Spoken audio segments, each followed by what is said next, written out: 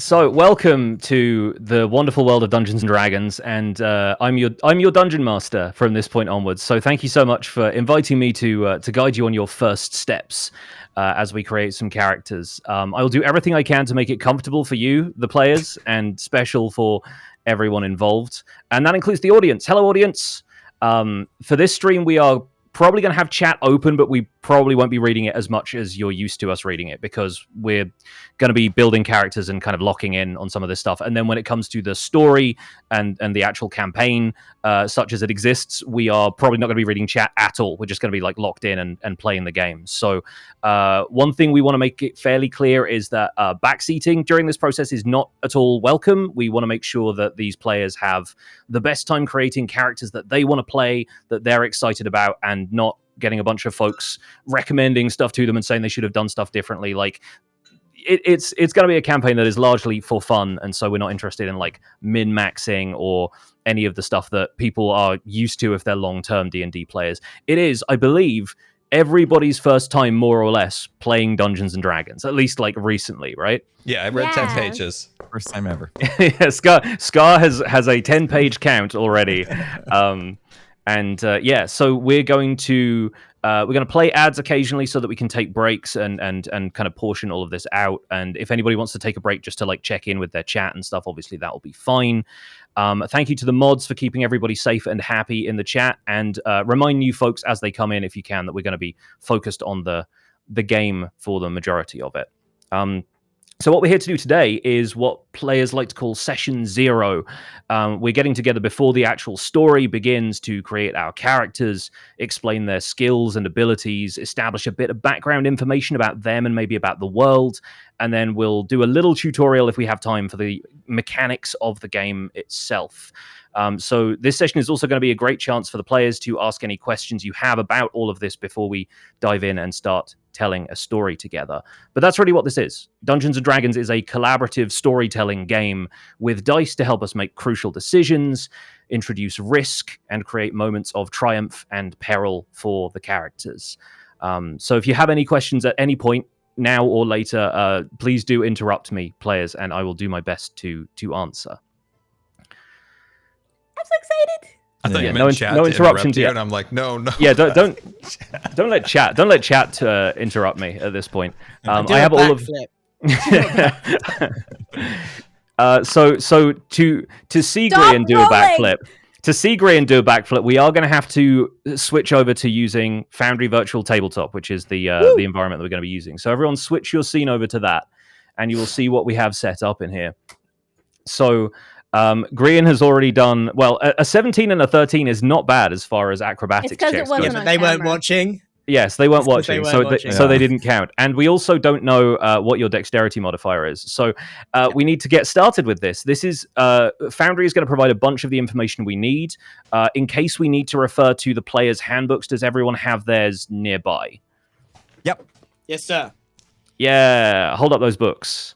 Show that you gave Hasbro money. Okay, let's get into it. So the players, I believe, already have an idea of their character classes and ancestries. Used to be called races, now called like species or like origin. So let's go around the group here and briefly talk about those. Who wants to start? Should we roll for it? Should we roll for who starts? Okay, everybody roll me a d20 using the macro I gave you. Green has a 7, so he's probably going to... Oh, no, Scar rolled lower. Did I do it? Impulse, you're up first. Impulse! Yay! What do I start with? My ancestry or my class? Talk about your class and your ancestry, because I think you're pretty clear about what it is you want to be, right? Yeah, this is my first time. Like, I literally haven't even watched anybody play D&D. The most I've watched was from watching Stranger Things. So I tried to pick a class that I felt would be simple enough for me to get the hang of quickly. And from what I'm reading in my 10 pages that I read, fighter seemed like a good place to start for a very big noob like myself. So I'm going to go with fighter. And for my ancestry, I want to channel some of my Hermitcraft Season 9 vibes. And I think most people saw this coming. I'm going to be a dwarf. Yeah, we love a dwarf Yay. fighter. I think this is going to be such a good combination for you. And yeah, fighters are the classic D&D power fantasy. You get to swing a heavy sword at stuff and hit real hard. And I think you're going to have a lot of fun doing that. So that's fantastic. Next up, in what we've now, I guess, rolled an initiative order for the first time. Jem, you got a 12, so you're going next. Okay. Well, I decided I would like to play a rogue. Yay. Stabby, sneaky. And I think I want my race to be a tiefling. Nice. Yeah, I can see that going pretty well as a combination. The cool thing about the version of Dungeons and Dragons we're playing, which is the 2024 edition, is that now being a tiefling doesn't have like stats applied to it in the same way that it used to. So previously you'd have like bonuses to some of your ability scores as a tiefling, but that's now all covered with background instead, which means you can be whatever kind of species you want to be in combination with any kind of class, and there's not like weird stats things getting in the way. So tiefling rogue I think is going to be a fantastic combination, and I think get used to people not trusting you, because there are some people in the D&D world who have a little bit of a chip on their shoulder about tieflings, because they have that kind of infernal ancestry. They're sort of they have horns. They look kind of like demonic, for want of a better term, and so there's a little bit of variation within tieflings as well. I think So we can have a people lot of are fun with. asking what a tiefling is. So if we, yeah, we should turn to has it. anyone found the page that it's on? I can show you using this. It'd be easier. I, think, I might using be the able to camera. pop something up in Foundry for everybody who's watching on this Here we stream. go. as well. Here's that would be tiefling, super everybody. cool. So they're like kind of sort of Darth Maul. demon-looking humanoids. Oh, yeah. So yeah, Yeah. sort of. I This was one has between red that skin and an elf, but they I'm got really big drawn to the horns, tiefling. big Darth horns Maul. and tails. They look like humanoid imps. Yeah, there are some that look a little bit more like Hellboy, and there are some that look Yeah. There's Okay. also 3 types of them. What does that mean, Pix? That's a in this book? tiefling.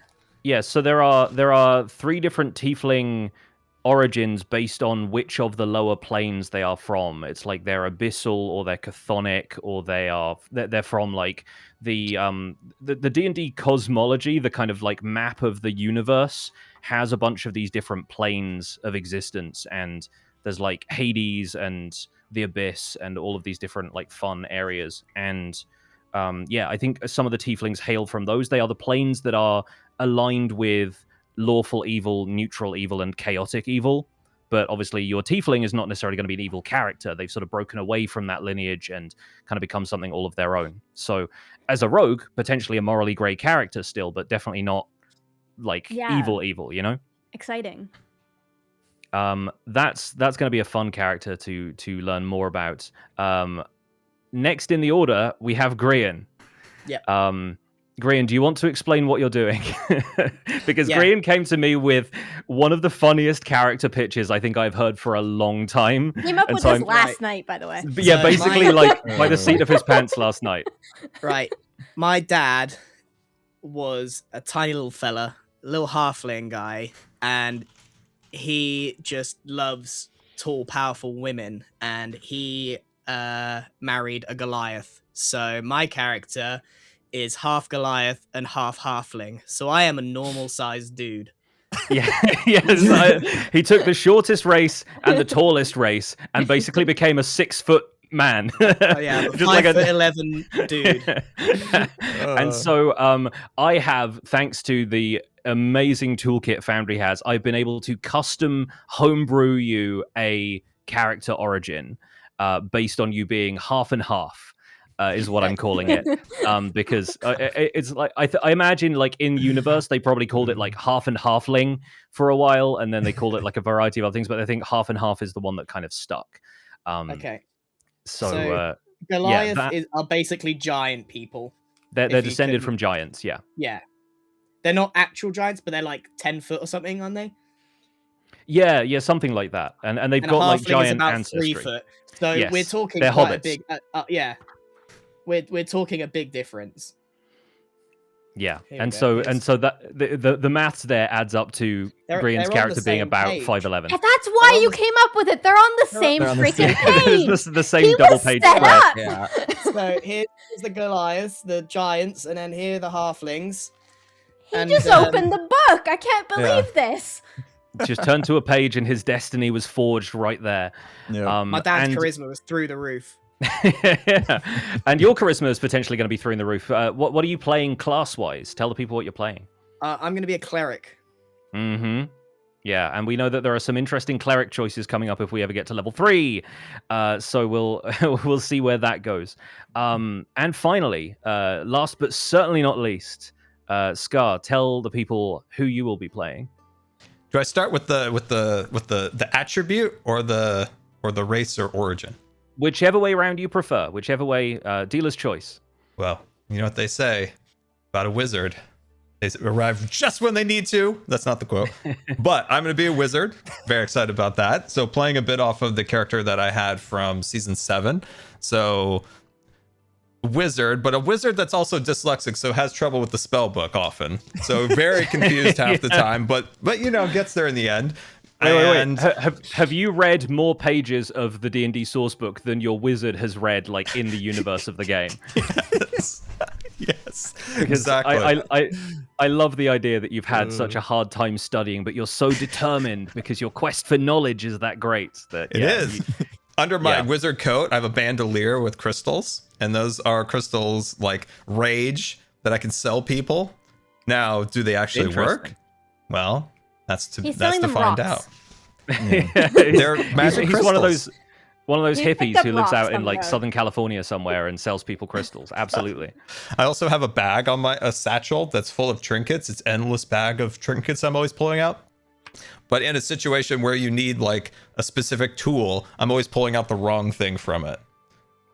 So that's Love part that. of the Love character that. design. And I know the chat wanted to be something called a taxarudio. It's a cat, but I think for this the wizard, I think it's going to be a human. I think it'll be a human for the wizard.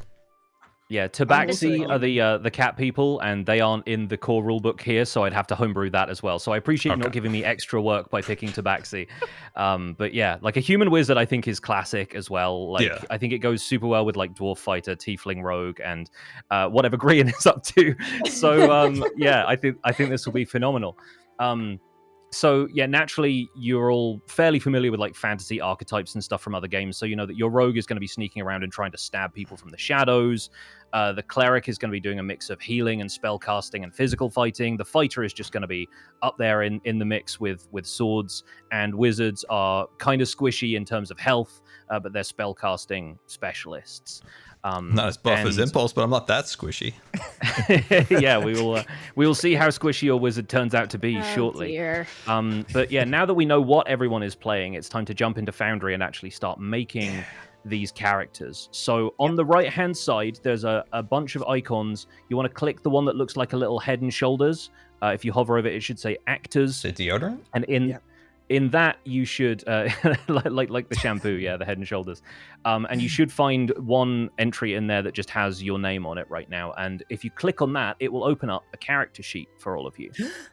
Unbelievable. Wow. We don't have avatars yet. Are we You inviting? don't have avatars yet. I will be looking into that shortly in terms of we'll probably take a little break so that I can source some good art for each of you, and then maybe in the future if we get some folks to draw us some lovely art of these characters, we can use that in the game, and that'll be Yeah, super that'd fun be to have some community made pictures of these wonderful creations of yours. Yeah. So yeah, I guess so. So once we've done this character creation process, you'll get a good idea of like what our characters look like in your head, and then feel free to draw them. Obviously, there's no guarantee that they'll get used, but if you love doing art and stuff, then you know we do need an avatar each. So Pix, Yes. if I listen really hard again, what was it? Was a head and a shoulders? I'm still looking for it. So the third profile. icon down from the top on the right hand side is like a little a profile picture that you haven't added yet. Oh, It and then looks you like just a click little it. person. Now you have your scar and your character. I gotcha. Okay, found it. Yeah. So click on your name in there, and it should pop up your character sheet. Oh, look at People are this. saying they're having a hard time reading the font size and stuff. It is Yeah, Does anybody else tricky. I have any- don't really know if we can rescale it, unfortunately. So that may be something to look into for the next stream when it comes to like looking at Make the it bigger. Well, we're the- going to get size of like everything. our actual stats and stuff put on screen under Yeah. our Yeah. cameras. Yeah, once yeah, it's yeah. done. This won't be a problem next stream. Session Yeah. 1, the overlay is going to have all of your strength and dexterity and everything added All into the that. info will be there. And so since there are some choices that come along with choosing each class, we are going to handle this process one player at a time. And I encourage everyone to listen in just because it will be helpful to know what the other players are capable of. Do we want to roll again to see who goes first, or do we want to stick to our current order and have Impulse start? I do a backflip. Green rolling. is just rolling sevens now. Yes. Oh, Good. Oh, Well, it looks like failure. we're doing Grian first. I think Impulse and Scar will have to roll again to like roll Okay. off. But Grian is definitely going first. With a Okay. 7, somehow you are in the lead. You guys did not roll 6s and 7s. So, Grian, on the right-hand side of your character sheet, you should see a bunch of tabs. yes, I see tabs. You want to click on the third one down, the little dots Yep. and dashes, says features, and at the top of Yep. that, you should see a box that says add class. Gotcha. Cleric. Yep, to simplify the way this looks, click on Player's Handbook 2024 on the left-hand side, and that should just boil it down to all of the individual classes. Done.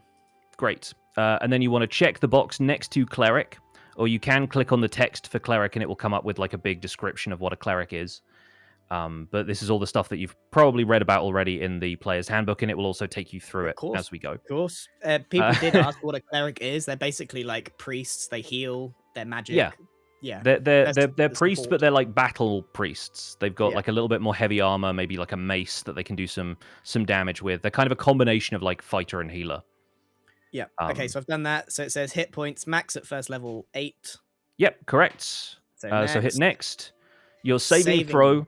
So Yeah, can you see what I see right now? Not really. I'm going through it with an example character sheet on my stream. okay. So yeah, if you just let me know what step you're on, I can follow along. So Gotcha. saving throw proficiencies means like if I ask you to make a wisdom saving throw, you'd be rolling a d20 and adding your wisdom bonus to check that you could resist mind control or something like that, right? Okay. You also get proficiency with that because you're a cleric, and that means you'd get an extra bonus to the number that you roll on the dice. So for wisdom and charisma, those are your saving throws. We'll learn a lot more about those later. So move on to the next step, and you'll be asked to choose proficiency in a couple of skills. This is really a character choice more than it is like a super mechanical one. What do you think your character would be good at from the list that it's given you? Well, none of these are backflips. Yeah, no, we'll get to the possibility of you being proficient in acrobatics a little bit later on, I think. I think persuasion. Persuasion sounds good, yeah. And then you get one more skill proficiency after that. Okay. What does insight mean? Insight is sort of like seeing into the truth of somebody's intentions. It's Oh, like yeah. If I'm trying to yeah, figure out I if think somebody that's is good. lying to you, Yeah, basically. I think that's a good one to have. Fantastic. All right, so we'll choose Persuasion and Insight. Click on Next. Yep. That will tell you what armor you can use. So there are light, medium, and heavy armor, and you also get to use shields. In your Okay. case, you just have light and medium armor. You have proficiency in simple weapons, so you're not going to be wielding any like katanas or anything, but you can probably swing a club or a mace or something. Okay. Next. Next up, your class features. You are a spellcaster, and you also have a divine order. That's something we'll go into a little bit more later on, because you'll be picking spells, which the rulebook has a couple of examples of, and your divine order is like the kind of training that you've had as a cleric, whether you are like more trained for battle or whether you're more trained for spellcasting. Okay. So it's going to ask you to choose between those two. Do you feel like your character is more of a kind of up close fighter, a protector of the people, or is he more of a like a backline spellcaster kind of guy? We got 2 backline with Rogue is sort of a sneaky, not really frontline, and Scar's definitely not frontline. It's only Impulse at the front, so I could definitely go Protector, I think. I think Protector makes sense. I think they're both decent choices. There aren't really any bad choices here, but we'll go with Protector for now. And since obviously we are learning the game as you go here, I will give you the opportunity to change this in future if you feel like it's not working out for you and you want to try the other path. But Okay. next, it's going to tell you that you know 3 cantrips, which are like the really basic spells that you will always have memorized. Yep. And finally, your prepared spells are going to be additional spell casting that you can do, which are like spells that have levels, basically. Anything that's above, like level 1 and above spells. So once you hit complete, you are now set up to be a cleric.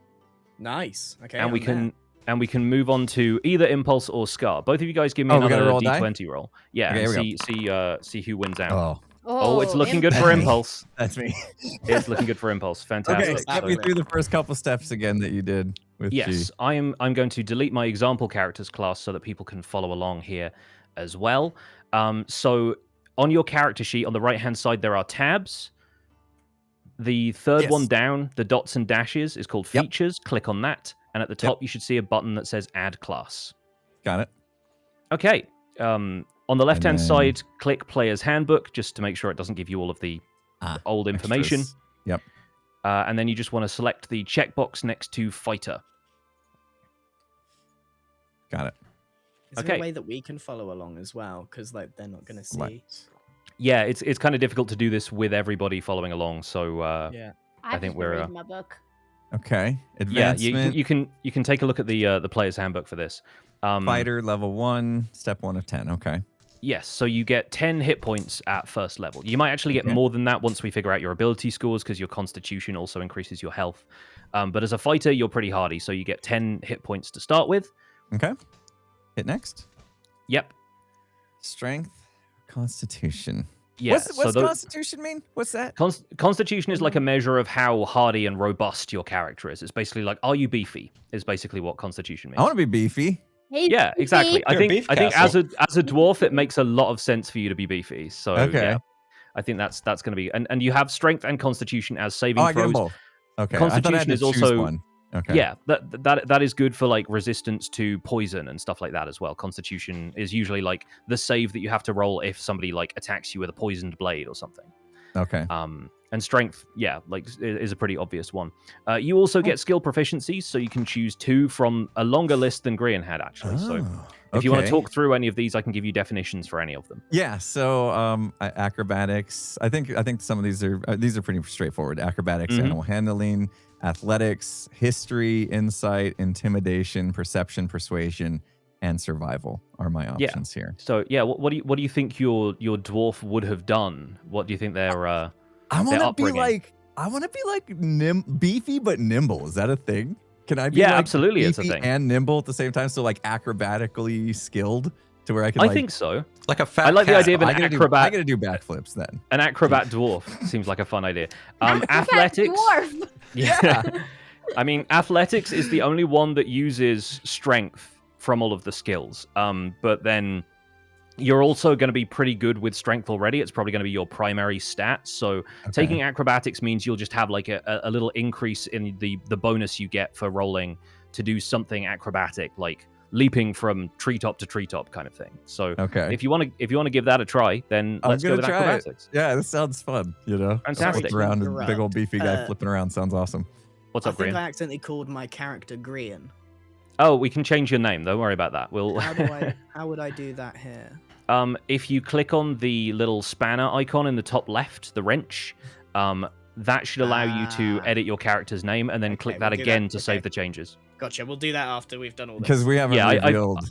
I want to reveal everyone's character names once we have a little bit more set up here, if that's cool. Okay. Fantastic. And then looking at the list, I could see myself just wanting to survive. Right. That's kind of how I naturally am. So I'll lean into that a little bit. So maybe just go survival. Makes Without sense. knowing exactly what this is going to mean down the road, I'm just waiting it here. So survival is more about like your ability to like track stuff in the wild if you're like foraging for food or if you're hunting or something like that, right? So it's and also a bit of like wilderness survival. Like, can you successfully make a shelter without getting wet overnight and like stay cozy? And you're gonna be like roughing it a lot, kind of camping out in the woods, that kind of thing. So survival makes a lot of sense. Shows I watch them all the time. You know, Alone. Yeah, you're gonna be the one making fire while everyone else. You make our tent for us, because Scar's not going to do that. To be fair, Scar is probably going to be the one who's making fire if he's playing a wizard. It's true. So. Yeah, I gotta know how to put it out. It's not where we want it, though. All right, so that's what I'm gonna go with. I'm gonna go with acrobatics and survival. Fantastic. Move on to the next step, where it will tell you that you have training in all types of armor and also in using shields. So fighters naturally are going to be pretty well built in that respect. I like that. Okay. Fantastic. All of it. So Get it all. next, your weapon proficiencies are also simple and martial weapons. So you're good at swinging like a great sword that would take a lot of people some serious training to be able to use. You can handle that no problem. Okay. Can we talk more while my ad plays because I didn't snooze it? Oh sure, yeah, we can absolutely do that. Let's. Is yours Ad nearly break done, after this Impulse? character. I snoozed 2 times already and missed that one. So Is your character fantastic. nearly done? I'm on step 5 of 10. I just like if my people just got hit with an ad, I don't want them to miss any of these. Okay, notes yeah, let's everyone here. press the ad button, everyone. Let's So, sorry about get that. out of the way. No, it's all good. Thanks, It's all good. Twitch. Let's do this. Yeah, I haven't like timed out exactly how long it's going to take for some of this because obviously some things we're going to want to explain as we go. So yeah, hopefully people are cool with Mods that. in my chat, if you want to just let people know they're not missing anything. We've paused. we're- Yeah. Is this Cool. all making sense so far? Is one thing I want to check in with everybody. Like, does this feel like you're starting to it. build up an understanding of like this process at least? Yeah, never know I'll what's be honest, going on, I'm not but I'm doing my listening best. Super hard at everyone else's stuff, but I paid attention for mine. You should Yeah. listen though, because like if you're I'm choosing persuasion, we don't all need trying. persuasion. I, and, like, I stuff think like I think you will find out pretty quickly who some of these other characters are as It's- well once we it's get too into. much information. You're gonna be that. meeting Oh, these his poor characters little as brain. the campaign rolls on. So All right, my ads are finishing up, but if you guys hit ad, let me know. Yeah, I did. It's Yeah, 40 we all 45 have. seconds. 45. Yeah, 40 yeah. seconds, but you don't need to wait for Okay. me. Okay. So we're on weapon proficiencies, simple and martial. Those are just Yep. given, right? I'm not choosing Yes, anything. those two are just given to you. Okay. The now next I get to choose. The next choice is a bit more of an important one because you get to choose basically which of the weapons you favor, like what you are most proficient in. And this is probably also going to be influenced by what you start with, but not necessarily like Ooh. those aren't the only weapons you can use. It's just that these ones you're like extra good with. God. Okay. So I will Okay. look in the core rulebook here to look at There's a fighter and lot. see what you start with. There's a lot. Oh, these are on top of those ones I start with, right? Yeah. So this is like what you're extra good with. So you can start with a great sword and a flail, and so those are going to be like weapons in the martial weapons category here Mm-hmm. in the long list. You can also start with a scimitar, a short sword, and a longbow. So those are 3 options that would fill up your weapon proficiencies here. Okay. But like, it really depends what kind of flavor you want to give them. Like, is your character somebody who has like a massive 2-handed sword, or are you more of like a sword and shield kind of fighter, like one in each hand kind of thing? I He's, think he's a it'd be- big axe guy, and I'm a beefy guy. I think I'm a double wielding, double, fisted, great axe. But I Yeah. can't get a great axe yet, right? That's something. Well, I can't start with, or can I? We can You can have a maybe little see about axe. getting you a great axe. I think if we swap a couple of things around at character creation, that should be okay. And I think for you being a dwarf, like dwarves are known for having axes, right? That's kind of a big deal for them. So if you've got like the ancestral axe of your forefathers, then that's gonna be entirely cool. So why don't we pick great axe for one of your weapon proficiencies? Yes. Okay. Excellent. Okay. And I then get 2 more. hand axes are also an option. They're in simple weapons. You can throw those as well as just wielding them as a melee weapon. Okay. So that sounds I'm like on a good board with option. That. That sounds awesome. All We the should be axes. throwing axes we at should go people. to the Yeah. pub, Impulse. You can throw one of your throwing axes, and I'm going to do a Yeah. backflip and catch it. That's your Perfect. They're routine that gonna you've been working on. die. Yeah. Well, Um, we'll see. Okay. And then, if you want to pick any of these other ones, I don't know if you want to have like a bow as an option here, or if you're more interested in just kind of specializing in up close combat. No, I think it'd be fun to have a bow of some sort. I can choose either a long bow or There's longbow or Short short bow. Are the 2 options really? I think Short if king. if I'm front line, maybe I'll stay short bow and then have what does Short that mean? king, Like short bow. closer range, but also not hand to hand, right? Like Yeah. Like Okay.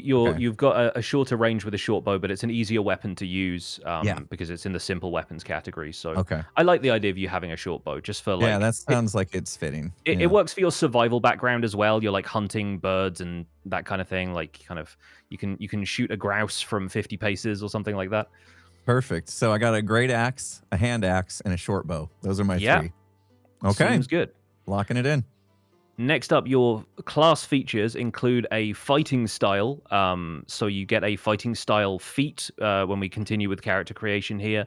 And it has a recommendation that you should learn the defense feat, which means you get an additional bonus to your armor when you're wearing specific types of armor. So your armor class is like a number that enemies have to roll in order to hit you, basically, and you just get a +1 to that if you're more defensive. Second Wind lets you regain hit points. You have like basically a kind of deep reserve of power that you can draw from, and your wounds kind of heal up when you get into the heat of battle. And then your weapon mastery is like you're training with weapons that allows you to use the mastery properties of weapons, which is kind of a newer thing in 2024 D&D. So we'll have a little bit of fun with that once we get into doing actual combat. Cool. But for now, hopefully some of those make sense. Yeah. You need to know that Second Wind is a healing ability, and the others are already just there to help you do a little bit of fighting. Okay. Sounds like a good lineup. All right. Next And up, we're on your fighting style. your fighting style. This is a decent raft of options, but I think we can probably narrow it down. Since you're mainly going to be specializing in a great axe, if you have great weapon fighting, That's over that and over seems- it. Yeah. that seems like a good idea, right? Like Yeah. you can basically deal more damage if you roll low. Anytime you would roll a 1 or a 2 on a damage die, it would automatically round it up to a 3. Oh, wow. So you're so good Okay. with a great axe that you can't do badly with them, basically. Nice. Okay. Great weapon fighting it is. That makes sense to me, I think. Cool. Second Wind, none. And then there's an arrow to the 2. What does that mean? Yeah, so that You means you nothing? get 2 uses of Second Wind. Oh, okay. Okay.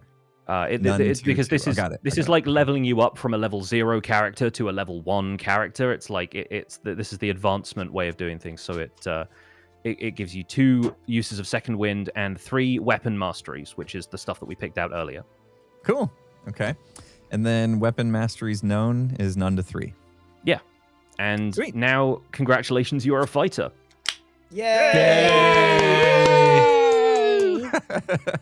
His was way more complicated than mine. Yeah, it was, I think you have more choices further down the line, whereas fighters, like, they start out with all of this stuff, and then they just get buffer and buffer and buffer as they level up. Cleric at level 3, right? Is where it's... Yeah, cleric at level. I mean, all of the classes branch out into different subclasses at level 3, where the fighter basically has the option to just double down on how good they are at fighting, or you can diversify and be like, no, well, maybe I like the sound of spell casting, and I want to cast a little spell here and there.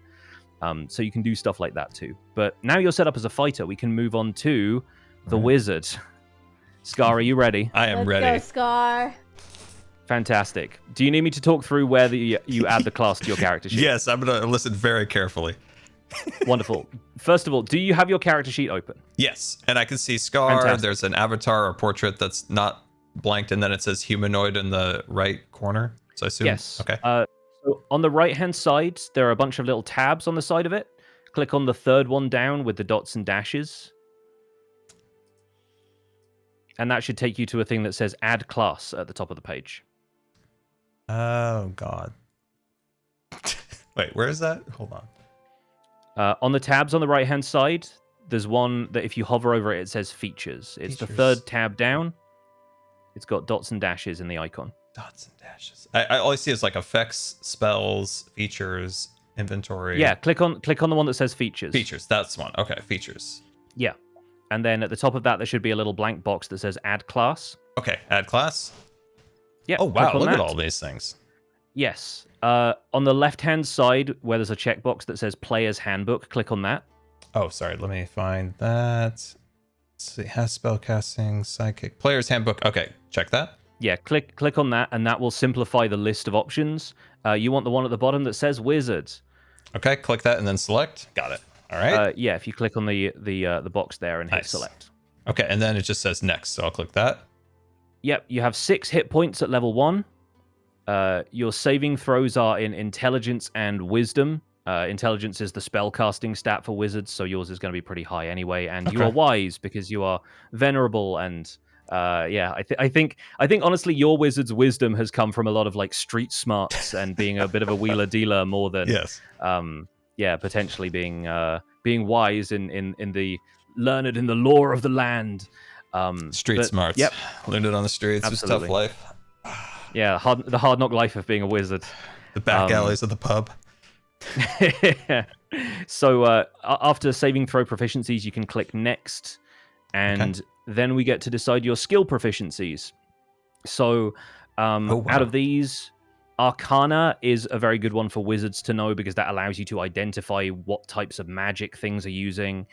So if you find a magical artifact, Arcana will really help with that. But you also have things like history, where you could maybe recall facts that you learned at some point about the land around you or whatever ruins that you're investigating or something. You have things like medicine and religion as part of this list as well. But there's a bunch of options here. What do you think appeals to you? Oh, I'd love to just get some random facts about the castle we're in. Yeah, you want a bit of history? I don't know. That's one. And okay, so we talked about that. What? There's medicine, nature, religion. Which would you recommend? I would recommend having Arcana for sure, because that's going to come up a lot with magical stuff being around in this world. And then out of the other ones, I think either somebody already had insight, I think, right? Maybe Grian's character had that. So I think you probably want to skip over insight and look into maybe history or religion or maybe nature. Maybe you spend a lot of time in the world outdoors and you're a keen study of animals and plants. Any of these that have a preference towards crystals? Interesting. I think maybe crystals are part of nature, or maybe they're used in religious ritual or something. It could be, yeah. I'm very bad at making decisions. I don't know why I keep going. What does history do again? History is like lore of the land. It's all about, like, you know, understanding that the castle you're standing in was built by the dwarves centuries ago, and you know a little bit more about that. You want that one? Cool. Yeah. All right. Arcana and history. It's becoming more and more bizarre that your character isn't good at reading because you picked all of the stuff that you probably have to read about. But maybe you had really good teachers. You listened at the pub. Absolutely, it's all listening. Yeah, we know that Scar is good at reading and listening, is what we've learned. So let's move on from weapon proficiencies. It's a fantasy world. It's a fantasy world. So in this fantasy world, you are only proficient with simple weapons because naturally wizards aren't really going to be using like swords and close-up fighting. I did see a gun. Don't worry, Scar. Don't give him a gun. I think we physically can't give you a gun. I think your character would probably like topple over at this point. Although, if the opportunity arises for you to be given a gun in future, I will consider it. What about a blow dart? I saw a blow dart. What about a blow dart? Blow dart. Scar, Unfortunately, you have magic a blow in your dart. hands. You're a wizard. Yeah, it's like a blowgun is also a martial weapon, so sadly we can't give you a Could have been a ranger. But trust me, you'll be getting stuff soon that you will be very happy about having as a wizard. Once we get into your spells, you'll be like, blowgun, why did I ever want one of those? Because suddenly you can create lightning from your hands. Is there a spell for a gun? Can we get through the character creation, please? Yeah. To be fair, I cast gun is kind of a meme, but let's move on from from your weapon proficiencies. Your class features are spell casting, naturally. Ritual adept, which means that you can cast spells as a ritual, meaning that you don't have to like memorize the spell. If you've got enough time to cast it, it takes like 10 minutes to cast a spell as a ritual, but it basically just allows you to cast spells that you don't like have memorized all of the time. So you can cast something out of your spell book that way. And arcane recovery, which basically allows you to recover some of your uses of spells every time you rest for a short time. Which is pretty useful. Okay, and I can only choose one of these. No, you get all three of them. Oh, I get all three. Okay, sweet. All right. Yeah, nice. yeah. No, that's not an optional thing. You are getting all of them, whether you want them or not. Oh, sweet. Okay. But yeah, you definitely want all of these. All right, next. Next up, it will tell you, 3 cantrips, which are, again, the basic kind of spells, the ones that you just, like, you probably learned that when you were a child. And then next after that, your prepared spells, you get 4 of those. Okay. So in total, you'll be able to cast 7 different spells. And we'll find out what those are a little bit later on. But I think we need to complete this. And now it's complete. Congratulations, you're now a wizard. Yeah, I'm a wizard. Yay! Yay! With no guns. Fantastic. With no guns yet. I will append yet to basically everything that we have as that kind of choice. Right, Jem. Finally, Hello. we get to our rogue. Are you ready to become a rogue? I'm a rogue, yes, and I've already clicked on the dots and selected rogue. Yay! You're so prepared. I love it. Fantastic. So I will catch up to you so folks in my stream can see. So you start with 8 hit points. You're not as squishy as Scar, but you're definitely not as buff as Impulse. Wait, how many did Scar have? I missed it. 6. Wizards have 6. Oh, Jesus, Scar. Is that not I mean, good? like, let's be real. Anybody who's been playing D&D for a while knows that 6 hit points is luxury for wizards. Like, you used to start with a D4 roll. I which feel means like I you could flick you and you'd fall over. You could, Hey, you could literally... Same as real life. Yeah, back in the day, you could potentially have 1 hit point as a wizard. So, yeah, best of luck. That's why you stay on the back line. Anyway, you start with 8 hit points. If you move on, you get your saving throw proficiencies in dexterity and intelligence. You have a little bit of cunning thrown in there, as well as naturally being a master of dexterous moves. You get a lot more skill proficiencies I get 4. than anybody else. Yeah, You guys are so unskilled. Wow. skill in. issue. And naturally, a lot of these are going to be linked to your dexterity. So things like stealth, sleight of hand, that's all dexterity I'll stuff. be wanting Acrobatics. Stealth, I'll be wanting sleight of hand. Yeah. I'll be wanting... What will I be wanting? Do I want athletics or acrobatics? I think acrobatics is going to play better into you being a dexterous character. Like, I feel like potentially strength could be a lower stat for you because you're going to be fighting with weapons that also use dexterity to attack instead of strength. So you'll have... Okay, and then I'm kind of thinking maybe deception. Is that Deception, silly? a very good one for rogues. And Yeah. I like that a lot. Okay, so I have stealth, sleight of hand, acrobatics, and deception. Fantastic. We're locked in. Okay, thieves cannot. No, this is thieves can't is like a language that you know. It's sort of like a secret Cool. language known specifically to thieves, and so there'll be like symbols written on a wall somewhere, and you're like, that means that there's a safe house somewhere nearby, and you'll be able to pick up on some of that stuff. Realistically, thieves can't is a bit of a joke in D&D because it rarely, if ever, comes up, but there might be opportunities you can find to use it. If you do, I will award you inspiration because. Like it's going to be worth it. But you also get an additional language that you can speak. So we'll decide everybody else's languages later when we get to Origin, but your rogue background gives you an extra language as a result. Get a language. You get a free language. So do I already know Common? Like, what language are we already all speaking? Everyone will already be speaking Common, so I don't know why Common is even on here. Yeah. Maybe you'll probably be Universal learning it later. I don't know. What's a good one to know for this? So I guess Maybe there's a few. Goblin, something like that. Goblin could be a really interesting one. Yeah, like I like the sound of that. If you've been skulking around with goblin gangs that roam the streets of a city or something like that, that could make sense. Yeah, or I mean, I'm a tiefling. I think as a tiefling, So, you'll probably know I'll know abyssal Infernal or one of infernal, them. depending on what One of your tiefling origin is. Yeah. Okay. What do you think is best then? Should I go like Elvish or Goblin or? I don't think either of them is necessarily better than the other. Like I can contrive a reason for either of them to come up in a campaign. So pick whatever calls to you. I want to be kind of not the greatest alignment, so I want to know what the goblins are saying. Heck yeah, we'll give you Goblin as a language. I love that. I want That's to know great. about the goblins. Fantastic. So that's your languages taken care of. The next step will tell you can only use light armor, but that is fine because you'll mostly be trying to avoid getting hit with dexterity. So that's great. Moving on, you have your weapon proficiencies chosen for you instead of Impulse having to choose them from a massive list of weapons. And crossbow, simple weapons. Yeah, Okay. these are basically all of the kind of finesse I get a style whip? weapons. You don't necessarily get a whip, but you can use But a I whip can if you use a have the whip. option. Yeah. Can I use it That- sometimes? The fan No. artists are going to have a great time. With it. Specifically, Scar, not allowed to touch my whip. Yeah.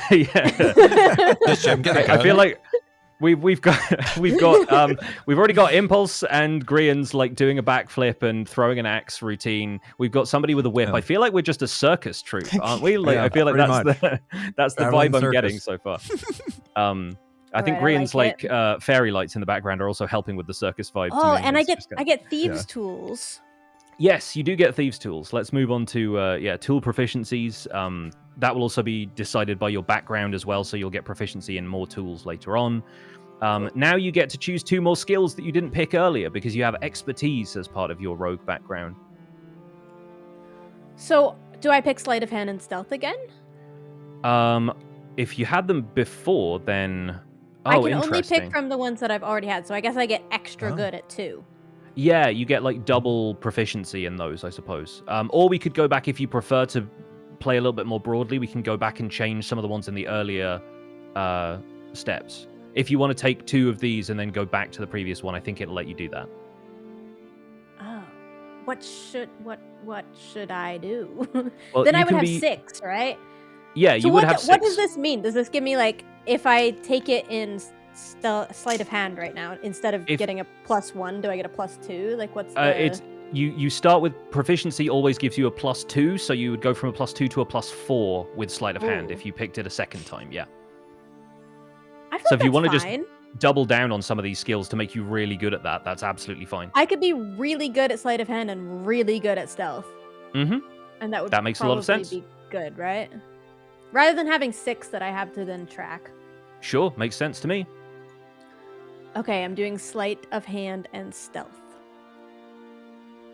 Okie doke. Next, your weapon mastery. You get to choose a couple of other weapons to be useful at. I would like a hand crossbow, Okie doke. You can put that in there. and I would like a dagger. A dagger is a very good one for rogues. You're going to start with a dagger almost guaranteed. Okay, So that's perfect. those are my 2. And so your class features, we've basically covered what expertise is because that just gives you a bunch of like additional skill proficiencies. Thieves' Cant is the secret language of thieves.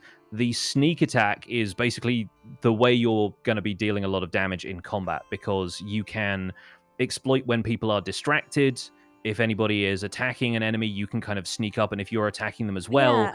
you get to roll an additional sneak attack die and deal extra damage. It's the same as in Baldur's Gate 3, I think, which I Yeah. have played because I read in the book. I think it's like if impulse is within 5 feet of somebody, I get Yes. advantage and I can do it. Yeah, I Yeah, understand or, that. one or 'cause if of you're Baldur's Gate. striking from a place that the enemy couldn't see you. So if you're like Yeah. in the shadows and you leap out on them on your turn, then you get a sneak attack for doing that. Yeah. Yeah. So got you, it. your gameplay is going to be a lot of like finding excuses to hide and reasons to team up against enemies to do your sneak attack and deal a lot of extra damage. Got it. All right, and then the next thing is just going to tell you about your sneak attack die, and then you're done. Sneak attack die, Hoo-wee. I'm done. We All did right, it. next round, let's try speed through. Yes. Oh, there's more rounds? Oh yeah. Next, Like- Like 4 Brother, rounds. That was we've If only we just run an started. ad. Yeah, it is ad time, everybody, because it's Yeah, 9 yeah, get minutes. it out of the way definitely. because it was intrusive. So hopefully it won't be. Ad as much. time. Okay, Ad ad time. time, Yay, everybody. we made it through Take a little character. break. Step 1. I can't play an ad. So You what are we can't? doing next? We're doing our Um, names, adding stuff. yeah. Next up, we're going to do you and Scar's spells, which will be really quick because we're just going to pick the ones that are in the book that are recommended to you. And we won't go into full explanations of what they do, but a few of them will be self-explanatory, and a few of them will just be things that you figure out as we go. Okay. but So this on might my be sheet, I see add species, but my species not there. yes, we will come to you separately because I have a specific thing that I can gift you that Okay. that species. Ooh, that's I fun. couldn't put it into the player's handbook like module. It was locked. It wouldn't let me. But yeah, I've got a custom thing that I can send you. They're cool. Oh, I have Okay, to so pick which 45 tiefling seconds. I am. So we got a few more bits to do, but yeah, let's make fast decisions and click through relatively quickly. Okie doke. We're doing well. We're an hour in, and we spent probably 20 minutes of that starting. Yeah, a lot of that was Are you kidding? rummaging That felt around like with 3 technical hours stuff. to me. Yeah, An no, hour. the character creation process is fun, but it does take a lot when there's 4 people doing it all at once. And this is the kind of Yeah. thing that you do around a table with like snacks and drinks and that kind of thing usually. So I thought it was fun. I liked listening to everybody's decisions. Yeah, that was cool. It's fun Yeah. if you listen, Gran. now imagine doing this with pen and paper and having to write all the numbers in yourself. Oh I God. listen. Oh yeah, that'd be tedious. I listen. Okay, my Alright, people are ads back. are done. Great stuff. Okay, so Grian will do yours first. Right. If you go back to your character sheet and go to spells, which is the little book icon in the middle on the tabs on the right hand side. Spells. Yes. We'll need to drop those in for you, so bear with me. And yeah, I will clickable. yeah, I will grab them. Hang on. Right. I'll move these into your spells. You should see stuff starting to pop up in a second. So we're just going to go with the recommended stuff for the cleric at first level from the core rulebook, which I need to go. But there are find. options. There are options, and if you want to change these around in between, if you want to do like a little bit of your own research, if you want to change these around between sessions, or if you want me to like maybe highlight a couple of ones that sound good, then Yeah. I can maybe throw a few things your way. But it recommends you start with Guidance, Sacred Flame, and Thaumaturgy as cantrips. So I'm going to be Okay. dragging those into there. And I get how many first level spells? You get 4 first level spells. Okay, I'm guessing it recommends it wants me to do cure wounds, right? it recommends Heal? Bless, Cure Wounds, Guiding Bolt, and Shield of Faith. Okay. Where's Sacred Flame? There it is. Okay, cool. Yeah, a lot of these other ones are not. Why would I want create or destroy water? There's a couple of You reasons wanna you could drown want it, but anybody? like a lot of them end up being circumstantial, and then you find one scenario in which it's like the best thing ever to have that. Water what's bucket pain? clutch. Come on, Grian. Water bucket clutch. Yes, you could water bucket clutch, which would be kind of amazing, especially considering how frequently you have failed backflips up until now. Right, I want create or destroy water. Do you want that instead of Shield of Faith? What's Shield of Faith? Shield of Faith, I think gives you or a companion some additional damage. Yeah. A shimmering field surrounds a creature of your choice within range. Don't need it. Basically Create or grants it destroy a +2 water. to defense. Don't Okay, need great. it. Create or destroy water. Fantastic. So there we go. We've given you a custom spell, and you can now water bucket clutch. While Excellent. we're doing Scar's spells, feel free to hover through or click on the text of any of these, and they should give you a description of what the spell does. Otherwise, if you go to the Compendium Packs tab on the right-hand side and look at the Player's Handbook stuff there, or read your Player's Handbook, you'll be able to find a description of those spells. All right, I'm going to bring up Scar I here. can make 10 gallons of water. You can. It's a lot of I water. can create 10 Wow. gallons. If I had to visualize that, is that like a barrel full? Oh, yeah, about that. It's like a About 10 barrel gallon full of water. jug is going to be a pretty big barrel. decent size. Yeah. Yeah. Right. We're gonna find a way to make this useful, guys. All right. Scar, you're a wizard. How about that? I need to find your spells on here. And again, if any of them appeal to you that you're like, actually, I really want that, let me know. None of them are gun, unfortunately, so I can't guarantee that for you. You okay, Scar? Yeah. Here, I think everyone should choose a slightly silly spell. could you do impulse real quick? Just let this like albuterol go through it. Oh, sure. Yeah, Yeah. no problem. Yeah. Let's have a look at. Okay, what do you need me to do? We You're a can fighter. skip ahead to adding your species, I guess. Okay. So I'll pop open my temporary character sheet here and guide you through that. So you're adding your species from the front page of your character sheet, which is the one that has the little gear icon on it. Hold on. I don't The have gear one yet. icon. I get- No. On the I'll get one later. on the tabs on the right hand side, it's the one at Oh, the very top top. one. Top one. Details. Got it. Okay. Spells. And on the right hand side, you should see add Species. species. Yeah. Okay. Once again, click on Player's Handbook to Oh, right. simplify the list, and you'll find dwarf right there. Dwarf. Easy peasy. Yeah. Do you want me to read a little bit of this so Scar has some more time? Is this all Go I'm for doing? it. Yeah.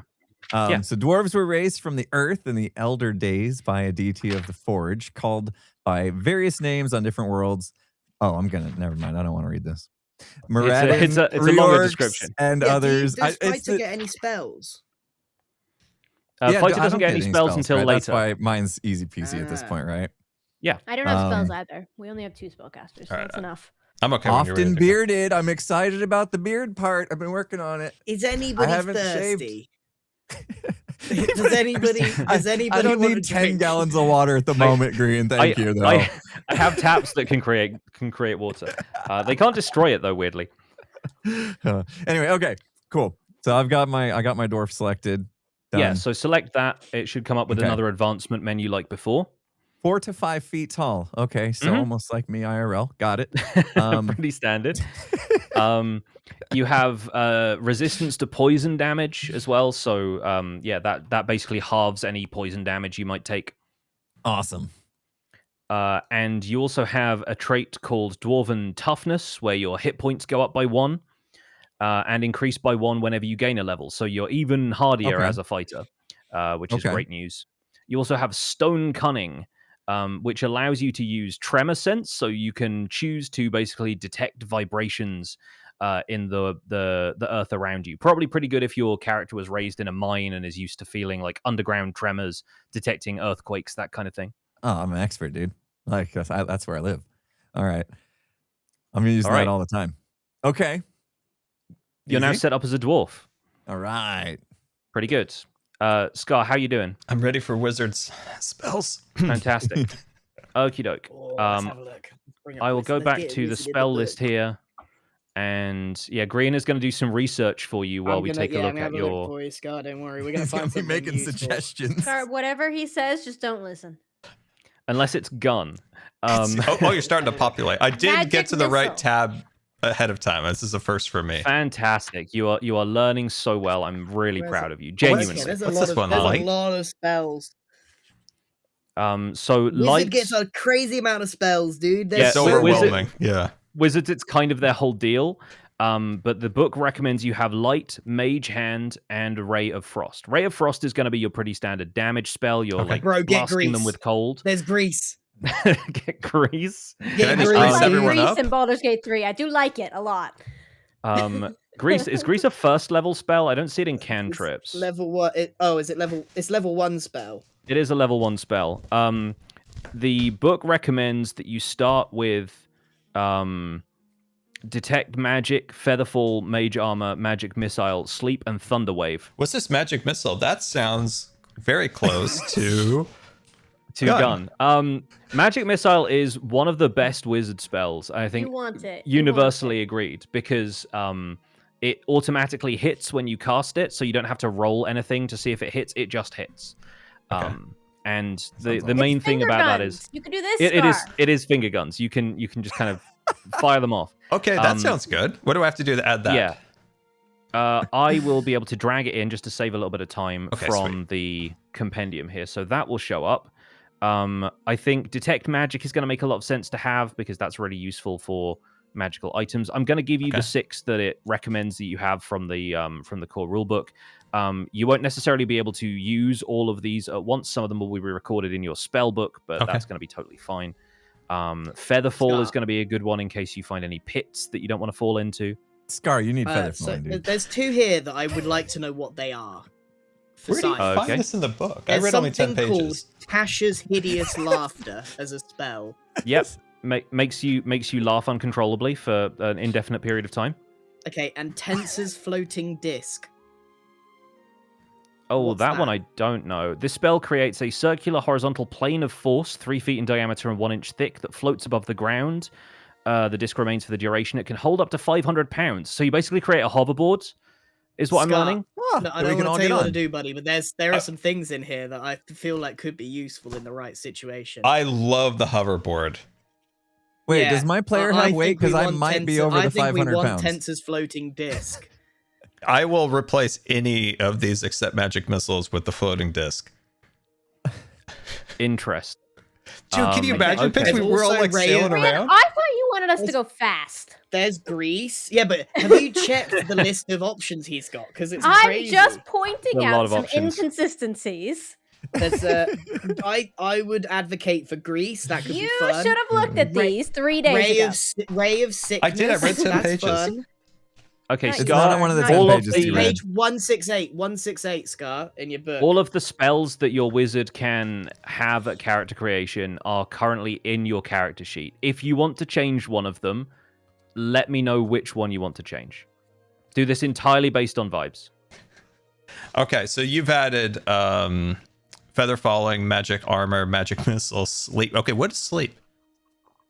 Let me click on that It's one. Does what it says on the tin, really. Just it puts it creatures makes- to sleep. Okay, can I make other characters and or like mobs fall asleep? Is that basically what it is? Or if I just I don't yeah, think it so- means yourself, dude. I mean, if you're having a hard time catching some Z's, It's not a melatonin gummy. yeah, no. If basically you force creatures within a certain radius to make a wisdom saving throw. Basically, they have to roll their wisdom stat. Okay.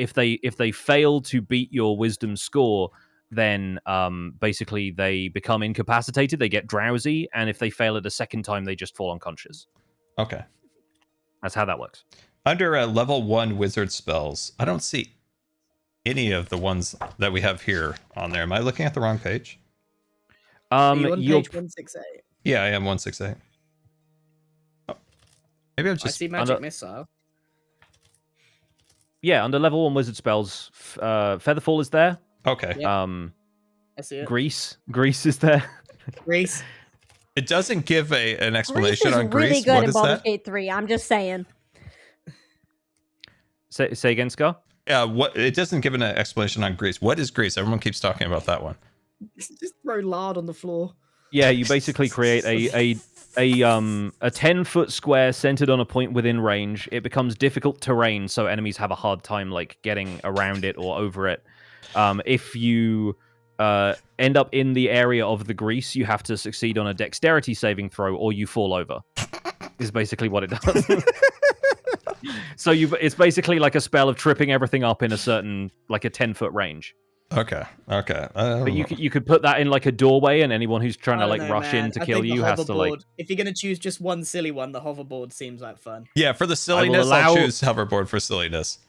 I will allow. But you a said it had hoverboard a for weight silliness. limit. I'm really worried I'm going to put you over the weight limit. 500 Does the pounds, what's hoverboard that? actually move?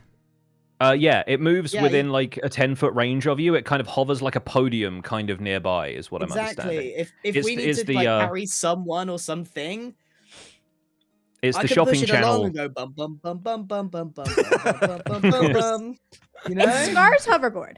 Yeah. All right. We can I'll- use okay. it too, right? Can I What- put impulse what on it?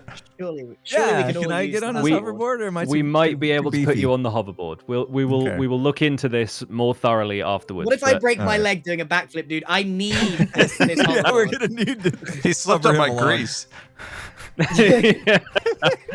So he fell onto the hoverboard, and now you got to take him with you.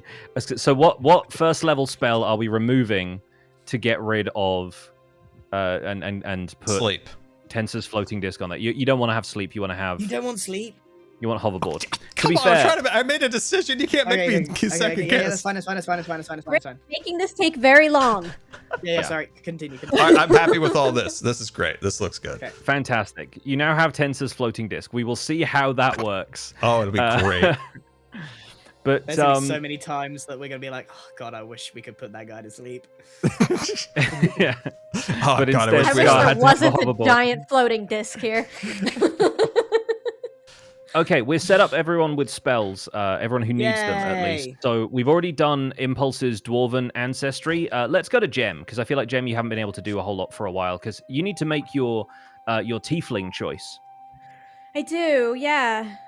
So on the front page of your character sheet, open up the Yeah, I'm there. Add I'm looking at 'em. Species and Abyssal, Chthonic, or Infernal. Let's talk about that. Yeah. So what's the main difference between them? So, Abyssal, they know the cantrip Poison Spray. So each of these gets you a spell. Abyssal is poison spray. Chthonic is chill touch because they're like the kind of the cold, the darkness, the underworld. And infernal, firebolt. So potentially all of those are damaging spells. You also get a resistance to a similar type of damage. So resistance to poison if you are abyssal, resistance to necrotic damage if you're chthonic, and resistance to fire damage if you're infernal. Okay. Now, importantly, did Scar take a fire spell? No. I don't believe so. Great. So I'll go Synthonic. I like the sound of that one. Chthonic? Cool. Chthonic. In the book, it says they have the gloom of Hades, and they can possess an unearthly beauty. And I would like that as a rogue. They're kind of like the tiefling equivalent of drow, who are like the goth elves. Yeah. So it feels like they're pretty goth, and I like that idea. Your skin could be more of like a kind of bluish purple sort of color, where the infernal ones are a bit more purple, red. And I'm very pretty, but in like an offsetting way. Like, sure, nobody's going to like me. We'll. I strongly disagree, and I'm sure there's some artists in the community who will absolutely love your character. But in the world of the game, now you've chosen that, we need to go through a couple of advancement steps. It's not nearly as much as the class stuff. Okay. So you need to choose a size. You can be either small or medium. Are you like an impish kind of creature, or are you more of like a human-sized? Oh, I didn't even know I could be small. Yeah. And considering Does that that Grian give me any has... stealth advantage, or is it just... I don't think so. It's more about like getting into and out of like tight places, really, which, for a rogue could be an option, could be a possibility. But even as a medium creature, you can still be quite small if you want to be more like a 4 foot tall, medium-sized creature. Yeah, because I was just going to be like normal human size, but then I'm not a human, I'm a tiefling. Yeah. I could... So small is 3 to 4 feet, and medium is 4 to 7 feet. Yeah, it's like the standard sort of... How tall are you? I'm 4 to 5 foot tall, somewhere in there. 4 to 5 foot tall. If I may make a recommendation, I could hold up to 500 pounds on my hoverboard. So maybe a little smaller would be a good idea. I need to look up how much 500 pounds is in real money. It's 500 it's stones. A lot, Grant. It's quite a lot. It's like 250. Okay, it's 226 kilos. God, I was close. Which is 3 of me. So that it's that like, hoverboard about 3 can hold people. 3 humans. Three humans. Okay. But I'm big beefy guy, so maybe just one of me. Impulse's character is very like dense, not like in an intellectual way, but in like a in terms of muscle mass kind of probably way. both, to be honest, but yeah. I mean, he is a fighter. We'll see how much he needs intelligence. Yeah, all right. Roughly 3 people. I reckon it's safe to say the hoverboard can carry any 3 out of 4 of us if necessary. All right. Magic I will be a small 4 foot tall. Nice. So that I can Okay. be Interesting. sneaky. All right, so we got I 2 like little that. guys and 2 big guys, 2 normal sized guys. Next up, it says your otherworldly presence allows you to define your spellcasting ability, which is kind of wild. Let me look So into I can this real choose quick. to spellcast based off of intelligence, wisdom, or charisma. Yeah. But what do I have mostly? You don't have any of those yet. You I do don't have have a saving throw in intelligence, though, which is interesting. Right, so maybe it's intelligence that I go with. Spellcasting. Let me take a look at this. Yeah, otherworldly presence. You know the thaumaturgy can trip. And it's... What does thaumaturgy do? Thaumaturgy, if you can click on the text there and it will actually tell you. I It's already basically have that. like a... I already have that one, by the way. Yeah, I don't get it's to like...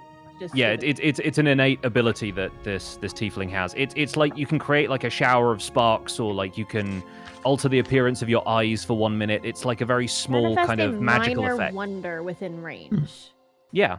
Sound like a laundry detergent. I can alter the appearance of my eyes. I can Yeah. make my voice louder. I can cause flames to flicker. I'm like a ghost. I can cause Yeah, doors to fly open and slam shut. I can make phantom sounds. Opening and closing doors like that sounds like a perfect ability for a rogue to have, doesn't it? Yeah, like, I'm kind of like a door ghost. that you I can forgot to slam a close. door over there. Distract people. Yeah. Distract. Yeah. In the loud Heck voice, yeah. if we're talking too much, you can shout at us. Exactly. I like it. I like this. It's good. Yeah. So yeah, I guess you get to choose what your spellcasting ability is because it doesn't say anything about that in the core rulebook. Right. And I think it's sort of based on your infernal legacy, but it doesn't really guide me into which one. Well, I don't have a plus in any of these. Yeah, you won't have them yet. But it's sort of What which will ones I we have? want to. Because I feel like I should just go with the one that I'm gonna have, right? Yeah, I'm looking at the rest of your. You've got deception, which is based in charisma. So boosting your charisma could be a good idea, considering that you've got a skill that requires higher charisma as well. So you could get a really good deception roll out of that. Okay. But then intelligence is something you have a saving throw in. So I think either of those makes sense for you to have. So Okay. thaumaturgy seems like it's just like a very useful toolkit. Yeah, kind of. It's like the jack of all trades kind of spell. It's a Swiss Army Yeah. knife spell. Yeah. Yeah, exactly. Looks like you can do a lot if you need to. Okay. What are we going I will with, Jen? take it in charisma. Nice. I like that decision. So yeah, we've been through Otherworldly Presence and Fiendish Legacy. As a chthonic tiefling, you have resistance to necrotic damage, so anything that does damage that's just like purely a decay and death kind of thing, you have a natural resistance to, and you'll take half damage from. Okay. And then the next thing is going to ask for the spellcasting ability again. We're going to put that in charisma again, because that's what you picked before. And that's going to give you the chill touch cantrip, which Channeling will now... the chill of a grave, make a melee spell attack against a target within reach. On hit, the target takes a 1d10 necrotic damage and can't regain hit points until the next turn. Yeah. So those will now automatically be loaded into the spells tab on your character sheet, so you'll find those in exactly the same place Scar and Grian find their spells. And you're now a tiefling. Tiefling rogue. Yay! A little creepy, pretty tiefling. Yeah, we now need to set Scar up as a human quickly so that we can get to Grian, because Grian has a special case that we need to attend to. So are we talking about like my appearance?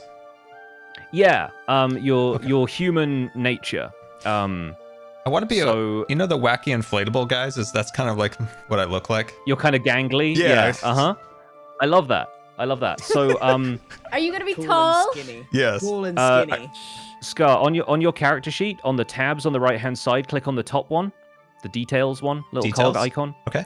Yep. And then on the right hand side, you should find an add species. Okay. Click that box underneath humanoid. Yep. Click on Player's Handbook again to simplify the list, and then go down there and pick human. Oh, human. Let's see, human. Okay. Did I click it? And then, hit select. I think I messed that up. I'm sorry. Let me try that one more time. Human. How? Oh, I'm sorry. I clicked the wrong button. Sorry. There we go. You click the the checkbox, and clicking on the text of it does different things.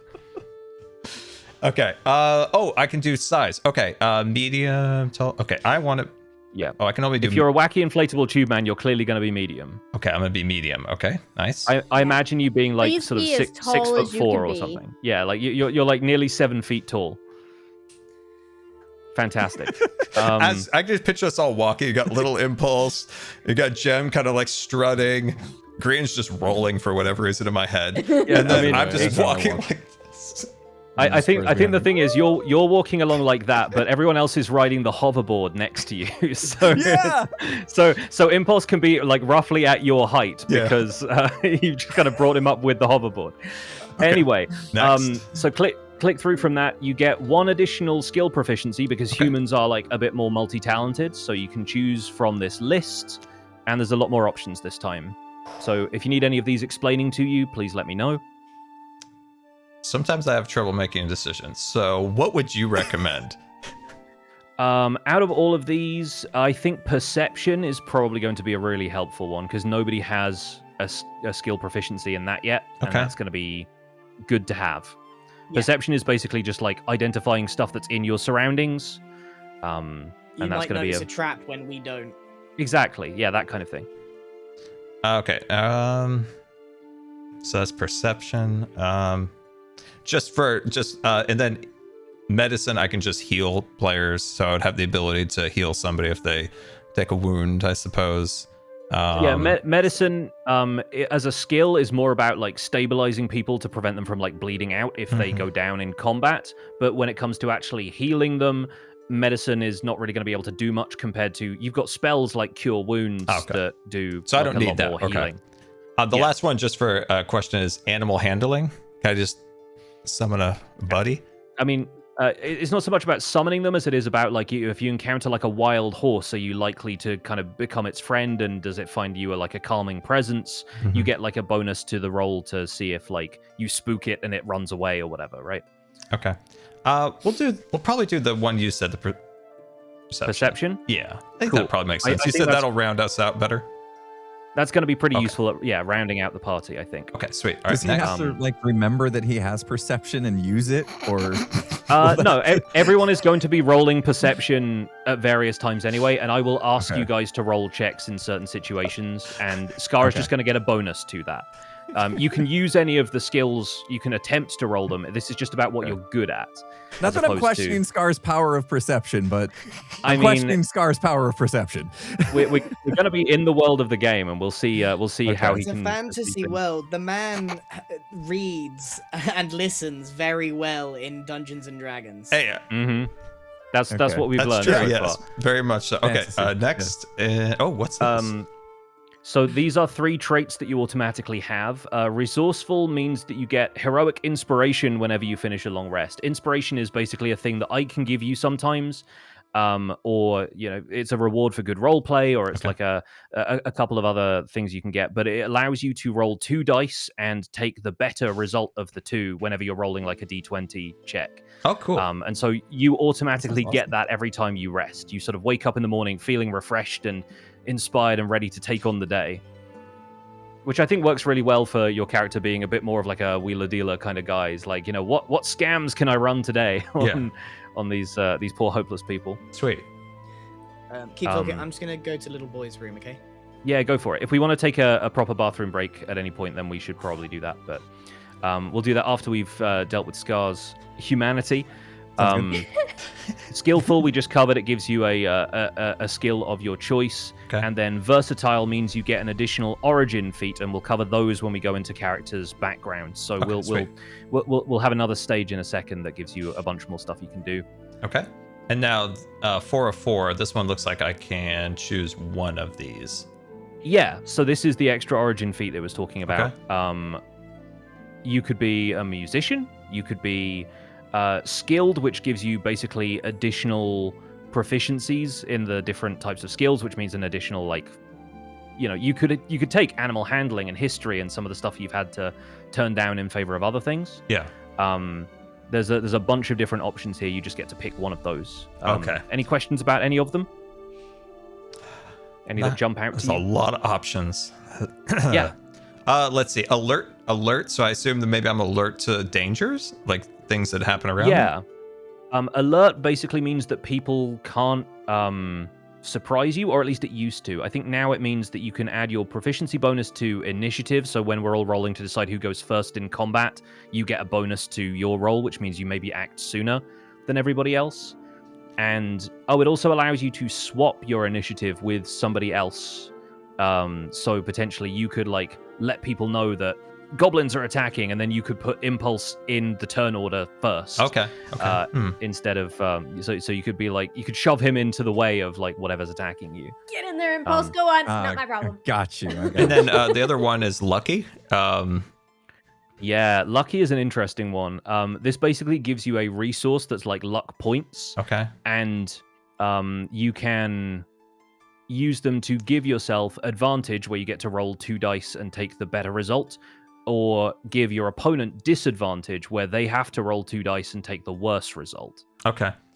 Oh man, I kind of like that for my character a little bit. Like somehow he just wacky inflatable man somehow makes it through life. The lucky feat, I think, Gambler really suits your character. I think it does.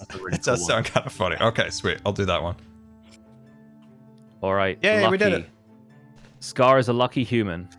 We love it. Let's go. All right, Green. Are we ready for you? Are we ready for I'm Green? always ready. Yeah. Okay, fantastic. You're going to go to the details section on the front of the character sheet. Yeah. And then you're going to go to the icons on the right-hand side next to where like the chat panel is, and you're going to click on the little suitcase that says items. Hey, okay. And in there, you should find a very special character class or species that we've put together that is called Half and Half. Yep. And I'm going to show my audience that as well. You'll be able to see it on Grian's character sheet, folks, a little bit later. But yeah, I want to at least show this off. So you can now drag that from items onto your add species section of your character sheet. Did you write this? I did write this, yeah. I've adapted it from the Goliath description and changed up a couple of things, yeah. So just to kind of let's not let this text go to waste a little bit, because sure. actually spent the time to write this.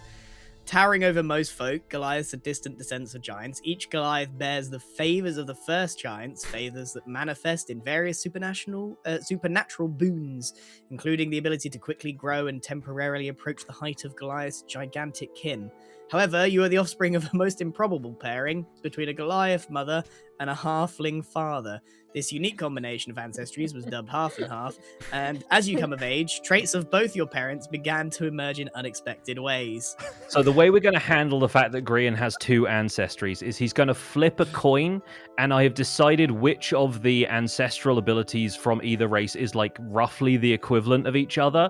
So you can either have the Goliath's giant ancestry trait, or you can have halfling luck, which is kind of like the feat that Scar just took, where you can re-roll dice. You can have either large form from the Goliaths, which means that at level 5 you can grow to big size, or you can have the halfling nimbleness and stealth traits. And then there's a large form trait that gives you abilities that a Goliath can get advantage on grappling, where a halfling can get advantage on saving throws to not be frightened with their brave trait. So we're going to have you flip a coin 3 times. So you know where the macros panel is? I showed you guys this the other day. Yep. I've given you the ability to flip a coin from that. You can drag that onto your macro bar. Got it. The hot bar at the bottom. More buttons for Grian to press? Yeah. So you're going to flip that once to decide between giant ancestry and luck.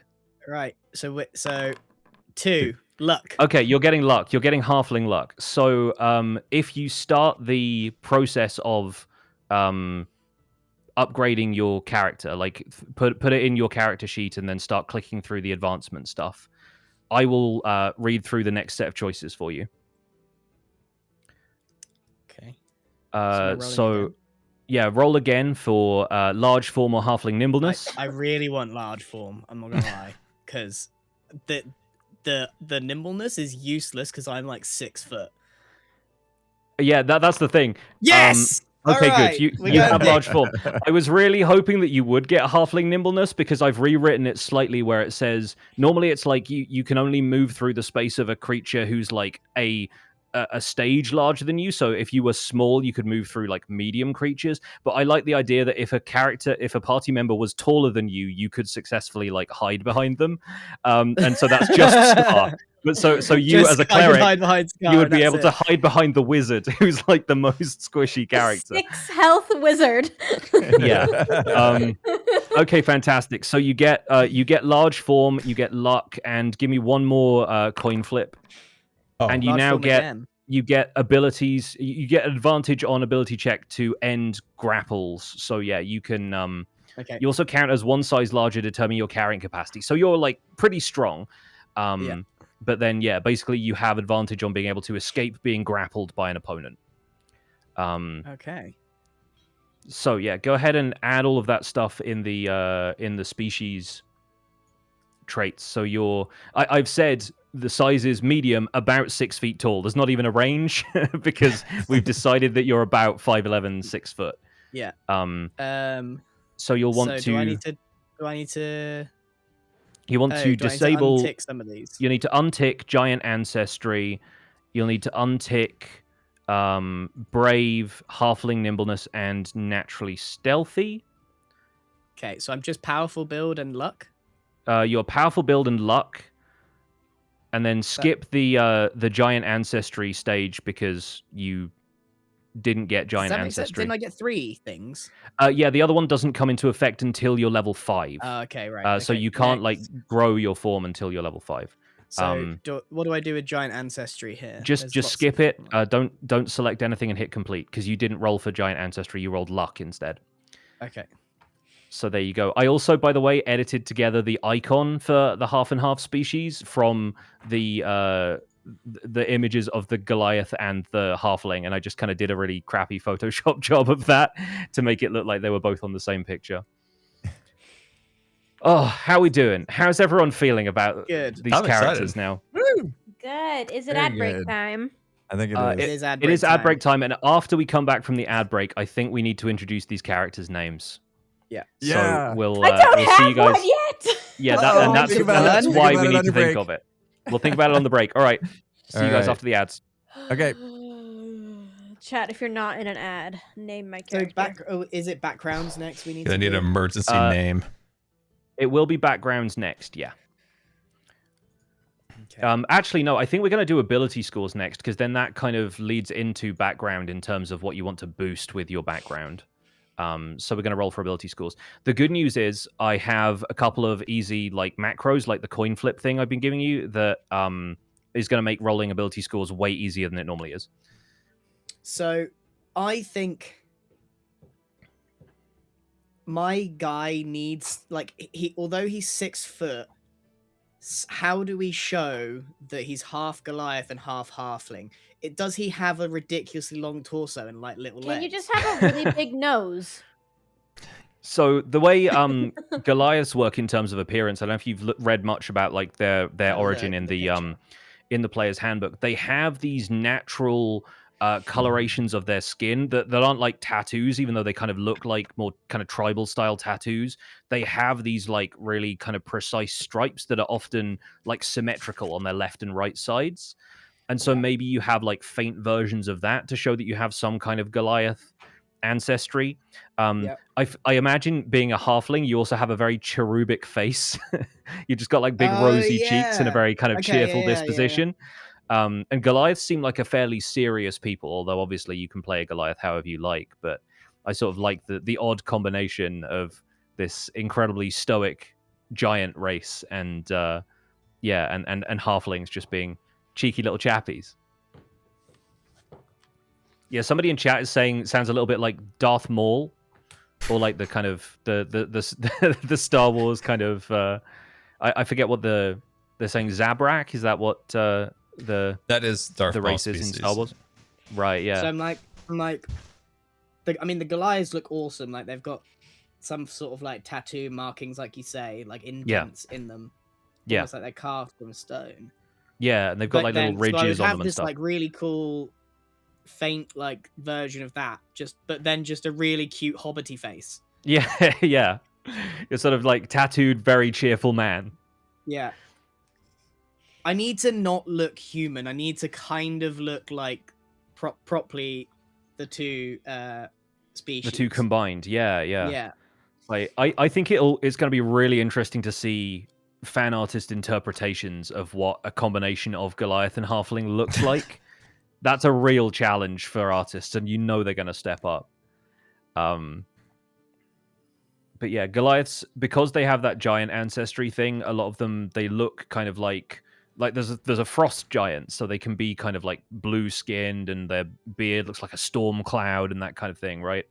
But they're a variety. They've got a variety of looks, and they have hair and everything. Like there's I sort of imagine the hair growing on them like moss almost, but they're not kind of like they're not really made of stone. They just have very hard skin.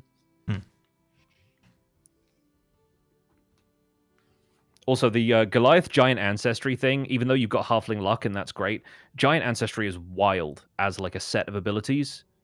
Like some of the stuff is genuinely like, when you hit something with an attack roll, you can also deal a D10 roll of fire damage to that target. I'm like, what? That's a lot of damage.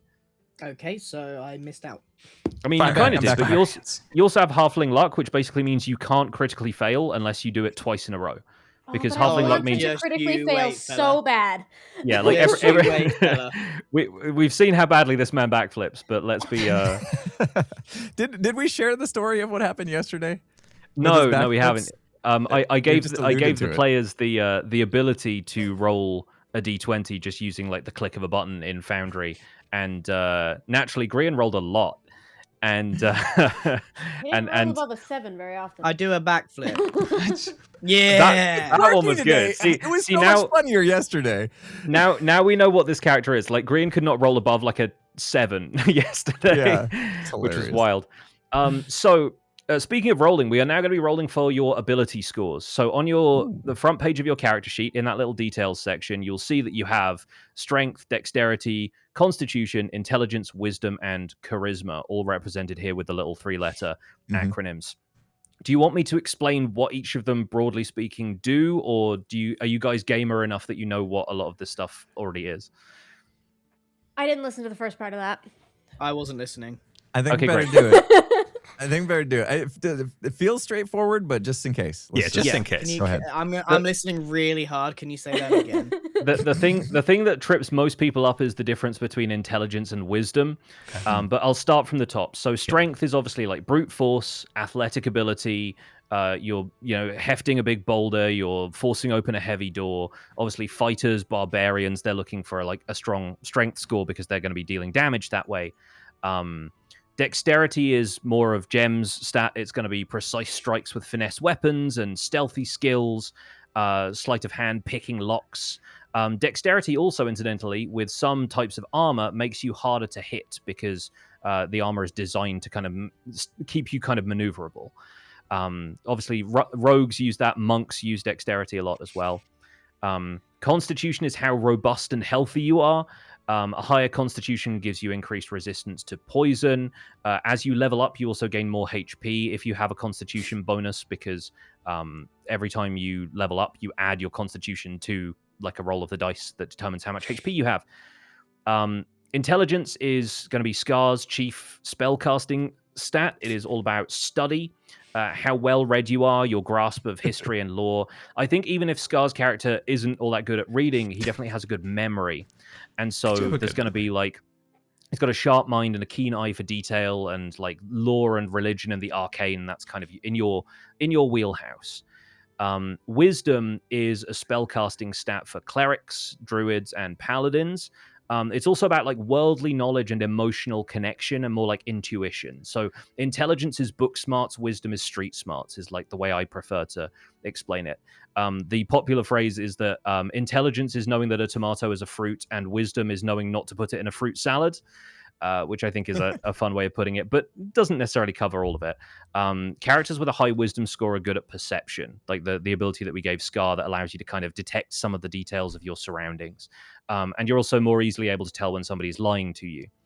When charisma is what it says on the tin, really. It's like your ability to charm people, perform to a crowd. It's what bards love to have. It allows you to lie effectively or intimidate somebody, for example. It's also a spellcasting stat, as we know from Gem's tiefling background now, is gonna involve casting with charisma. So the way this works is we're going to roll dice to generate 6 numbers.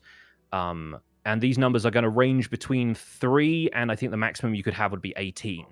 And those are going to be the base scores of each of these 6 stats. And from those scores, the character sheet will automatically generate the bonuses you add to rolls using that stat. So if you had a 14 in strength, you would automatically get a +2 to any strength roll you make, which includes like swinging a sword, but it also means like, if you really have to push open a door that's stuck or something like that, that's the bonus that you get. So it's going to be really easy to do this. We can either roll for these scores like one at a time, or we can roll all 6 at once, and you just get to take those 6 numbers and decide which stats you want to put them in. And once again, we're probably going to start with rolling to see who goes first, just so that we can keep things moving here and do this one at a time. All right, everybody roll. I can't see this. So. Oh, Scar! So we have Oh gosh, I'm Grian going first, okay. then Scar, then Gem, Oh, and they then can't finally actually Impulse. They can't see the Happened screen. quick. So Oh, I didn't see Green's roll. Oh yeah, Green's I didn't came roll up, yet. went away straight so fast. Oh, that was 4 minutes ago. How do you see the roll history? Very top, there's like a chat window. Yeah, if you click on the top icon right. in the I top see. right. So Oh, Green right. just needs to roll. So you rolled 8, 13, and 17. And you rolled a 19. No, And she you rolled a 1. And then rolled a He 1. does a backflip. The 19 was from his. Oh, the 19 was way earlier. Sorry, That I was just earlier, saw yeah. the timestamp on it. That was his Okay. He backflip. falls in my grease. Yeah, we're not gonna take Grian's halfling luck as a reroll for that just yet. So the way this is gonna work, I'm gonna give you guys access to these macros as well. So on the right hand side, if you click on the little icon that's got the triangular brackets and the slash in it, there should now be macros there that let you roll 1 ability score or all 6 ability scores. I see. Not flip yet. a I coin can and only see roll. roll d20. Yeah. Oh, interesting. can't Do I see. not? Let me quickly change that. Hang on. There it goes. There it is. I see it. That should be Roll 1 one ability. and Roll 6. there you go. Okay. So if you want to keep everybody in suspense and do this like one at a time, because like some of the numbers are going to be low and that's going to be like, oh, that's going to be a bad stat, and then some of them are going to be higher. If you want to do it that way, then fine. If you want to just rip the band-aid off and roll all 6 scores at once, I will leave that up to you guys. I have zero But opinion Scar on is this. going first, so So is he rolling for strength right now? And he Oh. was listening for sure. He was not listening, dude, at all. Like not one little bit. I'm rolling for strength right now. I have the dice in my hand, correct? Okay, so we're doing one at a time. Okay. All right. Is he roll? Which one is he roll? we're not Oh, no, rolling. he did a hang on. D20. Hang That on, is hang not on, the hang on. D20. Scar, you're Okay, gonna he have was to turn on your 100% listening not ears listening. and He try has not. again. He has not added the new. I'm panicking about macros. my character name. I really wish I knew where the feature was, but somebody really helpfully pointed out that there's a thing I can use to highlight stuff to you guys in in Foundry. I That will would be figure out where huge. that is before the next session, Oh. or maybe I can do it Okay. when we're on our next ad break or something. But yeah, Scar, I want you to go to the icons on the right hand side where you find like the chat and the character information and stuff. Halfway down, there's one that's got triangular brackets with a slash in it, like you're writing like a chat command. Yeah. It says macros. Click on that, and then drag either the one that says roll 1 ability score or the one that says roll 6 ability scores. Just drag that onto the hotbar at the bottom of Okay. your screen. I was just looking in the wrong spot originally. Okay. And then there's Sure. there's a roll 1 and a roll 6. So I'll just put those in hotbar and then Yeah. Okay, sweet. And then let me So I think just this- to clarify, Scar, if you want to do this one at a time for suspense, you're clicking the roll 1. If you want to just do all 6 at the same time, then you click roll 6. Oh, I want some suspense. Okay. There So you I'm going to go. roll 1 and this is for strength. This is not going to be for strength. This is going to be just one of the scores that you can assign Okay. to whichever stat. We're just going to see if the number looks All right, high you or got low. freedom. Okay, 14. 14 is pretty good. 14 will get you a +2 in whatever stat you assign that to. So that's not bad. And now I have to choose. You don't have to choose right away because we're going to look at 6 numbers and decide where they all go. Okay. But All right. And then I want to roll me another number. Okay. All right. Here we go. All right. 13, also pretty respectable. Okay. If these numbers are above 10 or 11, they get you a plus, like Okay, a positive sweet. bonus. And you said we're doing 3 of these? We're doing 6 in We're doing total, 6. so Okay. keep them I coming. knew he wasn't. Wow. Another 14. This is a well-rounded guy right now. Wow. Oh, Oh my happening? goodness. That is he rolled 3 6s and a 4, and the way this works is like you roll 4 dice and you just subtract the lowest result. So you have a stat that is starting at an 18. Wow. That should be I'm so really excited. For sure. I don't. My goodness. Okay, any more rolls, or am I good? You need 2 more. Give us 2 more. Oh, Oh my That's gosh. That's a 12. Nothing below a 10 yet. I have a good And feeling about finally- this next one. Oh Wow. my, that's 15. insane. Okay. Fuck. Okay, What Scar is is happening? Scar is officially overpowered. What the heck? I wanted you to wild. be a bad wizard. Like, You're gonna be a really good wizard. This is good for us. He's on our I team. can't wait for everyone else's ability scores now because I don't think you guys are going to match this. But okay, so let's turn to your character sheet. So you have a 14, a 13, a 14, an 18, a 12, and a 15. We need to decide which of the ability scores you're going to add those to. And the way we're going to do that, if you're looking at your character sheet, if you've got that open right now. Yes. Click on the little wrench in the top left-hand corner because that's going to allow you to edit stuff. Oh, is this when he says his name? Okay, we are going to name your character after this. So I'm in the thing with strength, constitution, wisdom. I'm in the right spot, right? Yes, yeah. Okay, so sweet. click on the little wrench in the top left and it like toggles over so that you can edit stuff on here. Why is that not letting me toggle that? Oh, sorry. Wait, You got it? Yes, I think I've got it. Yeah, sorry. Okay, cool. So now you should see all of the numbers underneath strength, dex, and everything are like little text boxes, so you can edit those now, right? No, there's still, even though I clicked the little wrench to the right, it's not letting me adjust those. I can, I can't configure that. I know I'm doing something wrong. I know you are because I can do it very easily. Oh, I can just click the little wrench next to each one, and then there's a score of something. Is that? Yeah, you want to click on right now. It should say 10 under all of them, pretty much, where it says 10. He's looking at the saving throws box, not the top. Right. Yeah. Okay. Right. No, you want to be looking at the top row of like the little. They're in like little house kind of icons. Yeah. Good where job, it says, you got it. Yeah. I'm It'll say lost. Stra, Dex, Con, Int, Wiz, and Cha, like at the top of the. Above where you're looking, Scar, where it says skills and saving throws, you're looking at those 6 boxes above that. Oh yeah, I got it. Yep, I got it. Yep.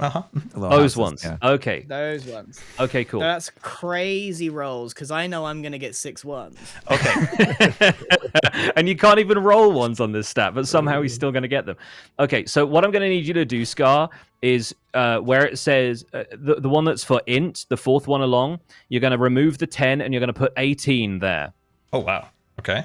Because that's gonna be your highest stat. You want that to be the 18. And the rest of those numbers you can put them wherever you want, frankly, because they're all really good scores. So intelligence is now 18.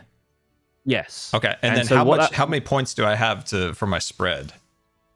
For the rest of them, you have a 17 you can put somewhere. You have a 14 you can put somewhere. You have a 15 you can put somewhere. I feel like I also need a little charisma for my you my definitely wheeling, want my dealing. charisma. Which number would you recommend for that one? The next highest one is a 17. Oh, we'll do that one. Is it? Yeah. He has. Oh wait, no. Oh wait. Oh, wait. Sorry. My bad. I'm looking. I'm gonna delete that just so it's not confusing the heck out of me. Okay, cool. So going back to what we have a 15. A 15 is your next highest. Okay, 15. Okay, so I'll do 15 on that one. Yeah. Fantastic. And then you've got 2 14s, a 13, and a 12. Okay. I'll be honest, as a wizard, you probably won't be using strength much. Probably not dexterity much either. So those are kind of like Those maybe are where the lower numbers should go. 12 and 13, but yeah. like 12 in strength, 13 in dexterity. And constitution would be nice to have because it means you get more hit points. Okay, so yeah, so you what should I do? So 13 on constitution? You've got 2 14s. 14 I think on constitution. Okay, I'll do a 14 so I have a little bit more health for that one. Yeah, I should have written these really down so I knew how many were. I should have written. I will. What have you got on strength right now? Strength is 10, dex is 10, and wisdom is 10. Okay, strength should be 12, right? Yeah, that makes sense. Okay, strength 12. Okay. And then dexterity should be 13. And then wisdom 14. Yeah, that sounds good. And then oops, just 1 second. There we go. Oop. What incarnation? All right. Okay, and then 14. Okay. So strength is 12, dexterity is 13, constitution 14, intelligence 18, wisdom 14, and charisma 15. That's that a good? wild character sheet. That's Correct. incredible, Scar. That's like correct. you've rolled so well, and I'm actually mad. I'm a bit upset. But now, I'm what you need to do is confused. click on the wrench again in the top left, and that will lock in all of those scores. And Alright, now we're you'll be locked. able to see all of the Is he gonna You'll be able to reveal- see is all this of the like. end of the character though? Is this his character done? Is this when he reveals his name? We can do background, but we can also Okay, reveal we'll do it names. then. We'll do it. I think we after reveal the background. names right when we're done with the. Yeah, that characters sounds then. good. Yeah. Okay, great. Right, Scar has absurd stats. Who wants to follow that? I think Jem, you're next in Jem the was order we rolled next. earlier. Yeah. How do you follow that? You're gonna have to. You average us out find by a way. getting all those scores. Oh dear God. Okay, here I go. Find a way. Oh. Okay, we're starting with a 17. That's 17. already looking good. That's very good. 13, Nice. Pretty average. 10. 10 is an even score, no bonus one way or the other. There'll be something I don't need. 12. Good. 12 is looking good as well. 12. Also looking great. 17. You're so good. Like none of you have any negatives Rigged. yet. Unbelievable, dude. Come on, Wait a man. minute, we Save did them for an 8. three, and That's that's down why. there. Wait. I'm so worried. I'm so Yeah, worried. me Okay, too. so how do I edit? I didn't listen to you tell Scar. Cool. One of the go back to the details the front of your character. Oh yeah, sheet, I've right? made it that far. Do I click the wrench in the top? Click the wrench in the top. You know what? I figured it out. Great. Okay, so now where it says 10 for strength, I'll leave it as 10. Yeah. If you want strength to be your like dump stat, then that's totally fine. What should be my dump stat as a rogue? I actually See, don't I know. I Is it think wisdom? I think wisdom or intelligence, like you're not going to use those that much, especially since you're casting with charisma. Okay. You said you wanted probably a wisdom. I don't need to be wise. yeah. I feel like yeah, either wisdom or strength makes sense. So let's put my strength as one of the 12s. Sure. You want to have like a little bit of toned muscle under there. And my dexterity should be one of my 17s. Definitely one of the 17s. And you said you wanted charisma, right? And charisma kind of- should be my other 17. yeah, I think that Even though works I'm out. a tiefling and people don't like tieflings, they will like me because of how I am. Tiefling with Riz. It makes perfect sense. Okay. My wisdom is staying on my 10, and then my other two are 12s, right? 12 and a 13. And so they're both going to have the same bonus because it's the even numbers where it like moves from a +1 to a +2 and a +3. But you'll also have a chance to modify these slightly when your background choices come in because those will boost some of your stats, which is incredibly scary looking at what Scar already has on deck. But we'll He's gonna be so powerful. it's going to be absurd. And the funniest thing is the way I understand Scar's character is going to operate, people aren't necessarily going to know he is that powerful, which I love. But we will get to that a little bit more later. So it seems like that's your stats, yeah? Okay, I think I'm happy. I should definitely dump wisdom and not strength. Is that the correct choice? I think you can kind of do either or because wisdom is still skills like perception and insight, which might be kind of helpful. So having a +1 in that could be good for a rogue, and you're not going to be using strength for weapons. Oh, maybe I so- should do the opposite. I'm gonna do. Yeah, that. I mean, yeah, we don't have to kind of min-max. I don't feel like I and need to be strategize, but strong. yeah, you 'Cause got people in the impulse will be party who can be strong. strong for you, including Yeah. apparently Scar's character. Okay, we're good. Yeah, good. Okay, fantastic. So, yeah, you're locked in. You can turn off the edit wrench, and then we'll All come back good. to that later when we name your character. Which has chat come up with any fun names yet? They have, yeah. They really want me to be named Nyx. A lot of Hades players in the chat. Yeah. I mean, Chat, I Chthonic, need it help. makes sense. Love Chat, that. I need Love help that. on my As a name. last name. We'll see. Sure, yeah. Fun times. Right, who do we still have left? Who didn't Me. roll I yet? think I'm Impulse just is next. disappearing. I'm Yeah, Grain is leaving before he has to roll gonna be all stats and starts rolling negatives. bad. It's gonna be all negatives. Here we go. Well, I will create a 12 is a good start. okay. I have a house rule if people do end up rolling a ton of like low scores, but we'll get to that. Okay. Oh, Okay, we've that's- got our first under Our first 10. 9, our first roll under 10. It had to be There we go. Okay. 15 is looking good. That's okay though. You could just be Okay. really dumb or something. Yeah, that was my plan. That was actually my plan. All right, not bad. 13 not bad. is 13 is And I got looking one great. more. Okay, another 13. Good. Okay, a well-rounded fighter. Yeah. So okay. You want me to talk through editing the character sheet, or are you there already? I'm there. Great. I think I want to just go up my strength even more. Is that crazy? No, strength is absolutely going to be your primary stat. That's my bag. Okay. That's where the 15 is going. Meathead, right? Yeah, I'm the meathead. Going in guns meathead. And then I know that my wisdom's gonna be my negative, right? So wisdom or intelligence is typically the thing. Intelligence probably. Yeah, let's go and let's bring down the intelligence. So do I actually bring that down to 9 then? Yeah, you bring that down to a 9, and when you look at the when you've locked these scores in, your modifier will be a -1. So you'll have a -1 on rolls that require intelligence as a stat, which just means like you won't make you think. It's okay. You're just slightly less likely to have. To be fair, like a -1 is not bad for a fighter. I've definitely heard of people who roll a 3 when they roll their stats, and their fighter gets like a minus. What would that be, like a -4 for intelligence rolls? So I think you're above average on the fighter spectrum.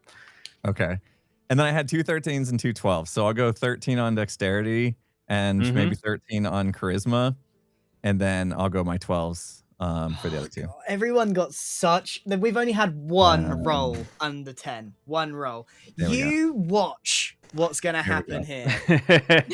I can't wait, Grian. I can't wait. All right, so that ended up being, so I see it now. It's switched to a +2 for strength, +1 dexterity. And right now it looks like you don't have a massive bonus in strength, but also when we go into background, you have the chance to put an additional +1 or +2 into some of these stats. So you can even out some of the stuff and become more of a jack of all trades, or you can further specialize in the stuff that you know is going to get you. Yeah, that didn't do me a ton of favors, but it's good. Yeah. Okay. All right, Grian, bring us home. What do you got? You ready? We're ready. I'm ready. A 14 is pretty good. Not good. Better than Impulse's average. Hey! Now you're talking. Now you're talking, baby. There's another one. Okay, we got and there it comes to even 15. things out. Looking good. That's huge. How many is that? One more? One more. Yeah. Oh, there it is. Grian's character has the biggest all over swings. the place. Yeah. One of those you almost rolled max on 4d6. You got a 6, 6, 6, and a 5. Oh, this party is going to be such trouble. Right, let's put those in your sheet then, huh, bud? Okay, so my guy already has +2 to wisdom and charisma. Yeah. I think I'm going to be doing backflips. So let me clarify. You only have +2 to wisdom and charisma saving throws. Oh, saving throws. Okay. You will be casting spells with wisdom, so you need your base wisdom stat to be high. You need wisdom. I also think it's honestly funnier if your dexterity is one of your dump stats, but like I will leave that up to you. So 18. Please did that be not save? bad at Am I dumb? I'm dumb. How do I them. save this now that it's done? The wrench. Once you edit stuff in, just like click the wrench in the top left corner again. It will lock everything in. All right. So you won't see the modifiers until you've finished. So I got 2 lows. Let's choose the low stats. Oh, did you say I cast with wisdom or intelligence? You cast with wisdom. Intelligence is the wizard spellcasting stat. Okay. I think honestly, if you want my advice, I would put a high score into strength. Because you've taken the protector divine order, which means you're going to be like battle trained and you're going to be getting into the melee a little bit more. You're going to be a bit more hench. I'm going to put 15. Yeah, Constitution's going to be really big for you, especially if you're really need charisma. Dexterity, I've put my 7. Yeah, I think that's you've got a -2 in dexterity. You kind of predicted this when we were chatting about it behind the scenes too. So yeah. I love that for you so much. So I need to change I need to change intelligence to 14. Yeah. Okay. I think that's correct. So okay. 18 in strength, 7 in dexterity. Wait, Constitution is health though, right? Yeah, Constitution gets you additional HP, yeah. I don't know whether I want to be like tanky so I can tank the failed backflips. What's your base hit points right now? What's your character's base hit points at? He started with 8, And he gets +2 from Constitution right now, so that brings him to 10. Yeah, which is pretty good for a first level. 4. But then you lose out on strength. Like, honestly, I don't think hit points are going to be as big a deal as being able to deal damage. All right. So I got 18 strength, 7 dexterity, 15 constitution, 14 Should be the same intelligence, time, 18 wisdom, that we and started. 9 charisma. I think that makes Done. sense. Not very dexterous, and everybody hates you, but I do a backflip. Nice. Okay. So that would be a 14 with the -2. We'll talk about how to actually roll on some of these stats a little bit later. But we've got all of our stats, and this party is going to be such a problem. Like, I'm so excited. Okay. Do we want to do another ad break here, and then we can talk about background, because background is going to make some of these stats even more ridiculous. Let's ad break. Yeah.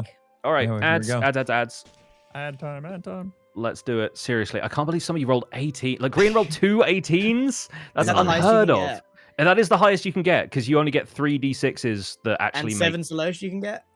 3 is the lowest you can get. Like, you could roll all ones. 1, 1. Oh my god. And you could get because you're rolling 4 dice and just taking off the lowest. I see. Which I ran like a little code in Foundry that just lets you do that at the click of a button. And like I'm absolutely blown away that you have 2 18s, and Scar has an 18 in intelligence already. Oh, it's gonna be to up my strength even more. Didn't have a high enough one. You will have a chance, trust me. My house rule was going to be that if people didn't roll higher than a 14 across all of these, then you could re-roll, which is something they do in a couple of other systems that are like D&D that I think is a really good, like, a way to make sure your characters are at least somewhat powerful, especially when there can be such big swings in, like, you can have a character that's got like a 5 in something, but if you've got a 16, then at least it balances out, you know? Yeah. But yeah, Scar is so OP. I still don't even fully understand my OPness. He's not going to know any of his spells, but they're going to hit every time. Scar's like rolling down doing this. and then he goes, magic missile.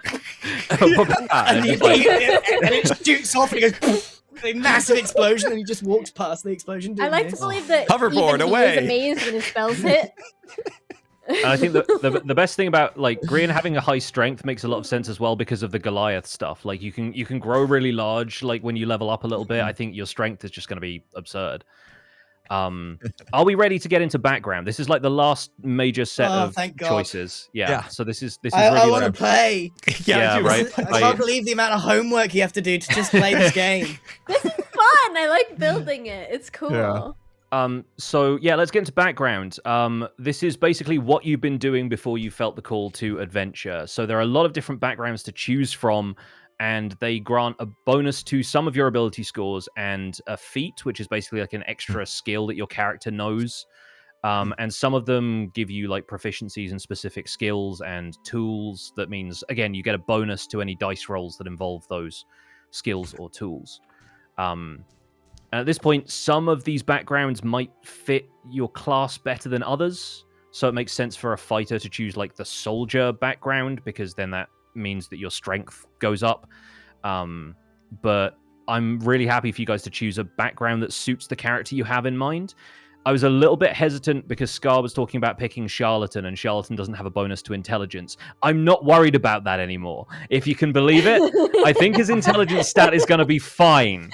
Guys. Can you remind me where this is in the book picks? Yeah, I'm trying to find that. So in the book, it's at the beginning of chapter 4. You want to be looking for page 178 is where it starts. And it starts with Acolyte, Artisan, Charlatan. There's like 16 of them, so it's a lot to look through. Yeah. But you want to be looking at the stuff where it says ability scores, and any of those that you want to boost, it will list 3 ability scores. The way it works is you either get a bonus of 2 to one of them and a bonus of 1 to one of them, or you get to add 1 to all 3. So you might want to be like referring to your character sheet and saying like, there's a couple of things I can take up from odd numbers to even numbers, and that'll mean that like 3 of my scores get to go from like a +1 to a +2. Or you might really want to focus on like, let's get my strength up there, let's get my wisdom higher, that kind of thing. But I also like the idea that, considering you guys have pretty decent stats at the moment, picking something that really suits what you have in mind for your character is 100% fine. Like, I fully support that. I think mine's pretty cut and dry, so. Sure, you want to go first? Sure. Have at it. What you going to be? Soldier. Makes a lot of sense. No. Yeah. And just looking through, it's like that's exactly the combination I was looking for. So yeah, you get ability scores increased to strength, dexterity, and constitution. I'm going to bring up your character sheet real fast so I can take a look at this. Yeah, so the way this is going to work, Impulse, you can put you can click on add backgrounds on your character sheet, the one box that still needs filling in. And once again, the Player's Handbook 2024 is the one you want to pick. Yep. And we'll go down to Soldier. Yeah. So in case people didn't hear that, this is upping my strength, dexterity, and constitution. Right? Yeah, you can add 1 point to each of those, or you can add 2 points to one. You basically get 3 points to distribute however you want between those three abilities. Between those three. Okay. Yeah. There are so many different ways I can explain this. I'm just trying to find the best one. Yeah, no, that makes sense. Okay, so this is where it's having me do that. If you do merchant, you get lots of gold. I like gold. You see the prices of that? 3 points remaining. Okay, so currently my strength is at 15. I'm obviously going to up that again because I said I wanted to do that. So I have 2 more points. Okay, explain to me again what dexterity is going to do for me. Dexterity is good for avoiding damage if you're wearing like medium armor, because medium armor gives you like an armor class, like an armor rating that it has. What would you choose? Basically, a defense rating, and it also adds your dexterity bonus to that defense rating. So you might go from like a 14 to a 16. Which one? Okay. I'm a little in stuck. terms of like it makes it more difficult for them to hit you, basically. Dexterity is also abilities like acrobatics, it's sleight of hand and stealth. Yeah, there's a few bits and pieces like that. It's tempting just to distribute these. I'm watching chat. Yeah, if you have some cool ones. I'm seeing a lot of merchant. And yeah, I think the way the numbers have fallen on your character sheet, there's like charlatan. You can get upgrades to 2 of them, but you don't get like 3 full points out of it. You know. Mm-hmm. But you're on the way to the next point as well, and as you guys level up, there's a chance that your ability scores also increase as a result of that. I think I'm just gonna spread 1 point across all 3. Makes a lot of sense to me. Yeah. I think being better rounded as a fighter is a very good thing. Yeah. Okay. All right. And then now it wants a background proficiency. Yeah. So I guess it's a you automatically get athletics and intimidation from this, and you get a tool proficiency in some sort of gaming thing. You're a gamer, it turns out. Any of these appeal to you? What's dragon chess? Just being able to play chess well? Like yeah, I'm going to assume it's a parallel to chess. I don't know for certain because it's never really I haven't crossed paths with dragon chess all that much, but we could find out together if you choose it. I'm not the brightest, so playing chess probably isn't. Even playing cards might be a little much for me to figure out. So I'm just gonna go dice because I think I might be able to do math enough to add up a roll of dice. So okay, we'll do that. Being proficient with dice is always a good thing in the world of D&D. Okay. Next of all, you're gonna automatically know Common because that's the language that basically everybody knows. And then you get to select 2 more languages. I'm going to assume that you know Dwarfish. Yeah, I'm going to put that, obviously. And I get to pick another one. Ooh. Sign language, giant. Now, Jem knows how to speak Goblin, right? Yes. So we have somebody on the team that can do that already. So we'll probably stay away from that. Maybe I'll go... Giant? I don't know. I don't know the advantages or disadvantages here of knowing another language, so I think I'll just go giant. Yeah, I mean, if it's a part of your background, I like the idea that the dwarves, having grown up maybe in the mountains, like there are going to be giants out there in the mountains as well. Yeah. So maybe if you've learned the giants' language, you know, like the symbols that they might carve on a rock to be like, okay, we don't go there because that's giants' territory, and we're going to get messed up if we. No? You'd probably know giant, yeah, if you've got your background in that. So we'll come to that when we deal with your background, Greer. Well, I already chose giant, so it's locked. Fantastic.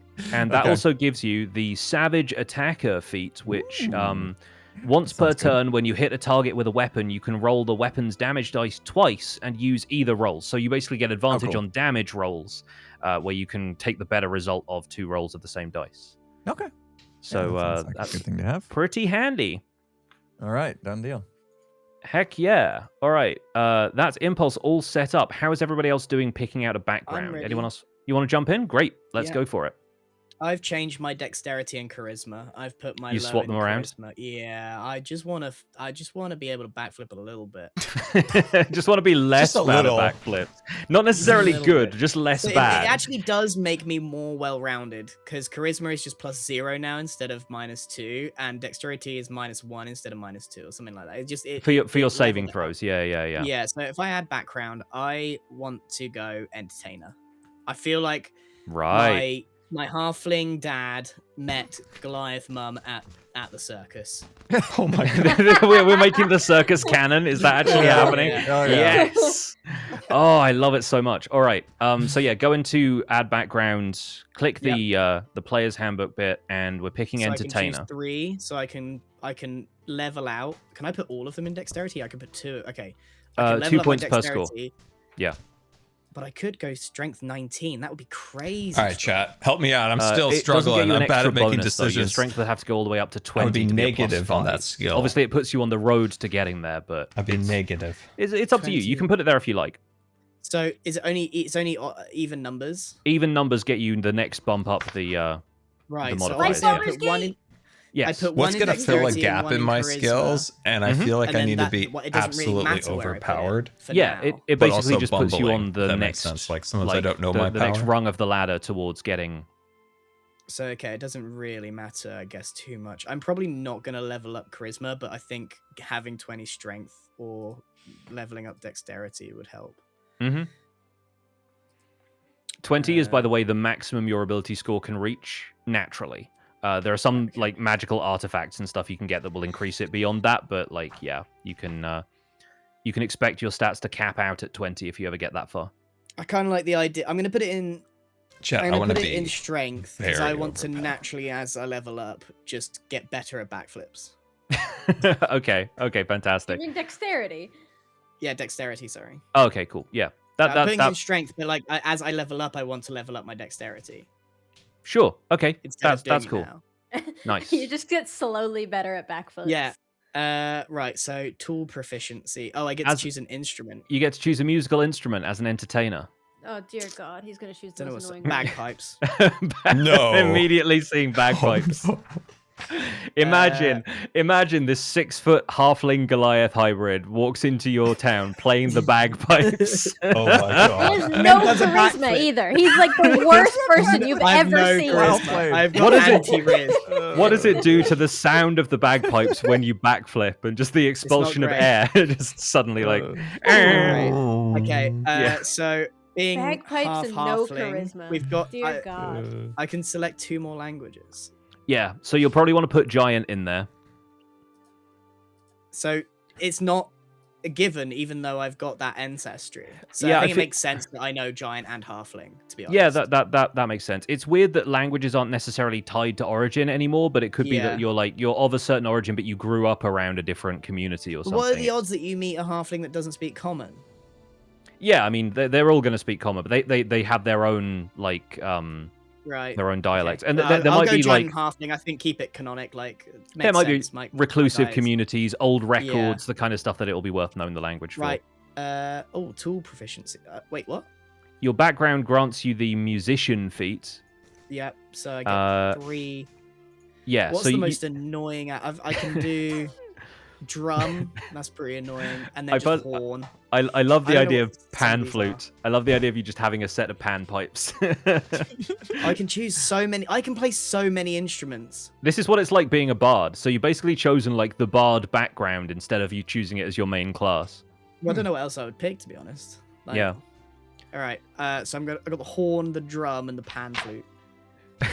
I'm now One-man imagining you band. like a one-man band. Yeah, like at Yeah. the beginning of Mary Poppins. He just Yeah. shows up with That's Right. what it is. It's all strapped to Because him. Right, there we go, guys. it's the That's assassin. pretty well rounded. I'm not gonna lie. I'm happy with that. All right, wonderful. Is he ever wonderful. gonna let me be stealthy? He's just gonna pull glass into every room. The notion that he's pull bringing out the bagpipe, I'm gonna have to tie him up somewhere in order to get to be stealthy. A cleric with a set of bagpipes shows up at all times. Yeah, fantastic. We're screwed. Okay, great stuff. Gem, Scar, how are you guys looking at backgrounds? I know mine if Scar needs time. You know my great feat of making decisions. I'm just. I'll look it up, Scar, and I'll help you out, buddy. I would like to be a criminal. Yeah, makes a lot of sense for rogues. It was that or sailor. I was kind of drawn to, but I think. I think criminal. Yeah, criminal is the classic rogue background. I on think the it makes a wagon lot of sense for the charlatan. That's a big I think plus. considering that you've already decided what your lower stats are as well, it makes sense that you can't then improve those too much. You know, so you get a bit of dexterity, constitution, wisdom. Like I think that's going to make sense, and those are the scores that it will really help you to bump up. So I think it's a smart move. So I will do a plus in dexterity, a plus in constitution. And what's my other one? Intelligence? Intelligence, yeah. There's a lot of charlatan in the chat, but if there's anything that somebody's like, no, I really think this, like, explain it, why another character?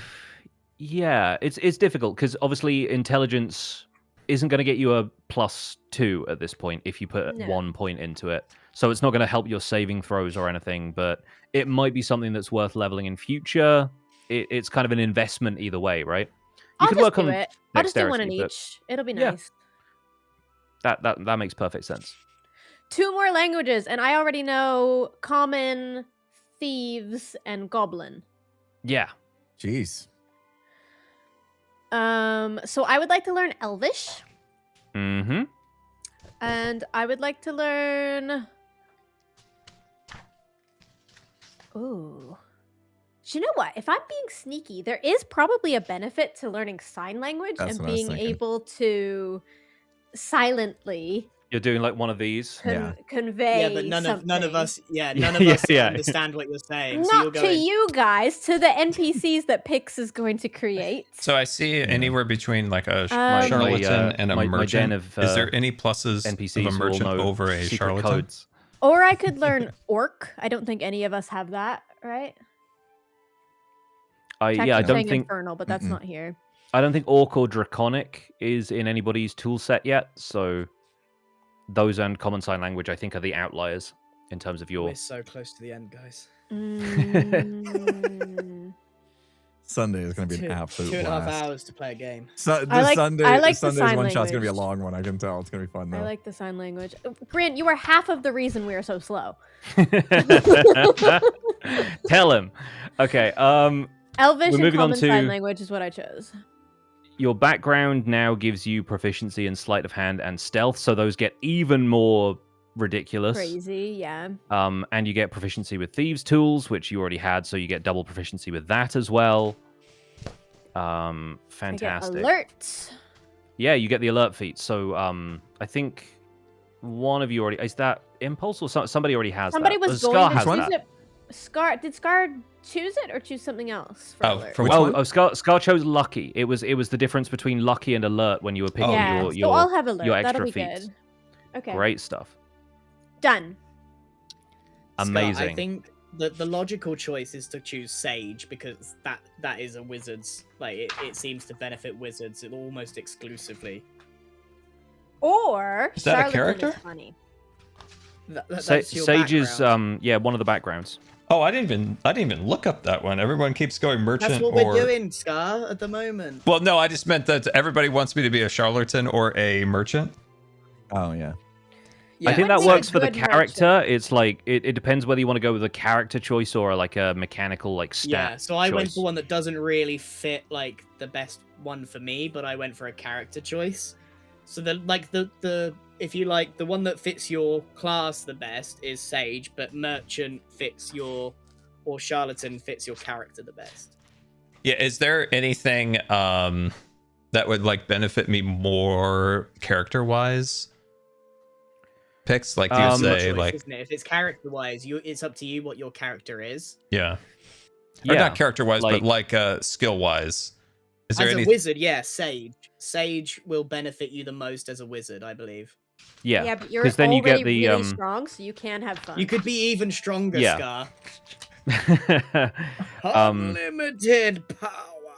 Yeah, Sage does help improve your intelligence ability score. Arcana, history, and it gives you quarterstaff. Like, it gives you stuff. Yeah, you get the magic initiate feat. You get like a couple of things that are very good for like wizardly things. It's really the intended background for a wizard. Yeah. But I should have been a hermit, I think, is the one for me. It is very funny that there is one called hermit. I was looking at that one. I don't know. The chat really wants me to be a charlatan. Jem has done that one. No, I've done criminal. Yeah, no. Criminal. No, criminal. Yeah. So charlatans are like, they've been running cons for a while. They've kind of, I think honestly the bandolier of crystals. Yeah. The bandolier of crystals is charlatan. There is a cat on the wagon. There is a cat on the wagon. With a cat, just follow the signs. Do it. Okay, we'll be a charlatan for fun. I'm already pretty powerful. The chat now went from like overwhelmingly wanting to be the charlatan. Now they're 100% want to be a sage. So you guys gotta. They just don't know. Them. Yeah. This is why we're going to have chat off. The chat wants you to be far too powerful, and I don't know. I don't know about that. We got to water him down. Yeah, we'll water me down a little bit. To be fair, you've already got pretty decent scores in all the other things too. So this is only going to make you more powerful, just in a variety of different ways. All right. So, do you know where to go to add your background, Scott? I've added charlatan. Okie doke. All right. Okay, and then so now I have a choice of I have 3 points that I can increase to dexterity, constitution, and charisma. Is that correct? Yes. Okay. So right now, if you put a point in dex, it would go up to a +2, and if you put a point in charisma, it'd go up to a +3. So those are 2 scores you could increase, or you could put a couple of points in constitution and 1 point in either dexterity or charisma, and you get an increase to all of those. I feel like my character being whatever. A wacky inflatable tube man. I feel like maybe avoid dexterity, let him be a little weak in that one. Uh-huh. That makes sense. And then constitution, that's like be taking a hit, right? That's like... Yeah. Okay. Constitution is like, it adds extra hit points for you, which again is good if you're a wizard, because you don't start with many. And it means resistance to poison and a few other things that are kind of helpful. Okay. I'll do 2 on charisma and 1 on constitution. Okay. I like that for you. Okay, sweet. All right. Yeah, that gives me 17 charisma. That's pretty good. You've already got a +3 in charisma. Next time you add a point to that, it's going to be +4. You're already at +4 in intelligence. This is going to be a powerful individual. Oh, I can speak a language. Imagine playing this game without electronic help now. I know. Doing this How do with people pen do it and without paper this? and remembering all the bits you have to add every time you do a roll. Oof. Yeah. Like doing the maths is one of the things that the computer is better at, which is why everyone made video games out of D&D as soon as they could. Great. Let's look at languages, Scar. What are you feeling? I feel like I spent some time with the elves. That makes a lot of sense. I don't know why. Maybe that's where you got the crystals from. Maybe that's who you sold the crystals to. Yeah, I don't know why. I'm gonna go. Oh, I can do another one. How many of these can I do? You get 2 languages. Oh, okay. All right. So we did a elf. What would you recommend for something that's useful in this category? I think gnomes. Okay. Because we don't have somebody else who speaks gnomish yet, and I think if you know the elves already, you're hanging around like fey creatures, and gnomes are part of that. They have fey ancestry. They're a little bit more kind of tinkerers and tricksters, and they have a little bit more of that flavor to them. And I think if you've all been hanging around with elves, maybe you've learned some like little magic tricks that the gnomes know and good like sales technique and stuff like that. Okay, that sounds good. Maybe they helped you refine your hoverboard. Okay, background proficiencies. So, okay, there's nothing I can do real here. Sleight of hand, forgery kit. Okay. And then you get a forgery kit. Can I just highlight the fact that Scar has a forgery kit now? What does that do? Could you explain that one? I got 2 costumes. Yeah, so a forgery kit will allow you to like forge documents. It's going to have like some nice paper and a quill and stuff in there, and It's not going to help you make like personal disguises, like a fake mustache or whatever, because there's a disguise kit that I think Jem's character might have, but I don't know. Okay. I know that's a different thing. But no, you have the ability to like forge documents. You could have like an official seal that's kind of like a replica. Oh, I love a seal. I've always wanted a seal. Yeah. There you go. And then the next one is skilled. There doesn't look like there's anything I can choose. That's just came with the class. Yes, so skilled is going to give you additional skill proficiencies. So another long list of skills that you can choose from.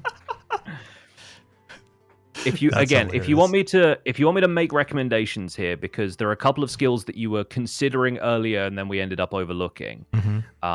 So your character doesn't have what was it we were looking at earlier? Medicine.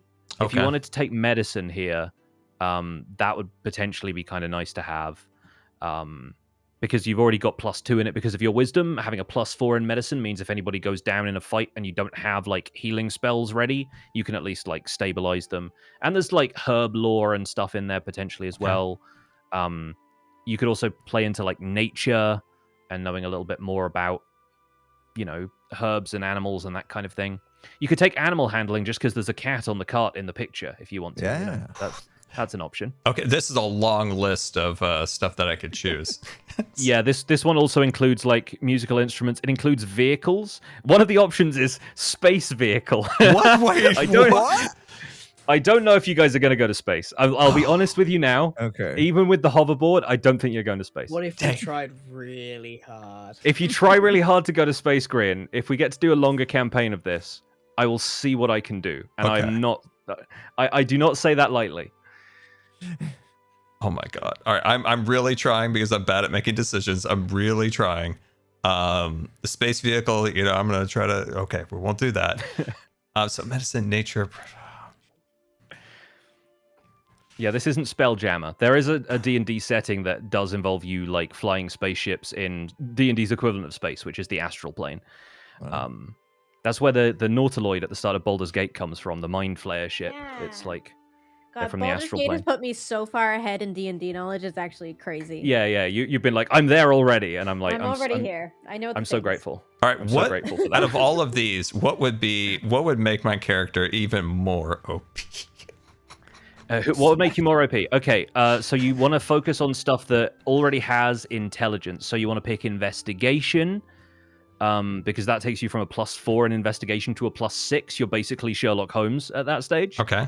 Wow. You want to pick religion, because that's also an intelligence-based skill, and religion can potentially be useful in a lot of different ways. Like if you're trying to get in good with a religious order, maybe you happen to remember that they've got like special passwords that get you into places or whatever. I like that. And I love like that. I know something about getting into something. That would be kind of because it goes with that history thing.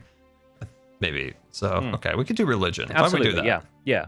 Oh my god, there's another choice. You get 3 more. Like you get three total. You can also take another proficiency in something like Arcana, so you could have like a +8 to that skill if you wanted to. Okay. Where do you even find Arcana? Where is that? Oh my god, there's so much on this list. Should be near the top of the list. Oh. Because the list is alphabetical and it starts with an A. I wasn't gonna say it, but okay, I'll be honest. I was down here with the space vehicle again. You're just drawn to the space vehicle. You should not have told him about the space vehicle. I'm sorry. I'm sorry. I know. I'm going away from space vehicle. I'm mildly Decision obsessed with time, Scar. Yeah, because we need to run ads again. Oh god, not ads. It's coming. I have a snooze available, but it's coming. Okay, all right. Okay, not animal. No, let's not do animal. Not stealth survival. Okay, yeah. What is that? What was that one again? Arcana. Am I just reading this wrong? It's like, wait. Is the second option from the top, or at least it is on my I have side. animal healing as my second choice. Okay. Arcana should be underneath that. Athletics. Oh, okay. Oh. Maybe you already took it then. Oh, okay. Because I was like, am I that dumb? Because I'm pretty sure I see. I don't see it. I'm like, Yeah, I can't see what you've already clicked. But then, yeah, you maybe want at this point investigation or nature or I'll do the investigation maybe probably. I'll do that one. I like the idea that you are again, you've got a very keen eye. Yeah. Okay. Another one. You know, maybe it's the third one. What if just for fun? Did you pick religion yet? Just take it. Just take it. Just do it. Just do it, Scar. We're not going to space, but just take it if you want it. No, because I don't want to mess picks up. I don't want to mess picks up. Just take it. You're not messing me up in the slightest by picking space vehicle. There's no wrong answer here, Scar. Yeah. Okay. You know, just take it, dude. Oh God, I'm so bad at making decisions. Star, click on one. Just take it. What about a land vehicle? It doesn't matter. Like a wagon. I could. It could be part of the charlatan. He has a wagon, maybe.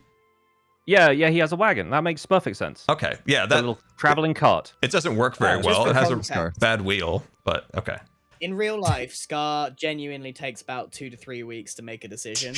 This is honestly a speed run of Scar making decisions. This is a speed run. Right. We're pretty good. He's improved. Pretty good. He did have a month lead up to get started on these, but yeah, I did. Jim, right, I got 10 pages of this read. I know. I have 10 really big pages. Right, let's run some ads, and I'm going to try and start speedrunning adding equipment to your characters, because I want to get to the tutorial part, and we'll get to actually move characters around and do some stuff. But when we come back from ads, we need names. We need names. Oh, man. Okay, So- this is worth sticking around for. Yeah, stick around. Let's go for it. So you're saying the characters move around here? Yeah, we will get to that shortly. Oh, that's cool. Because yeah, there are like environments that I've created that you guys can poke around in. Our inventory right now. I am, yes. I'm trying my best. Okay. I will do my best to do that. Yeah. I do like the idea that we do have like a cart that's not very good, so it's not like OP, but we can all pile into my wooden cart. And I'm hanging off back on the hoverboard like a Marty McFly in Back to the Future 2. Yeah. Yes. It makes sense with the charlatan because the charlatan has that wagon, and I think I have like just a slow puttering wagon that I move around in. Does the charlatan have a wagon, Scar, or are you just looking at the example picture and assuming that they he built his character based off of this picture? Because I don't think I don't think every charlatan has a wagon. I think that's just the picture they used. I think mine has one, and it has a cat. I don't think that's true until we find or buy one in the campaign. How about I come rolling in on a wagon? I'm late. I can steal you a wagon. Okay, now we're talking. I have really good sleight of hand. And if somebody's got good animal handling, I don't think what's going to happen from nobody here, did animal everybody? handling.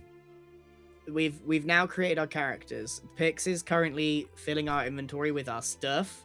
Yeah. So that's going to take him a few minutes. We're going to reveal the names of our characters, and then we are going to do a short tutorial with Pix. He's got some sort of what I asked for was we all spawn in a room full of buttons and we press a button and it makes a random event happen just so we could practice an interaction with something. Pix hasn't done the button room, but he says he's got something relatively similar. I've got something I think you will like.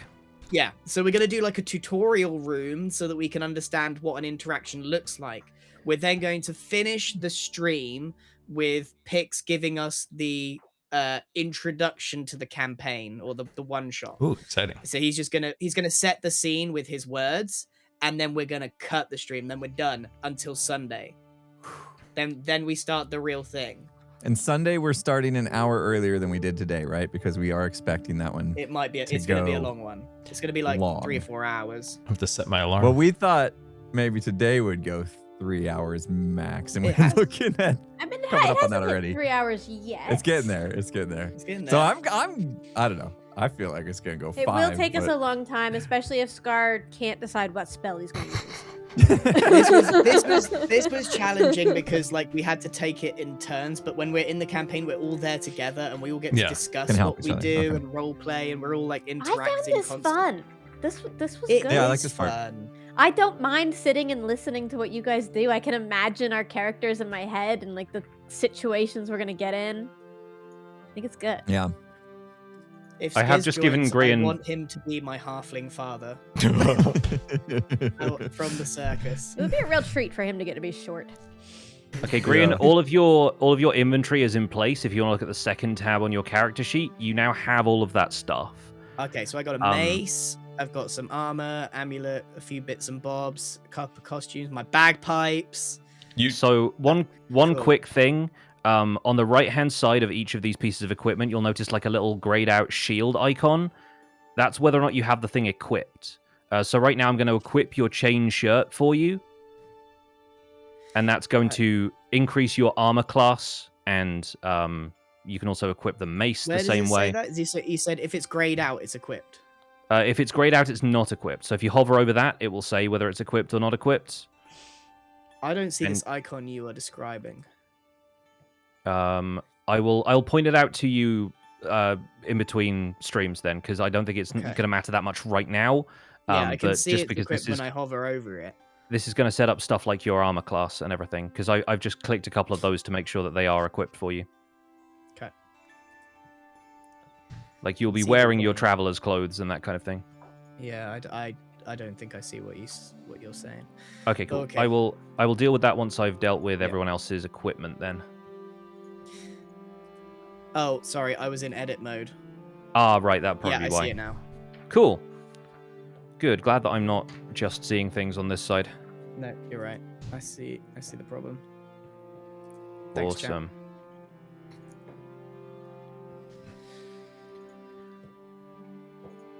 Okie doke. 15,000 people have watched this. It's amazing. Yeah. Character building, you guys. So I mean, this is But awesome. I bet they're so excited for Sunday when these characters Sunday is finally going to play. be wild.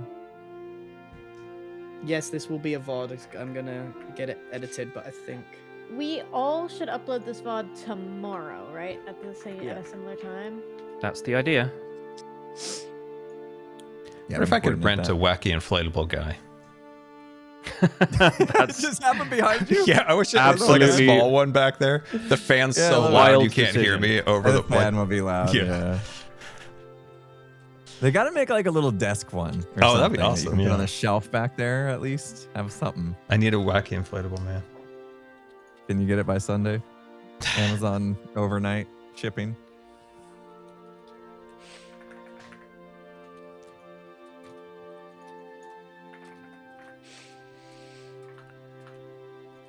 God, I really wish I could spell. Wouldn't that be great?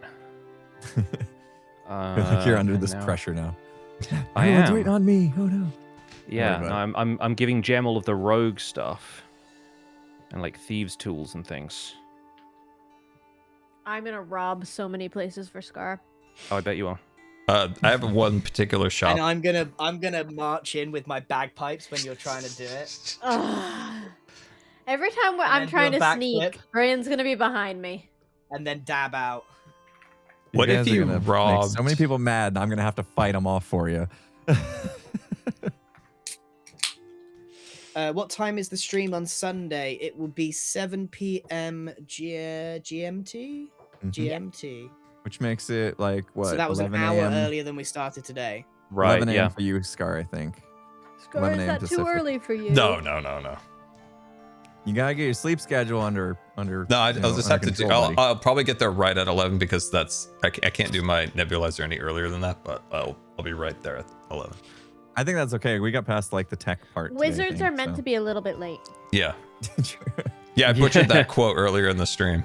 They arrive precisely when they mean to. it Never is. late nor early. Okay, so Impulse, we're giving you a great axe. Yeah? Yes. Do I get to see it yet, or should I wait? I'm dropping it I into have your inventory right now. Daggers!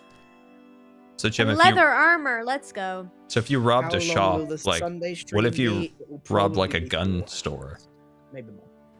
and then under the You'd have to table, find a gun store in this fantasy realm I'm about to create for you guys. Heavy armor, yeah. And Gotta hand obviously that- the hand more that. support Nice. and love, and if more important, number one, if we have fun, that's number one priority.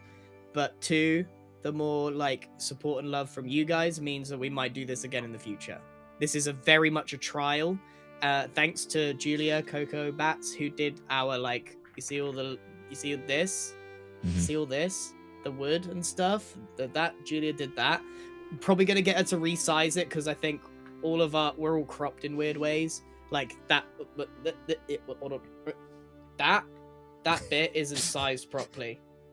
We forgot to give Julia any dimensions at all. Like 0. Yeah, we didn't give her dimensions, so she just guessed. So this bit isn't fitting in the box. Julia, if you're watching, I need this box. I need this box to fit. It's not the what is the ratio for 1920? 16 by 9. Yeah, 16 by 9. Yeah. This one needs to fit properly, and I don't know how you do that, but you can see like our boxes, we can crop a little bit more, but that one's the important one, and they need to see that. That needs to be bigger.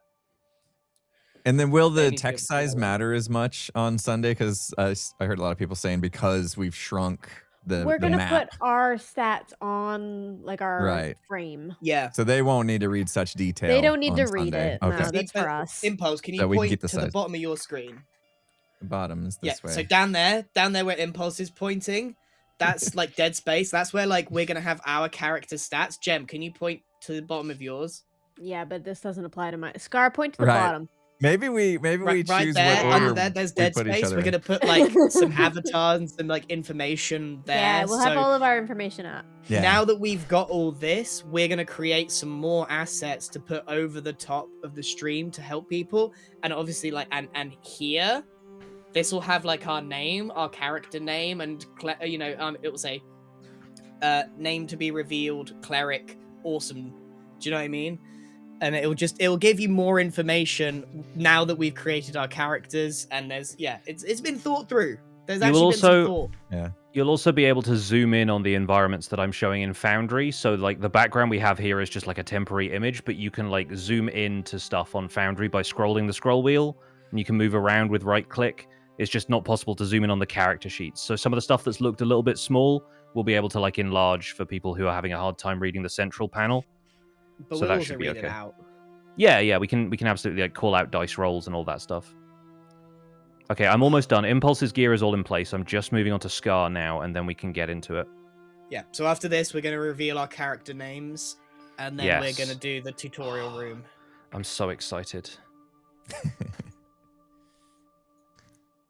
I really hate the fact that someone has joined us thinking we're playing Dungeons and Dragons today, and it's just the character creation. If they think that, they did not read the title. Yeah, we all put session 0 in the title, right? I was elected to read. Dude, I got a sweet wizard robe.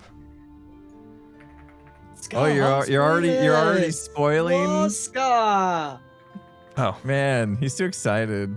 Yeah, he can't contain himself. Oh wait, could I sell some of the stuff for cash? Theoretically, yes, but I'm going to give you some cash in a second, so hold that thought. Scar's going to be in his skivvies going around like this because he sold everything that he owns. Yeah. Well, the quarter stuff is what you use to cast spells, so don't sell that. And also, the book is your spell book, and we're going to decide what your spell book looks like and stuff as well, because that's just sells his spell book. It was by accident. That'll level him out. I was told there was a gun. I'll steal it back for you. Turned out it was a rubber gun.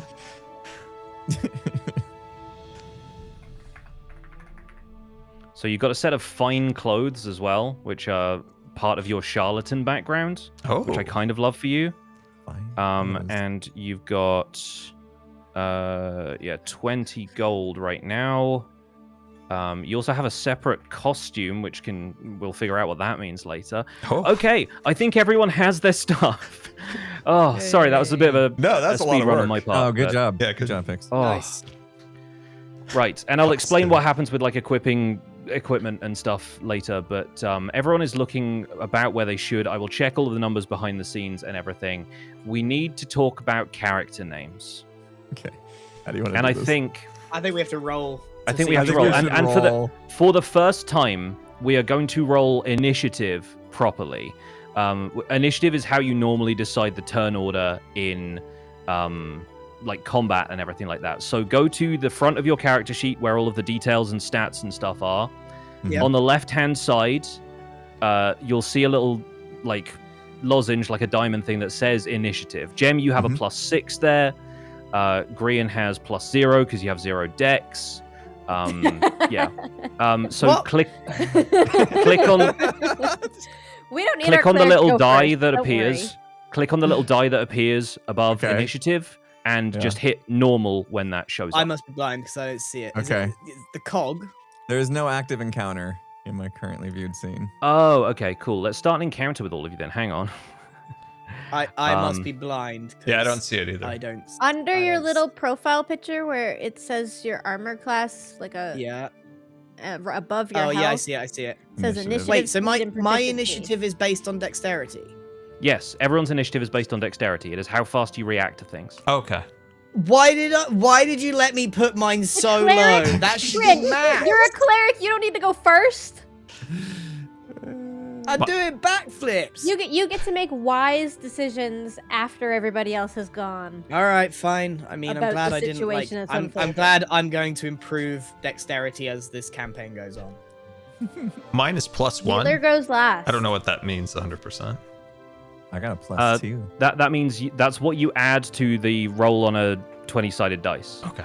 So the we've been just rolling flat d20s before this. Now you get bonuses, which means you basically can't roll below a certain value. Okay. Gotcha. Right. So we all rolling for initiative? Not yet. We have to wait for picks. No, you guys can go ahead and roll. I'm Okay. trying to find cool-looking art for each of your characters so that you're not Just rolling just normal. like icons. Is it? Normal. Did I yeah. just roll a 1? Oh my god. What the heck? He got a 20. Okay, What's up? we have crits on both ends of the scale because Impulse did roll a 1, Grian did roll a 20. Come on, bro. What is this? That's hilarious. What's up? What's up? What's up? Well, that means out of everybody, Grian, you're revealing your character's name first. All right. Oh boy. Hey, everybody. So, say hello to my normal guy named Max. That is what my guy's called. Max, like that name, Max. Max. Last name, Blunder. Max Blunder. That's me. We're ready. And once again, if anyone else hasn't been following along, you can click on the wrench on the top left, and then that'll allow you to edit your character name so you can put it in there. We are called Max Blunder, and we love doing backflips because we're from the circus. Circus. Okay, fantastic. So next in the order then, Scar, do you have a name for your wizard? He hasn't told any of Oh, us. he's opening a scroll He for literally this. hasn't told us his Oh, name. he's in the got world? props. Man's got props. No way, dude. His name echoes through the halls, spoken to the children in the schoolhouse. His name, Oh, dear. nobody knows. They call him Mr. Wizard. You are literally Mr. Wizard. Oh boy. Yes. This is the big reveal you were keeping from us. Yes. No, Your it's parents Wizard. called you Mr. Wizard. No, my name Like is secret. Mister. You Oh, may your find name out is my name secret. in time. Your name is a secret. Your real name's a Okay, secret. Yeah, yeah. You will call me Nobody Mr. knows. Wizard. Nobody knows. Okay. Okay, lovely. I didn't have a name before this stream, Me neither. so I've kind of allowed chat to name me. I knew I wanted a always a gemstone risky name. proposition. I wanted a name related to gemstones because I think I'll probably do every character ever named after gemstones. I think I'm just gonna call her Ruby. Ruby is Ruby's great. good. Especially Last for like name? a tiefling as well. I feel like they've got kind of interesting name opportunities. Like tieflings are often named after like attributes or whatever. There's like they're called like Mercy or something because it's meant to be kind of ironic. Yeah. I like the notion of Ruby. I'll be Ruby Nyx. Ruby Nix. That's good. That's good. Fantastic. All right, this is me. It's you.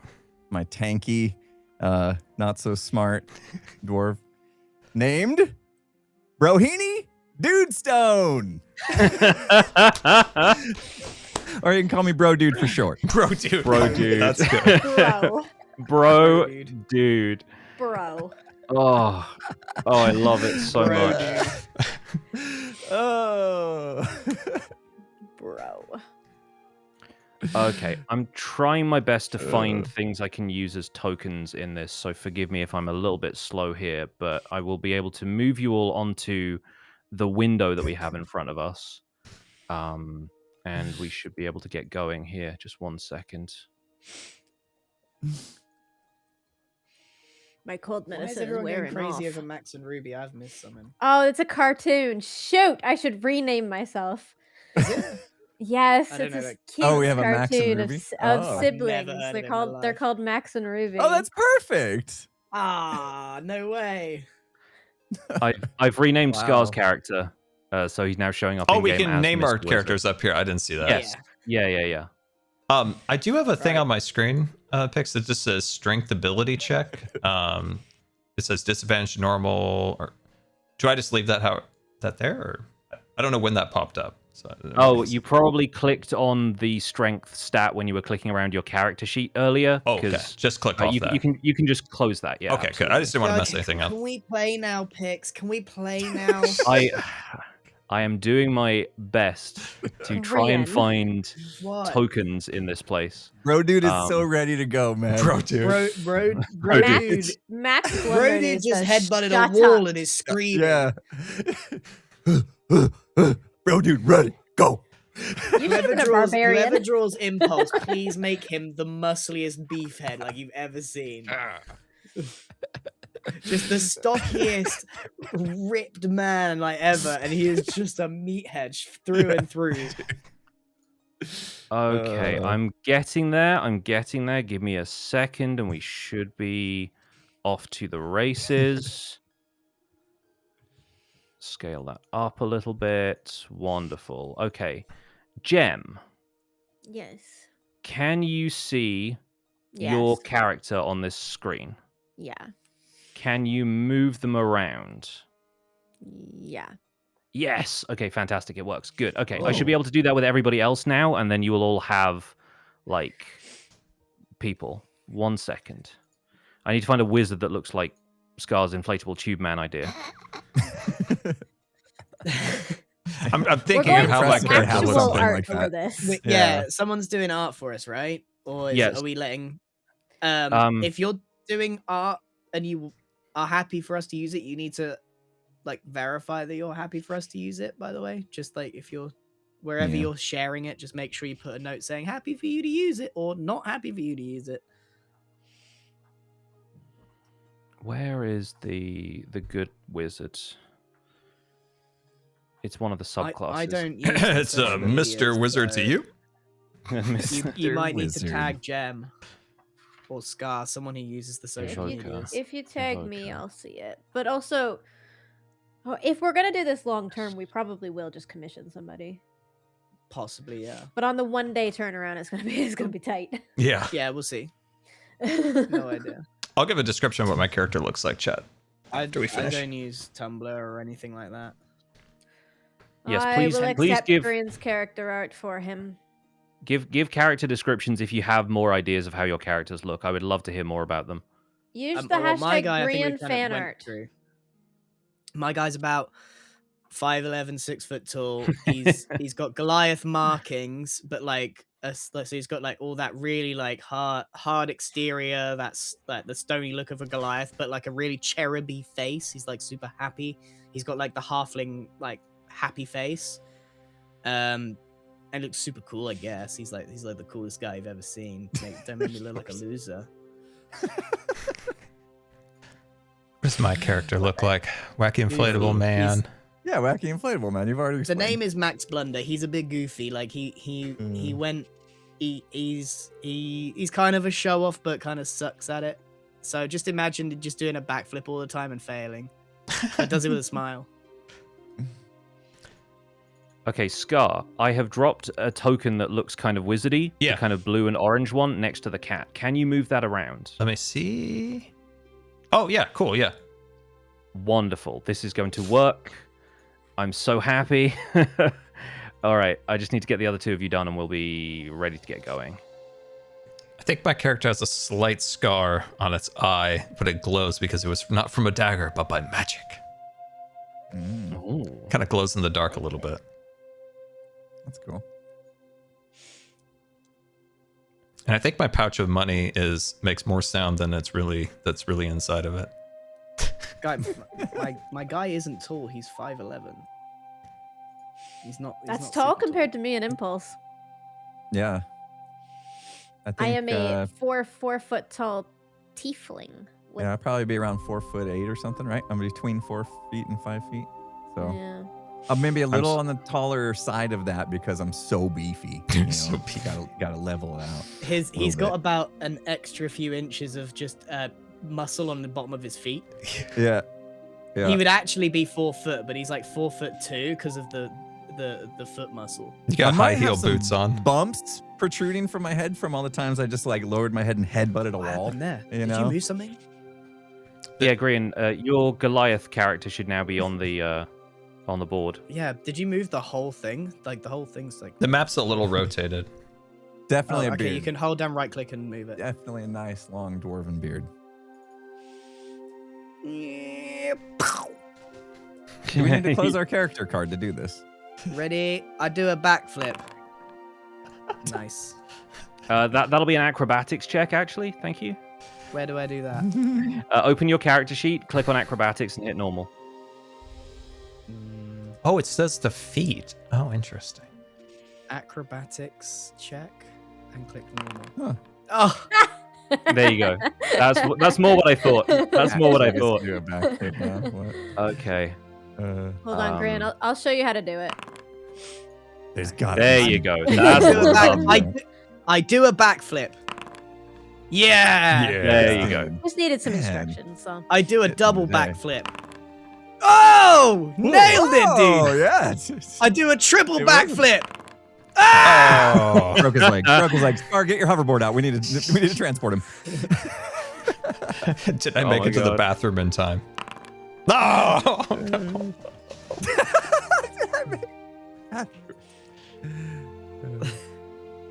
Okay, I'm one click away from getting all of this finished. See, this is the problem with the thing, right? This is the problem with the thing. You're gonna do another backflip? Here you go, guys. Now you can see. I will fix this for the real stream because this is a problem right now. You need to be able to see the information. You should now be able to move your character. Where's mine? Oh, you're on the left-hand shoulder of this robot. Oh yeah. Okay, see. In fact, I can do names on here. Oh, that just says player character. Sorry, let me change that. Player character. I do a backflip. Yeah, not that great. Oh, is that zoom everybody in and out when I do that? Okay. Not on my screen. Okay, I got it. Ruby Nix. Freaking Mr. Wizard. Mr. Wizard. Is my icon turned sideways? Oh yeah, I need to lock the rotation of that. Give me a moment and I will do that. Rohini Dudestone. You spelled me Rohini wrong. Dudestone. Yeah, a lot of the Foundry tokens, they like to have like almost like you're looking at minifigures top down, and I don't really like that style. I really like the circular tokens like this. So. There we go. Yeah. Are you right way up now? Yeah, thanks. Green, stop moving so I can rename your token. You've escaped me for the last time, Max Blunder. Done? Yeah, dude, this is a result of me wanting to play. We would play faster if you let Pix do his job. Okay. I think we are now at a point where you can at least look around. So, everyone clustered together on the top of the. Everyone clustered together above the helmet of this guy, right? Okay. All right. Yay! Look at us go. All right, fantastic. Now I delete you all. I've cut all of your tokens for a second because we need to change scenes. Okay. Because Gran is behaving. I'm hoping that this works the way I want it to work because I've been testing this, but I need to know for certain if this works. So we're going to switch to this scene real quick. Okay. Do a drum roll. Then, do we need to run ads before we get started in this? 5 minutes. Yeah, all right. Yeah, We'll run ads. Running ads. I'll get some stuff Appreciate set you up. guys. Watching the ads means we can do this again sometime. Yeah, Thanks. thank you. Oh, yes. Okay, while the ads are running, let's do a little bit of quick technical setup. Can anyone see anything now? No, it says there is no Loading. token in the scene, which gives you visibility of this area. Good. Oh, mine What says Grant loading said. creation. Mine does not say what your guys' says. Mine says loading creation. Okay. It'll that's load good. to that. Mine was a little There it goes. slow. Yeah. I think Max Blunder has long blonde hair. I think How Ruby many has people dark are hair. erasing? Prince They're Charming literally- style long hair. That's what I think he's got. They just added your hair. They're like, come on, Gray. And they're erasing I mean, right you don't. It's up to you. That's just how I picture the guy. Man. I'm I'm gonna fading make out my the character music. in Baldur's Gate to help you guys after stream. All right. I could Here we actually go. do that for everybody, and then we would have an icon that all looks the same. They have a wacky inflatable man. No, just kidding. Are we back from ads yet? Are we good to go? 30 seconds. 30 seconds. Okay, cool. I am just getting a bit more stuff set up then. This has been a long time coming for me. I've done a little bit of planning for some of this stuff, and I hope you like what we've got in store. Oh, I'm excited, man. Well, thank you so much, dude. Like, you put in so much work. Pigs has done all the You're hard work, amazing, really. Pix. Yeah. My pleasure, as always. Well, hang on. Let's see what he's got first. So we're gonna get into this with a kind of tutorial for the game and the virtual tabletop of everything. So we're going to use this time to experiment, ask questions, and maybe start thinking about how your character would react to the world around them. So this is going to be a little bit of like very light, very meta D&D play, basically. So everyone take a moment to breathe. Like anyone taking their first steps, there may be moments where you feel awkward or stumble. Remember that you are new to this, and you are learning. Trust the other players to lift you up, and remember that this story is yours. To the audience, you are a part of this story, but remember it is not our intent to observe every rule to play the perfect game. This story will be alive, and life is not like that. This story will be messy and chaotic and directly from the imagination. And if you think we should do things differently, I encourage you to try and tell your own story instead of trying to reshape ours. If you've never seen D&D before, I hope this inspires you to give it a try. And remember that there are tabletop RPGs of all kinds. This is just one of many possible universes. With that in mind, is everyone ready to begin? Yes. I'm I ready. do a That's beautiful. backflip. Somebody stop You are him. you are unable to do a backflip at this moment because at this moment you do not technically exist. The four of you float in darkness like thoughts in the firmament, loose concepts not yet given physical form. You are the idea of four heroes, ethereal and yet full of potential. Each of you hears a booming voice coming from a source you cannot see and somehow echoing even though there is nothing around you. Adventurers, welcome to the space beyond space, the time beyond time. This place has gone by many names. Arca Pandore, the Foundry, the World Forge. This is the place where imagination is shaped into reality, and you, imagined creatures, shall be granted shape.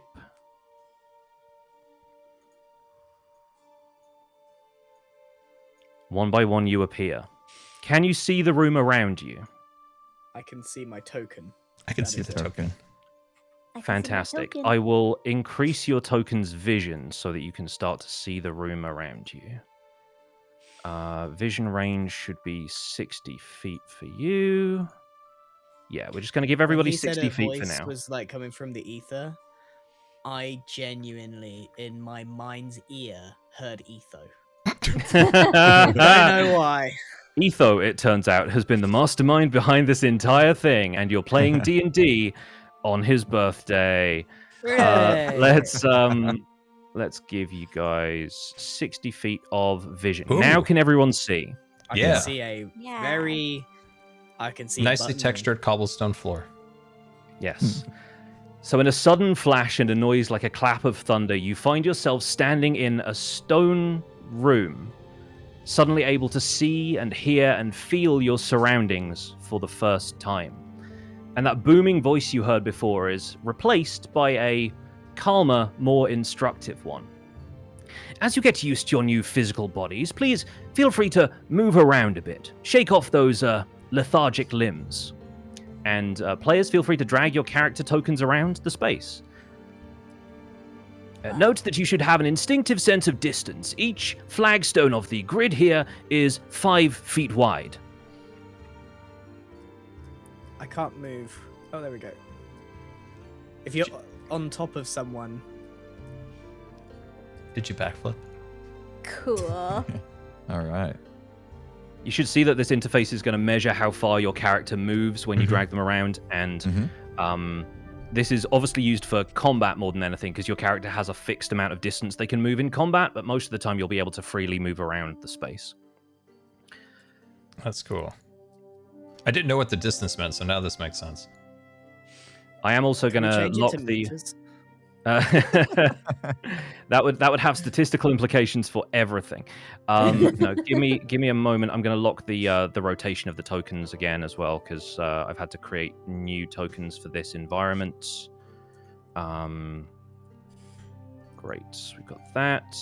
We've got this, just so you're not like rotating every time. Graham, can you stand still? Yep. Great. Max. Max. Yeah. Boulder. Max. I pull out my bagpipes and you march. Oh, must no, stand don't pull out the bagpipes. Blaring it. Full volume. Please, All no right. bagpipes in the stone room. All right, Max, as you make it to that corner, Uh-oh. you hear a sharp click from one of the giant slabs of the floor below you. And the voice comes like into your heads again and says, oh dear, well, this is a little unfortunate. It seems as though one of you has stepped on the trap. The entire floor swings open below you like an enormous trapdoor. Great job. And you begin to fall into the abyss. Told you should have got feather falling scar. The sensation of falling only lasts a couple of seconds, though, before you once again find yourself standing on solid ground. Bro, dude? Are you there? I'm here. I'm alive. Whoa. I'm also going to move a camera in here just so I can see what you guys are doing. So ignore the additional token here. I'm just going to try and make them as invisible as possible. There we go. Great. Hey guys, do you think we should like investigate or something this next time instead of just trampling the balloon? Yeah. Maybe you hear the voice say, oh, actually, that's a very good idea. Perhaps we'd better check on your perceptive abilities before we go poking around anymore. Players, please open your character sheets and click on Perception from the list of skills. And when the dice roller box appears, hit normal or just press enter. Perception. That's the one. Normal. Where's that? 21. Where's that? On your list of skills on the left-hand side. Near the I bottom. can't see anything, by the way. I don't know if you guys can Oh, yeah. Okay. Found it. And then normal? All right. I will work on the token vision thing again because, yeah, I had to Bro. I had to cut and paste you all. Bro, dude. I'm supposed to be good at dice. What's up with this? Bro, dude, no think so good. My dice is broken, man. What did our what's Scar's name? What did Mr. Wizard Where does I anything? find this dice you speak of? character sheet on your character sheet? Yeah, Mr. Wizard, I've got Of that. all your the big list of all your skills, the one that says perception near bottom middle. Right below nature. I can see. Also, you can double click the top of it to like minimize it. If you didn't know. Yeah, you guys are going to find all of the cool keyboard shortcuts that Foundry has. You could just double click your character at the top. Like if you just click what would be the bar at the top, it will then minimize it. Yeah, so if you just double click on the top of your character sheet, it kind of turns it into a little. Have you found your? He hasn't figured it out. I can tell he hasn't figured it out. I can see in his eyes. Do you have your character sheet up with like your name and your list of things? Yeah. I have that up. So in your list of skills, do you see perception? It's kind of towards the bottom in the middle. In the P's, there's perception, performance, and persuasion. It's I know I'm not in the right spot. That must be the problem. Yeah, okay. Are you under, make sure you're on the first tab on the tabs on the right-hand side.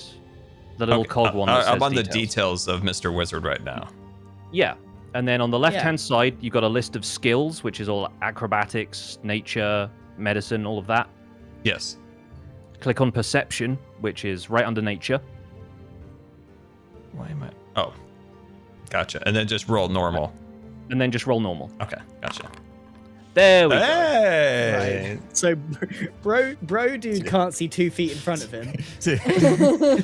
Well, he just doesn't perceive anything. Yeah, he just sees a normal room with nothing wrong going on. But I perceived lots, I hope. The voice again says, oh, excellent. Seems like your perceptions are calibrated within normal parameters. You should now, for example, notice the giant octopus in the corner. Oh. Whoa! Except bro dude, who hasn't noticed anything at all. What are y'all talking about? Let me at him. Now that you can perceive the giant octopus in the corner, please do ignore it as you continue this exercise. However, with Ruby's incredible perception check, as the octopus waves at you with 3 of its 8 tentacles, you notice that one of its tentacles is holding a handsaw with like a wooden handle and a sharp serrated-looking blade. Oh. But why? Can we steal it? You can absolutely try to steal it. Do you want to try making a sleight of hand check? Hey, first of all, Max, do you think you could make a lot of noise somewhere first? Distracted. I reckon. Oh, you're trying to get advantage? I could handle that. All right, Max, give me a performance check then. Or tell me what you want to do first. I'm going to take out my bagpipes and march okay. backwards and forward, blaring it as loudly as possible. Incredible news. Okay, a 10, I think, is about the standard for bagpipes in general. No offense to any bagpipes players. Sorry, I'm also just going to update this so that everyone's names show up again, because I like that for the folks at home especially. Max, stop randomly moving. All right, is that your march? No, I'm marching backwards and forwards with the bagpipes. Okay, you're marching back and forth 20 feet. This is why I wanted a gun. Okay, has he provided a good enough distraction? I need a soundboard attached to my stream deck so I can play the bagpipes on demand. No. Mr. I'm going to have to figure that out. Okay, and is that finally... possible with the stream deck, Gem? Yep. Nice. I'm gonna attach my musical instruments. Clear your calendar tomorrow. We're not using Discord. Okay, so Max, where do you end up? Like, pick a spot and stay there, because then we'll decide what the octopus does. Okay, I'm going to go in front of the octopus. Oh, wow. And I'm going to go backwards and forwards in front of it playing the bagpipes. Cool. You notice that there is a door to your right, by the way, but as you're parading around with the bagpipes, the octopus sort of takes interest and squirms in your direction. Great. I would like to steal from it. Fantastic. So, Ruby, head over there and make a sleight of hand check for me, please. Ruby would like to sneak right... Oh, where could I reach it? Like right there? Right there? Okay, cool. And sleight of hand? Yep. Do I have advantage because of Gran or no? You do have advantage because the octopus is currently distracted. I love that D&D makes me say sentences like this. Thank you, Max, for being such a great distraction. Okay, with a 20, that was a 12 that you rolled initially, by the way, which is incredible. So that still got you a full 20. You are able to skillfully, dexterously reach out, and as the octopus's tentacle is raised in the sort of writhing gyration that it started to do to the sound of this, frankly, very average bagpipe playing, you're able to just like sneak the saw off of the octopus's arms. And if you wait a second, I will be able to move that into your character's inventory. Scar, I have a saw. Do you mean Mr. Wizard? Mr. Wizard, do you think we could sell this? Okay, you should find now in your inventory, you have a handsaw. It comes under Artisan's Tools. Oh wow! God, that's so good for See, us. now you Okay, you I'm have happy the about saw. this. Ruby, By the way, why do we need a saw? Ruby, never know. continuing that perception check, you feel this odd sense of like there's like a wind blowing from somewhere where you're standing, and you can't quite make out where from. Like it seems as though it's almost like it's coming from like a crack in the stone of the wall or something, but it's kind of difficult to figure out. Like the air in here is very still. Like you don't really What did sense you that eat there's last night? a whole lot else going on. Guys, it's windy here. Don't mean to alarm you. I'm still busy playing, so I can't hear you. I don't think anyone can hear you. Can you stop playing now? Do I need to headbutt the wall? See if I can break through? Oh. You could try, but maybe I move out of the way now first. But I'm gonna stop playing right now and just I will point also. out that there are 2 doors in this room as well. I will head back to the group. As you stop playing, the octopus seems faintly disappointed. Oh, he liked it. He Oh liked no, it. he was enjoying the He had a bagpipes. captive audience. I'll tell you And what, so- I'll pull out the pan flute and just do a gentle Lull him to little sleep. ditty. Oh my god. All right, Ruby has stepped out of the way. Brogini Dudestone, are you going to... sorry, Bro Dude. What? Should we just be calling you Bro the whole time? Is that bro or bro? Just call me bro, man. All right, Bro. what Bro does dude. What does Bro do now Ruby has stepped out of the way? Yeah, bro, it's... Do we there's feel a like this breeze thing's a over threat? there. Do I need to knock him out? I No, don't think but we need the- to fight the the wall- octopus. I want to wall, fight all maybe. the time, man. It's what I do. What if you just headbutted that wall over there? Yeah, where Was it the the where wall or was the it where the the floor? breeze was coming from. Where'd you feel the breeze over there? There's a general breeze in Wait, that wait, direction. wait. Mr. Wizard, can you investigate? Oh, he is smart. I can investigate. Can I investigate the... Investigate the breeze behind the octopus. Reminds me of my hometown of Windendale. I shall investigate the breeze coming from the hole in the wall. Sorry, I'm taking you've notes, You've met an Windendale. octopus and a breeze before in your hometown. I did know an Hang on, there's octopus. so many things we could do here. Does someone have There's the ability also to talk doors. to animals? Can we talk? Nobody we could talk took to the octopus animal if we had. handling. Does any one of us have talk to animals? No, you all have an animal handling skill, but I think you've already handled I this don't think we octopus use pretty that well. one, guys. Talk to him with Yeah. that I fist. took the saw. What do you want? Yeah, I he's just wanted harmless. to man. ask. What the, dude, if we had talked to animals, we could have asked it why it wants and why it Dude has has- Can you saw. investigate? Dude has we no could weapon and ask bad so many gas. questions. Mr. Wizard wants you to take the saw. Cut up. Right, Mr. Wizard, go and investigate. Okay, I'm going investigating.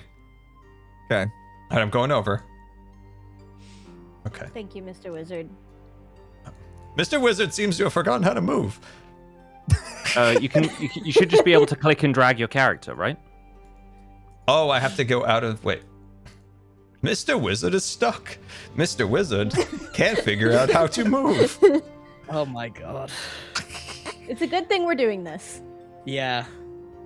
Mr. Wizard Yeah, this needs is- a moment.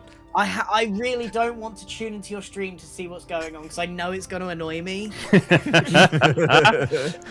No, I Mr. Wizard I requires have to know how hoverboard. badly he's messed this up. Would you like me to hoverboard you over there, Mr. Wizard, for the moment? I just Until we I get the have hang of my this a little. I have my character highlighted, and I was moving earlier, Yeah, but now you've done it. You've done it. You're over there now. Pick Yeah, me. Yeah, you're I've moved him over there for the. Oh, for Give the us moment. wow. an investigation. Mr. huh? Wizard realizes he was moving the wrong character. Yep, that's why we need custom art for all of these. So Mr. fan Wizard artists was come trying to through. move Max Blunder around the room, realizing Right. shortly that he was wrong. I gave you a pointy hat and everything, Scar. I'm gonna I make this now token know a who little I bit am. bigger so that we. Make Scar's token ludicrously large. So he can't. to be fair, you are like 7 feet tall, so I feel like canonically this makes sense. Yeah. All right, Um, should I investigate the squid to see if it's dangerous or Please. not? Yes, It's there is windy. also the Octopus. chance. There is also the possibility that I summon water for the octopus. Oh, he Oh, would that's a love fun that. I idea. could create water for him. You could create or destroy water. We could also potentially use a door. And just There's leave. so many options here, but I think Yeah. we investigate the wind. Okay. So you're investigating the wind, right? Okay. So, yeah, Mr. Wizard, as you walk over there, make an investigation check for me. Open up your character sheet, and it should be in the same Okay. column as perception. And then normal roll. Normal roll, yeah. Okay. Ooh. Okay, yeah. On a 19, I think your knowledge of the arcane also kicks in from somewhere. You realize that the wall you're standing in front of might actually be like an illusion. Like it seems like the air that's coming through here is coming from like a sort of outside space, and it's not just a single wisp that would come through the cracks between stone. It's like the wind that might come through an open door.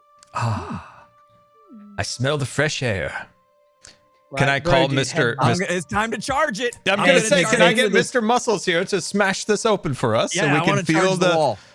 Is it? But wait, did he say it's an illusion and it's not real? Is it? Okay, just do it. Just do it. I want to see I'm it. gonna just move out of the way. Fly through an Move out of the illusion. way. Yeah. Right, bro, dude, How do I over here. charge this? How do I charge this wall? Just walk up to it and see what you can do to walk through it. Like here. Nah, charge, man, charge. Head first. Just whoop. Hey! Whoa, he went through it. Where'd he go? So I'm going to move the camera out there so that people in chat can see what Impulse is seeing. Give me a second. Can Wait, can you yeah, still can we hear follow us? A bit. Did you guys say something? Is it I heard- safe? Yeah, I'm on the other side. All right, go, Man, man. charge the wall, man. Oh, whoa.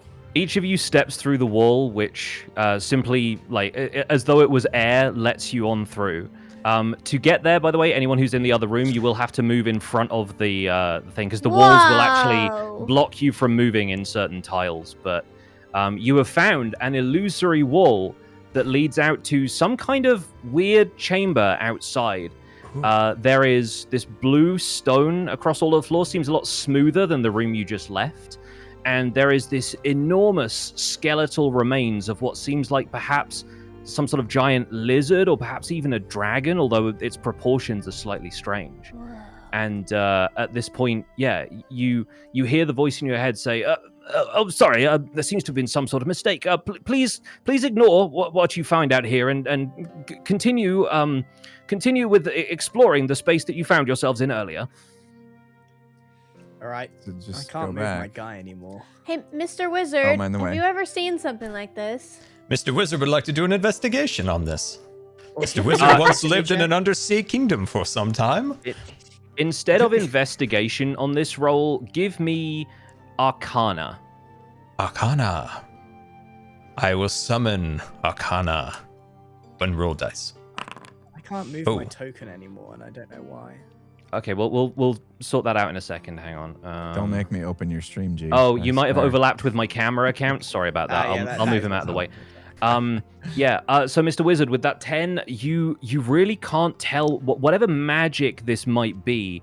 It seems to be like you don't know of magic that could create illusory walls like this for this sustained period of time. Like there would have to be a mage kind of concentrating on maintaining the illusion. But like this space out here seems completely alien to you. It is still, by the way, completely walled off, but you can no longer see a ceiling above you. It just sort of extends upwards into this dark void. But yeah, outside of that, you can't really tell what sort of creature this might be or why it's here.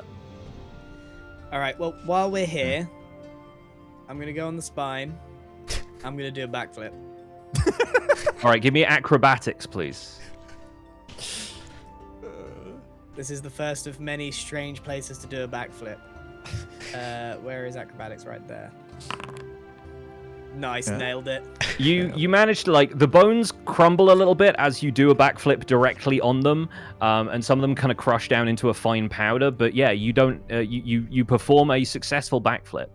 What's the rest of the party's reaction to Max Blunder just doing a backflip on this nearby Mild skeleton? annoyance. I'm ready to headbutt another wall. Brogini Right, Dude let's- Stone feels like he should be from Dude Perfect, so I feel like he would appreciate a backflip. Right. Yeah. Should we go? Stick moves, bro. Should we go back to the octopus Maybe we room? should investigate the other room now. Mr. Wizard's Yeah. gonna quickly put a few bones in his satchel. He never knows if you'll need them in the future. Okay, I cool. really wish we could talk to this octopus, but none of us have that ability. Let me try. Right, which door? Uh-oh. Down or right? What's the like wood in the corner? There just seem to be some planks piled up there, as though, like, you know, the kind of thing that might be like a pallet that you'd move stuff around on, maybe, but there's just kind of timber piled in one corner of the room. Do you want to use your saw, Ruby? No, Test it I out. shall not use my saw All right, in this moment. I'm going full steam ahead through this door. Cool. If you Bye, left click on the guys. door, it should open for you, Oh, boy. Yeah, Do we follow? revealing the room beyond. Ooh. yeah. This looks scary. Before we go in, why don't we open the other door and have a look in there as well? Oh, Because no there's peeks into both. So, it's not a great Max, are fight. you running around opening all the doors right now? Yeah. I tell you pretty much. what, one of these looks better than the other. Yeah. Okay. Outside, you want some fresh air? One of these is a lovely garden. The other is a throne with a skeleton on it.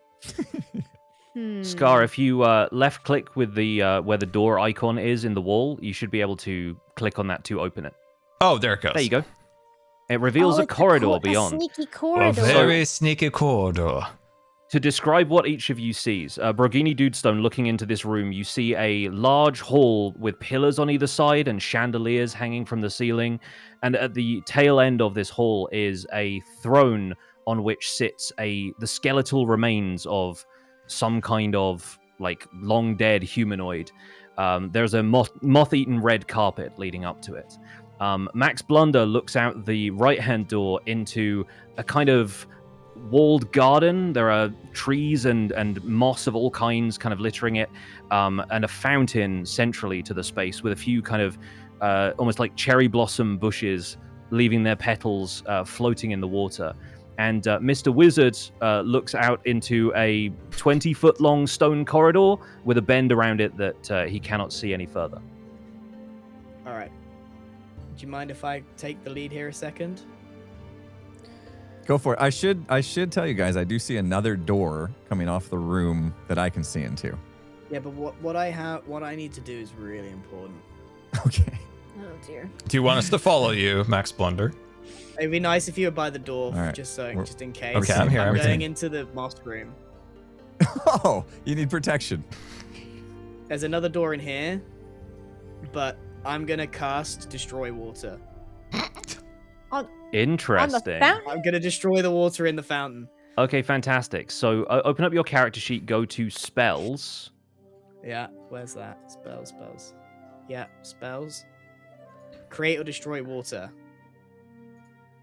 All right, Yeah. click on that so it appears in chat and we can all read what the effects of the spell are.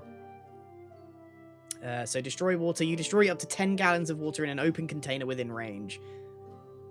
Alternatively, you destroy fog in a 30-foot cube within range. Okay, fantastic. So you approach this fountain and you sort of mutter a few words. Your holy symbol glows, suffused with light, and the water in the fountain simply dries up. Do I need to cast the spell? Yeah, you do need to use one of your spell slots, no right? available first level spell slots. Oh, sorry, I needed to populate those. That's fine. I can fix that. There we go. Okay, cool. So yeah, you should now be able to cast the spell. Great. There we go. Oh, we can Fantastic. see it now.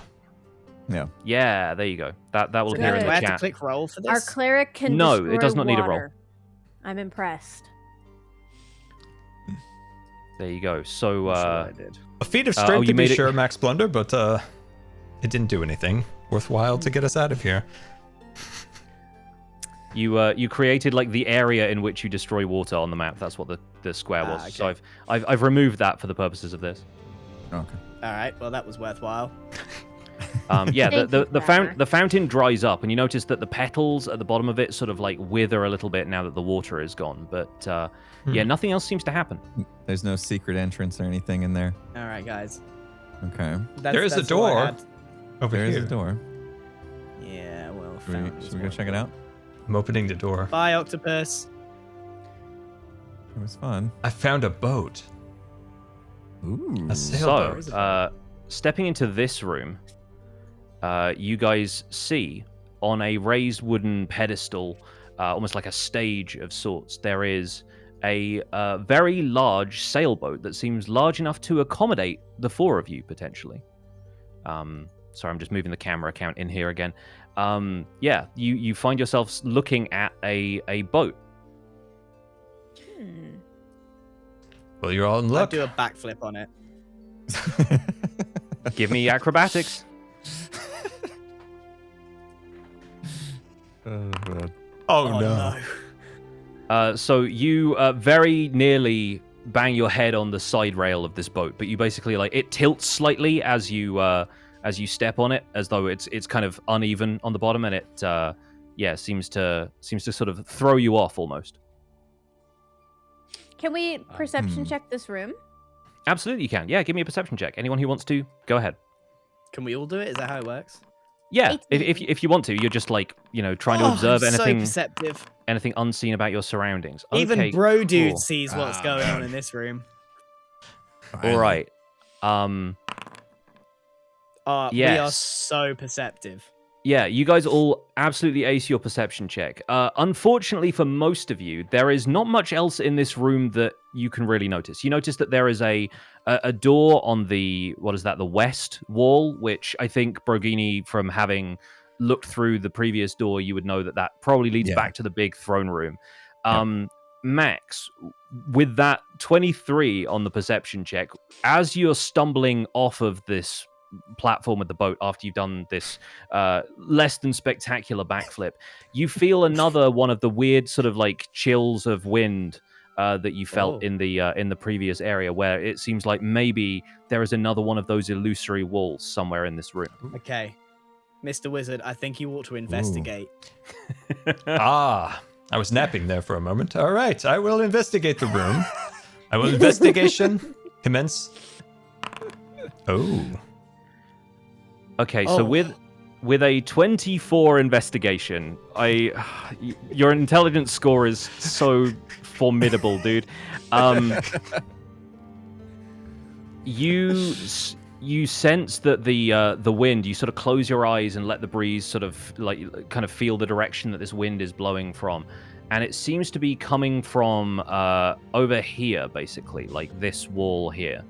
If you can see that. It's headbutting time. It's almost as if the boat is following the wind with its sails. Everyone, gather over. Is it time? 1 second. Am I headbutting the wall again? Yeah. Oh, Mr. Wizard walks on through. Mr. Wizard tripped over himself and fell the wall in. yet. You can't go on without me. Oh, there we go. All right. What you guys see? As you step out into this space, once again, the floor seems to be made of this eerie blue stone that is not really present elsewhere in the environment you've been exploring. And you notice this odd clockwork mechanism seems to occupy a lot of it. It is like low to the floor enough that Max Blunder walks over it, but there is a handle attached to a crank. Max, be careful! Right next to where Mr. Wizard is, and the gears seem to sort of disappear into the floor with a mechanism below that is concealed, and you can't quite tell where it goes. And the voice, which you haven't heard for a while, says, "Yes, excuse me, another anomaly. Pay it no mind. Pay it no mind. It is not part of the intended experience." Crank it. Who's got good strength? Yeah, we don't listen I to this do. guy. Mr. Wizard hurt his arm, and now he has a bad shoulder. I'm also gonna remove the macro for rolling just a random d20 so that you guys get used to using your character sheets for the expected skills and whatnot. So pardon me while I tidy that up a little bit. All right, I gotta use my strength to try to crank this thing. All right, go on then, dude. How do I do that? That will probably be. We'll call that athletics. So okay. find that in your skills list. Just I'm gonna get ready. Yeah. Oh. He cranks it so hard that it breaks. Did I break it? Did I break it?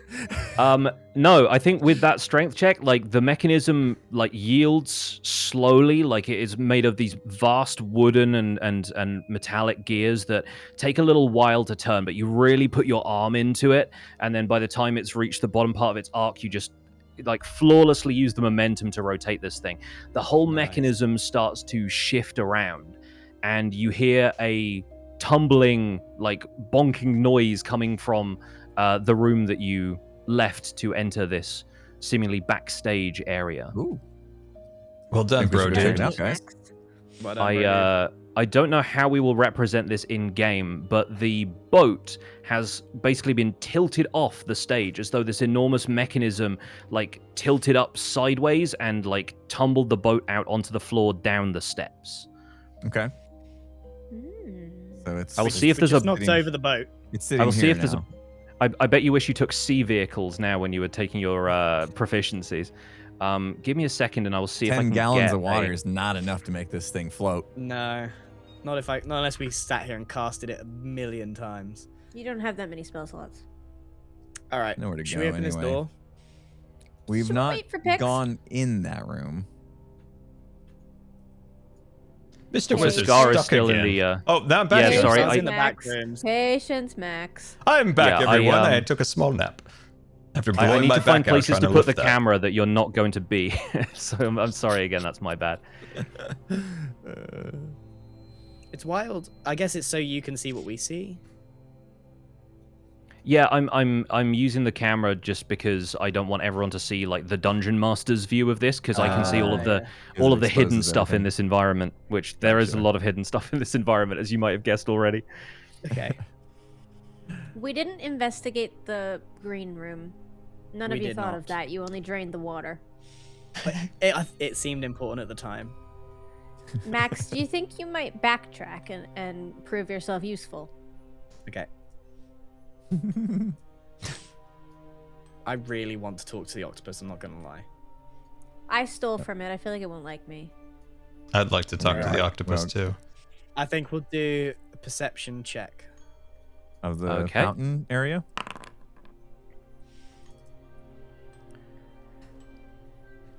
Max, you hear a kind of low schlorping sound coming from somewhere up near the ceiling. And the ceiling in this room you can't see as easily because there are so many trees in the way. They kind of create this canopy. And the ceiling in this room seems a lot higher than in some of the, in the neighboring rooms. And I think, Brogini, your fighter instincts kick in. And you're sort of like the hairs on the back of your neck stand up on end, but you can't quite figure out why. There's a whole canopy above us, and we can't see what could be There's coming at us something from above, nasty right? up there, guys. How do we provoke it? Could I climb a tree? A slurping.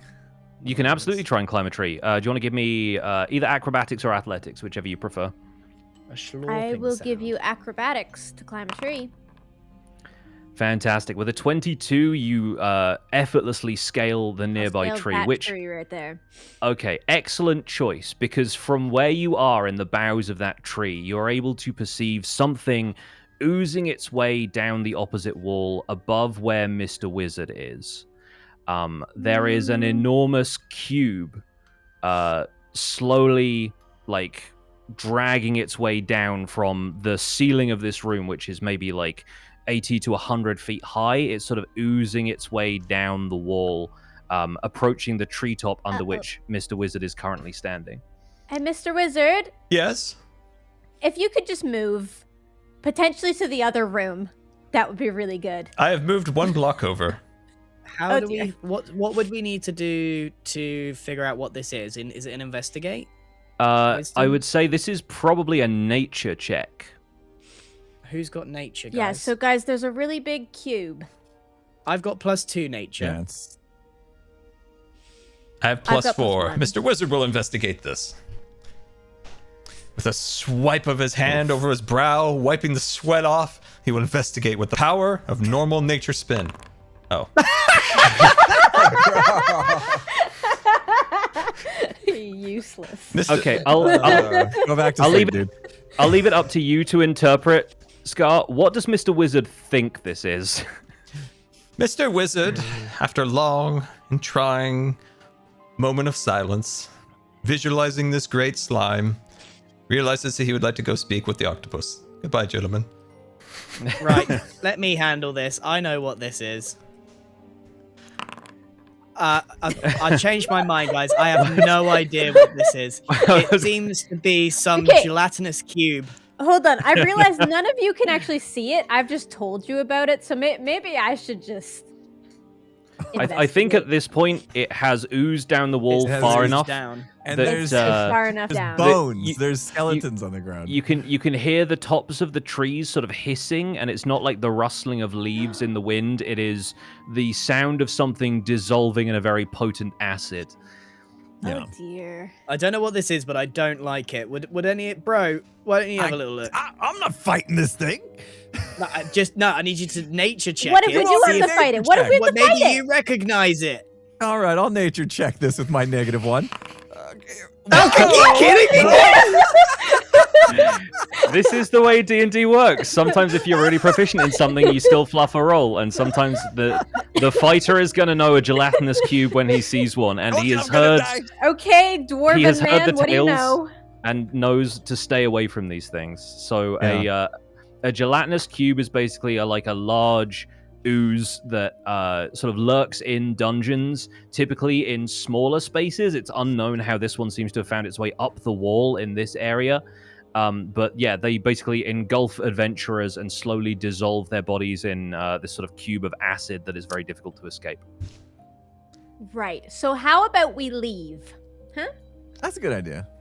Mr. Wizard Stay away returns from after this. you all figure it out. Hey, everybody. I will. No, actually, we're leaving. We're leaving, I will Mr. climb Wizard. down the wonderful. tree now and go. Which Let's you go want to to go the through next here? room. Yeah. Okay. All right, you continue out into the room with the boat. The boat is still lying on the floor in the center of the room, and you step through into the giant hall. Yeah. I'm going to move the camera in here once again.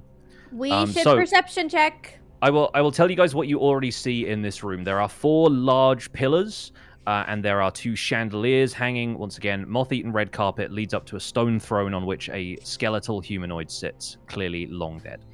Can we All right. investigate him? Let's have a look around, Or the everybody. carpet. Perception. There could be a trapdoor under the carpet. Well, I'm pretty sure I spot something. Yeah, Max, as you're looking at these pillars, especially because you've approached this one up here in the top left, you notice that one of these pillars is different from the others. The one over on the right-hand side of the room seems to have almost like drag markings on the floor around It does. it. It And- genuinely does. Yeah. So you noticed that about it. Anybody else making any checks? Did you want to I'd investigate like to the throne? check out the throne, please. Sure, yeah. Go ahead and roll investigation since you're right up there on it. Guys, there's something suspicious about this pillar. 10. Okay, yeah, you don't notice anything particularly off about this. Like, it doesn't seem to, like, the throne doesn't move. It's very heavy. The skeletal creature seems to be like a fairly large human, maybe about Mr. Wizard's size, maybe like a little bit shorter. Difficult to tell because he no longer has skin or flesh or fats or anything. But yeah, he is just sitting there on the stone throne, minding his own business. Okay. I am realizing for Sunday, gonna need some snacks. Yes, snacking is a very important part of D&D. Okay. Gonna need some snacks. Good point. Good point. Can Mr. Wizard use a sleight of hand to steal something from the dead man? You don't need to, guys. He's not gonna fight back. Yeah, you can Want go to up and knock him take out? you can go up and take whatever the skeleton has, but what he has is just bones right now. Okay. And you already, if I remember correctly, Can you have guys some investigate bones something useful? from the old. Okay, all right. All right, look, I'll this be pillar useful. has something weird going on. I am gonna twist it. You don't need Okay. my strength? I'm we pretty might strong too, dude. Okay. we okay, might go need for it. to I'll yeah, fight we might need to over make an who's strongest. athletics check. Anybody who wants to try and move this pillar. All right, here Go we ahead, go, Max. guys. I'll let you guys do it. I'll be over here. 18. Okay, Max, this pillar starts to move, kind of similarly to the clockwork mechanism. It takes a little bit of a push to get it, but it starts to turn.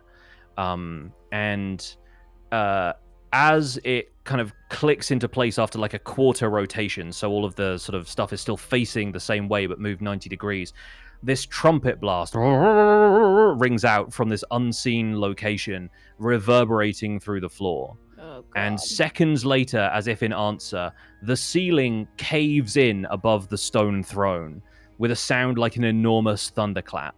Rubble Ruby, is strewn no! across the floor, and I'm going to need Ruby Nix to make a dexterity saving throw, please. Sure. So open I up can your do character that. sheet. It's next to the skills. Okay, with a 21, I'm going to move you to a safe distance. You manage to like skitter out into the center of the room. Yeah, I do a Um, cool roll and diving leap, and roll I'm out out the of the way. way. Okay, good And- job, Ruby. Rubble is strewn across the floor, and as the dust clears, No way. you hear the crunching, grinding sound of something Oh, for the settling love on the of stone. God. And where the throne was, at the end of the Great Hall, now stands an enormous green dragon. Its wings unfurled to stretch almost the entire width of this chamber. Wait, it might not. Sorry, Pix. You hear that calm voice again. It says, dragons, truly the most noble of creatures, capable of bringing great fortune or peril to entire nations depending on their temperament. In the traditional taxonomy, the metallic dragons are aligned with the forces of good, but are still not to be trifled with, while the chromatic dragons are quite often evil creatures. And the voice continues as the dragon roars, and from its mouth issues a stream of poison breath. Everyone please make a Constitution saving throw. Good lord. Constitution saving throw. Wait, why? Because it's spewing poison into the room, Okay. and Constitution Right, it's is a what you bad use dragon. to resist I was waiting poison. to find out if it was a bad dragon or a good dragon. Yes. How do I do that? Oh, right here. Open your character Under sheet, your click saving on the throws. Constitution under saving throws. I think I took a bit of a hit there. I think I took a Yes. lot of a hit there. Yeah, unfortunately, none of you managed to pass the Constitution, which was 18. So in a 50-foot cone, which I should be able to measure out from the center here. Hang on, I need to learn how to rotate these cones. Give me one moment. Cone. We're all in it. It's gotta be, right? Let's go. Oh, hang on. That's yikes. Okay, Foundry is wild. So a 50-foot cone is about that. So I think it goes about that direction. You're all hit by a stream of poison. And you find yourselves coughing, unable to breathe, and you can feel this poison sort of acting quickly on your lungs, almost like breaking down your system from the inside, and you all pass out into unconsciousness. Good. Oh. Good. When you come to, I'm not going to calculate the damage because this thing absolutely destroys you regardless, but I'm going to move you all back in here.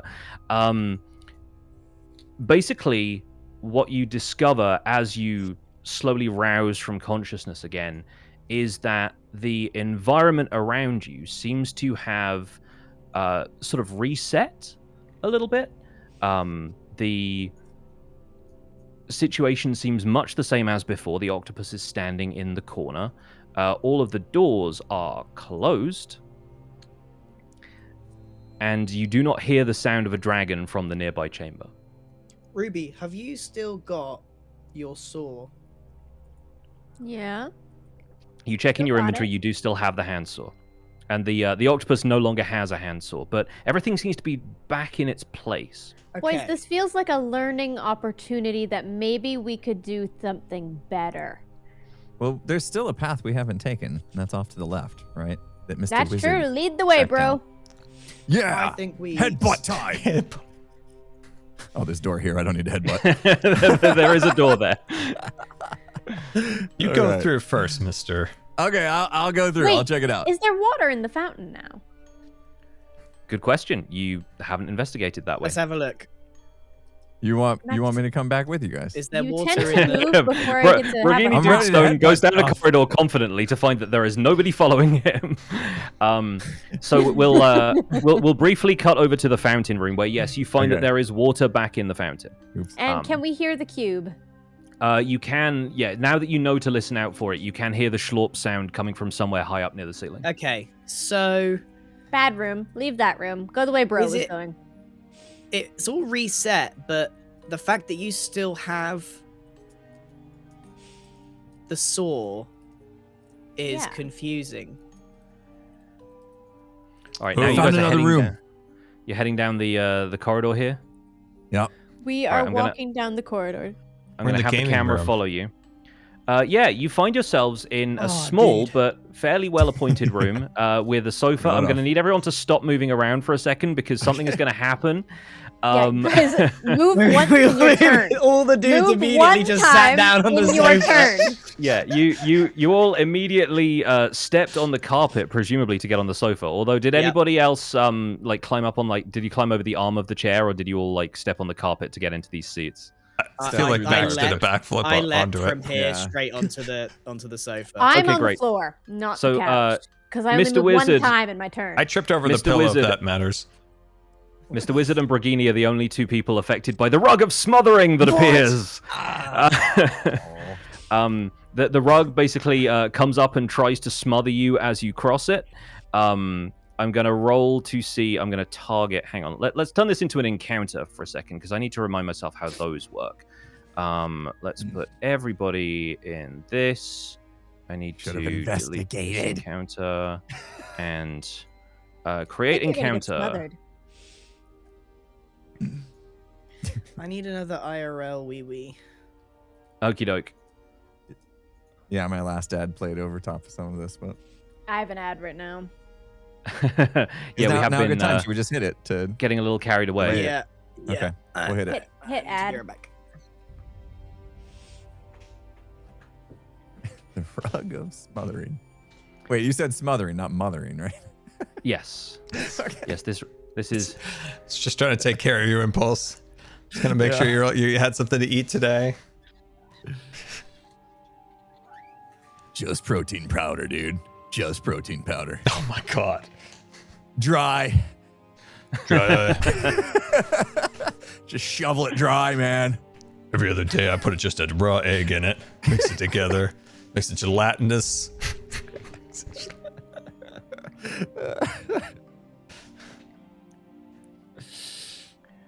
All right. Yeah, we have a little bit more stuff we can do here. I know we probably want things to wrap up soon, but if you guys are enjoying this, there is just a little bit more for you to discover. Okay.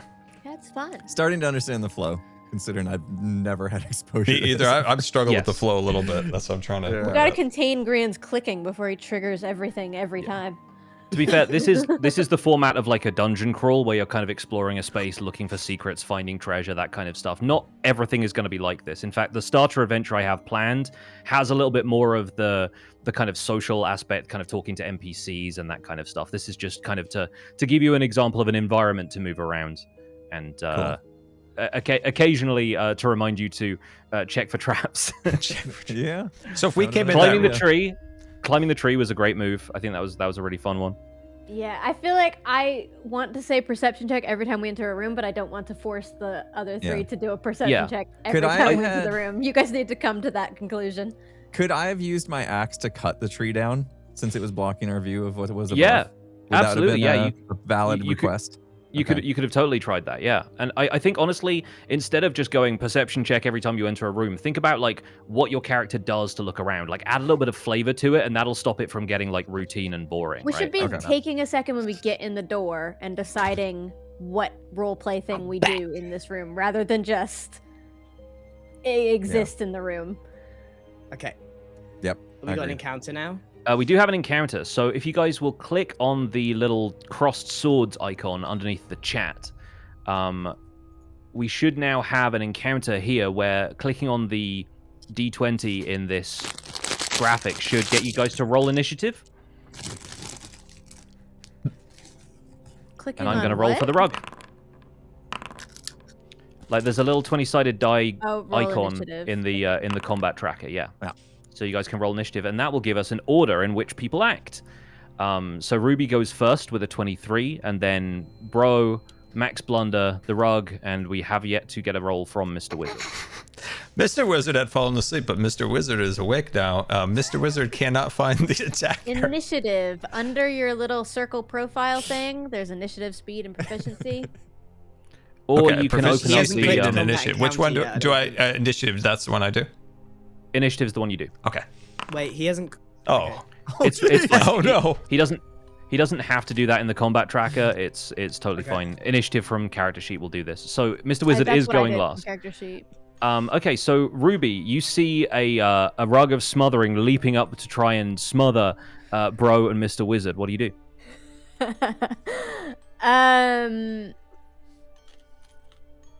God. Cat. I have daggers and a short bow and use the saw. Nothing. I think she wants us to get smothered. Can I shoot an arrow at it to try to just pin it to the wall? Absolutely, I love that idea. So go ahead and click on your short bow in your character sheet. In my character sheets. Yeah. Is it in my inventory? Yes, it's in the backpack. Short bow. Okay, and then I do a normal row. Yeah, do a normal roll, and you're rolling to hit this thing's armor class, which is 12.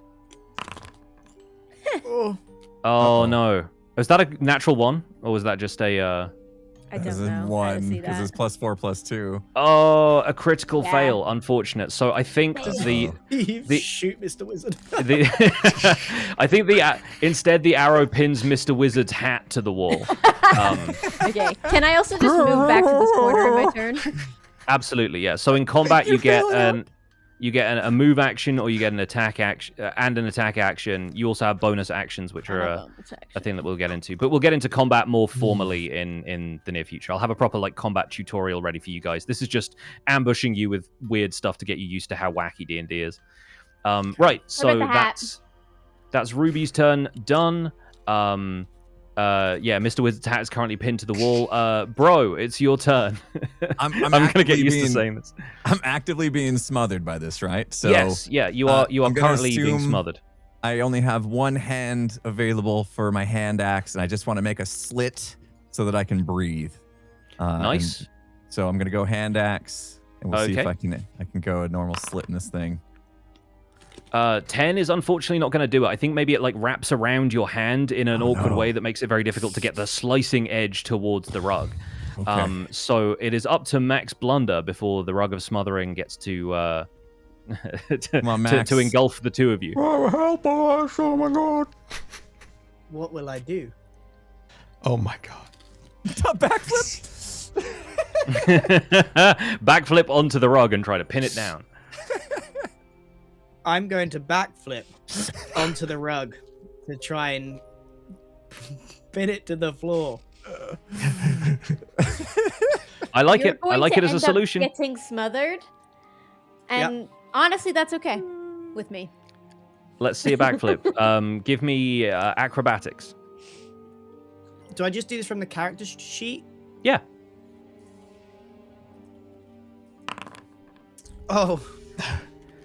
11 is not going to hit this thing's armor class either. So yeah, unfortunately, the rug is not pacified, well? And yeah, I think you are now in the rug's attack zone.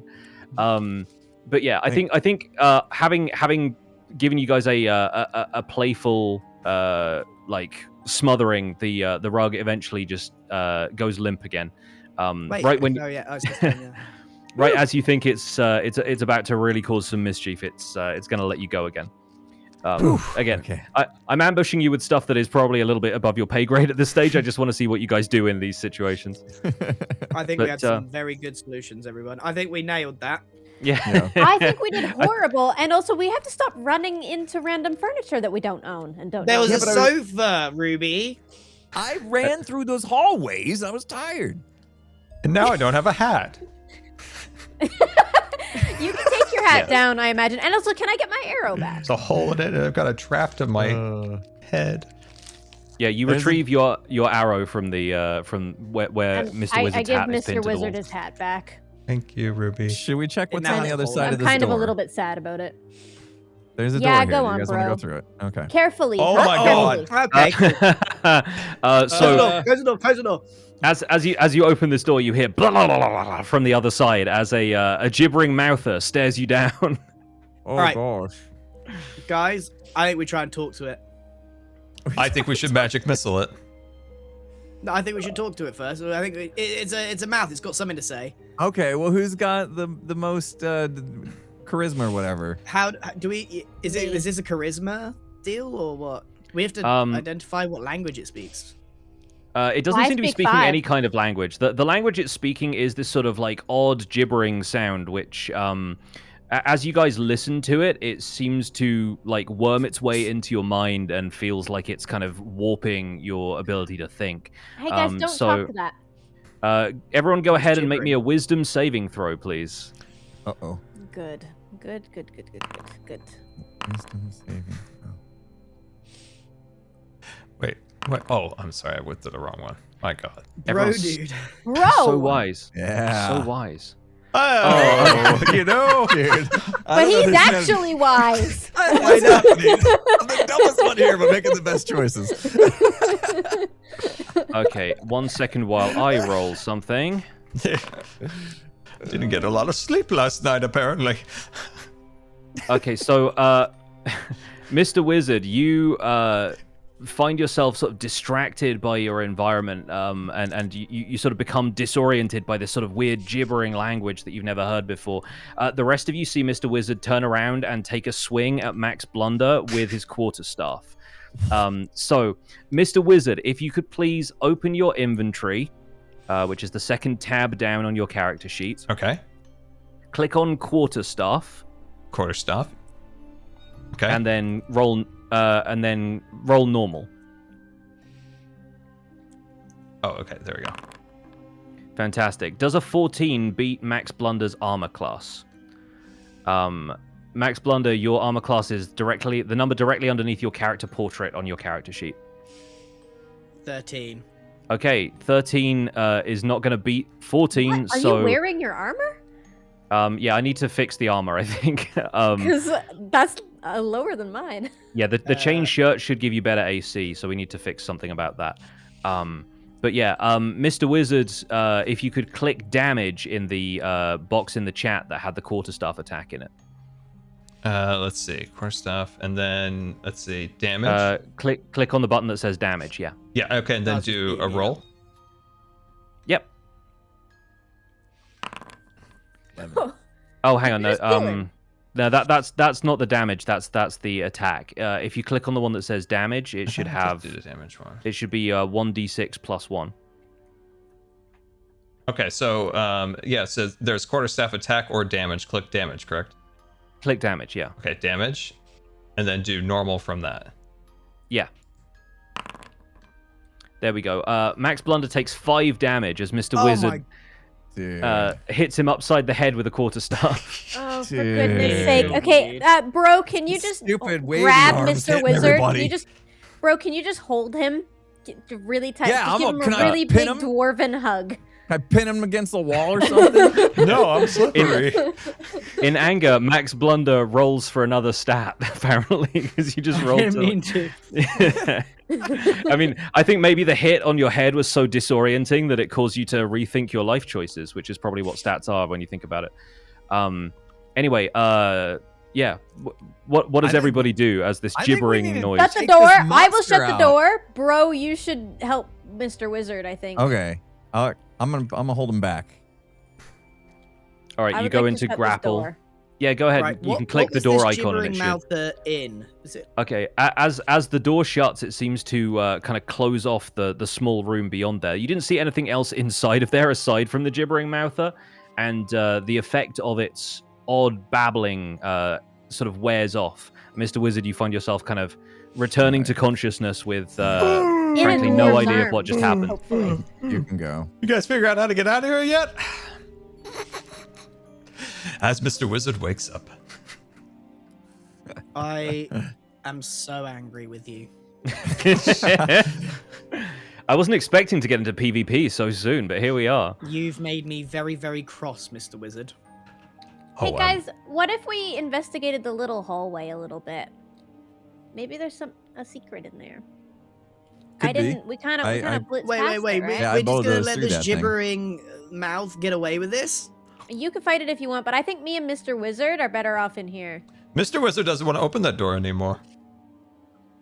I mean, Bro, I'm willing dude, to fight this thing. I don't know if you've got let the me at it, meat man. for it, but I can I take think him. we go in there and take it out. I came here to fight. I'm ready. Okay. Okay, I'd like to fight this thing. Open What the spells door have I again. got? See how Hold it on, goes. What spells have I got?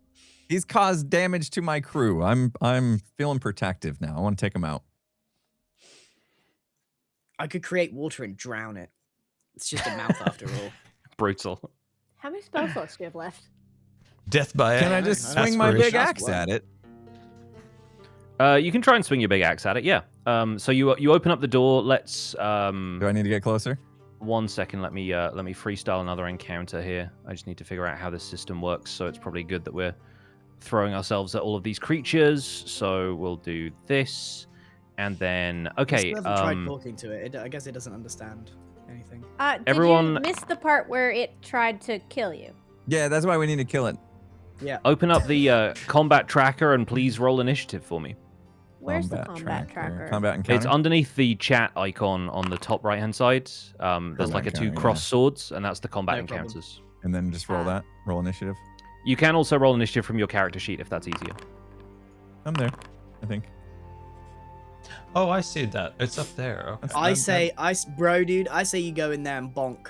Just whack it over the head, and we'll be done. I just rolled a 13 or something, didn't I? Yeah. So what's that gonna do? That's to decide the. Max, did you seriously roll a 2? The order in which stuff happens. You want to go in there and you're gonna roll a 2? I'm behind bro, dude. I'm fine. Scott, do you need a hand finding where you need to click? No, I think right here, and then normal roll. Is that correct? Great, fantastic. So you and Max are gonna go basically right after each other. It's actually Ruby gets a chance to act first. I think maybe you kind of like you found your way back into the corridor, and then suddenly I'm you in hear the corridor peering through. You hear bro idiots. shouting. Yeah. I picked the fight and then sent you in first. It is. You can like defer your turn until later if you don't think your character would do anything right now. If you want to let Bro get the first hit, but then the monster is going to act right after that. No, I will. I'm not doing anything. She's Okay, so mad sweet. at me in this fight, dude. I'm back in the door there. I'm just like, nah, not my What is problem. that? Okay. All right, fantastic. So now, now I know how the encounter system works a little bit better, and it is Bro's turn. What does Bro do? Come on, bro. I just want to swing my big axe at it. All right, fantastic. So you should be able to click on the monster. Okay. And then roll from your character sheet. Roll your great axe. It doesn't really do anything when I click on it. It highlights it, but Did you close? Yeah. the door? Okay. Cool. all right. Should I open my character sheet? Yeah. Open your character sheet. Go to your inventory. Find your great axe. Yep. Great axe. Finally get to use this thing. Okay, here we go. And then normal. Come on, baby. Oh. A 13 hits. A 13 is Okay. enough to hit this thing. Its armor class is Okay. 9. This thing has a lot of fleshy parts that you can hit. So if you go back to the... hang on, what? Why does it not give you a damage roll? That's wild. 1 sec. Let me see... Oh, there you go. Yeah, great axe. Okay, yeah. So hit the damage button that's popped up in the chat now. In the chat.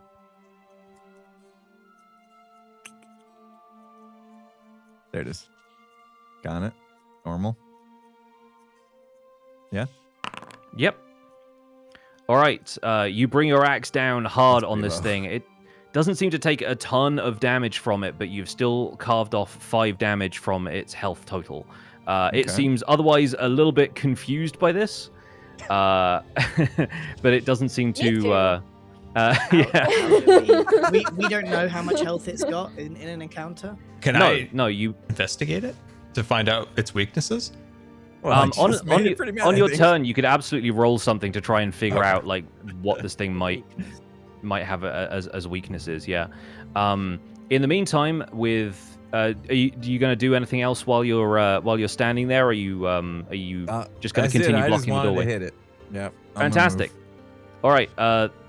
This thing is going to move towards you and attempt to bite. Oh, So.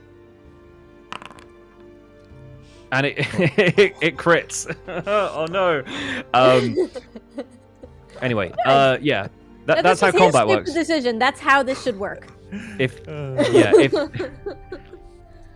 if this was a real game, then I'm dead. yeah, this thing just dealt 14 damage to you, which I think is Oh my gosh. Dead. 2 more than you have hit points. Oh, no. So I think we will close this door and move on. oh, bro, dude. No, he's dead, dude. Put him back to the start. Can I put him on my hoverboard? So after He- after I hit him and didn't kill him, I probably should have like just took a defensive stance, right? Since I thought I was like a one thing and done, but I had you said, is there anything Yeah, I else guess, you I want to guess do? we need to understand what Right. can we do. Yeah. What are we allowed to do? So I could have been like, well, I knew I made him mad because I hit him and didn't kill him. So I probably should have known he was going to come at me at that point. So I could have like got my shield out to help protect myself or something like that. This is effectively a very bad combat tutorial because I've mostly put these in as like pranks and jokes rather than like trying to teach you guys combat because I didn't think we were going to get this deep into it. Yeah, like we will absolutely go over aggressive. Yeah, we will go over like combat and strategy and stuff in session 1, and like I have a lovely tutorial fight plan for you guys. But in the meantime, Brogini Dudestone, having been bitten by this gibbering mouther, disappears. And then reappears in the room with the. No! You just hear me yelling from the hallway. No, we're going to perception check this hallway instead. You hear the voice from outside go. Yeah, maybe that was a bit of a mistake putting that creature there. It seems a little bit too violent for the caliber of adventurer we have walking our halls currently. Please carry on. You're investigating the hallway? I'd like to investigate the hallway, please. Can we go and see if bros respawned back at the start? I'm investigating the hallway. Okay. Give me an investigation check. My character's stuck, I guess.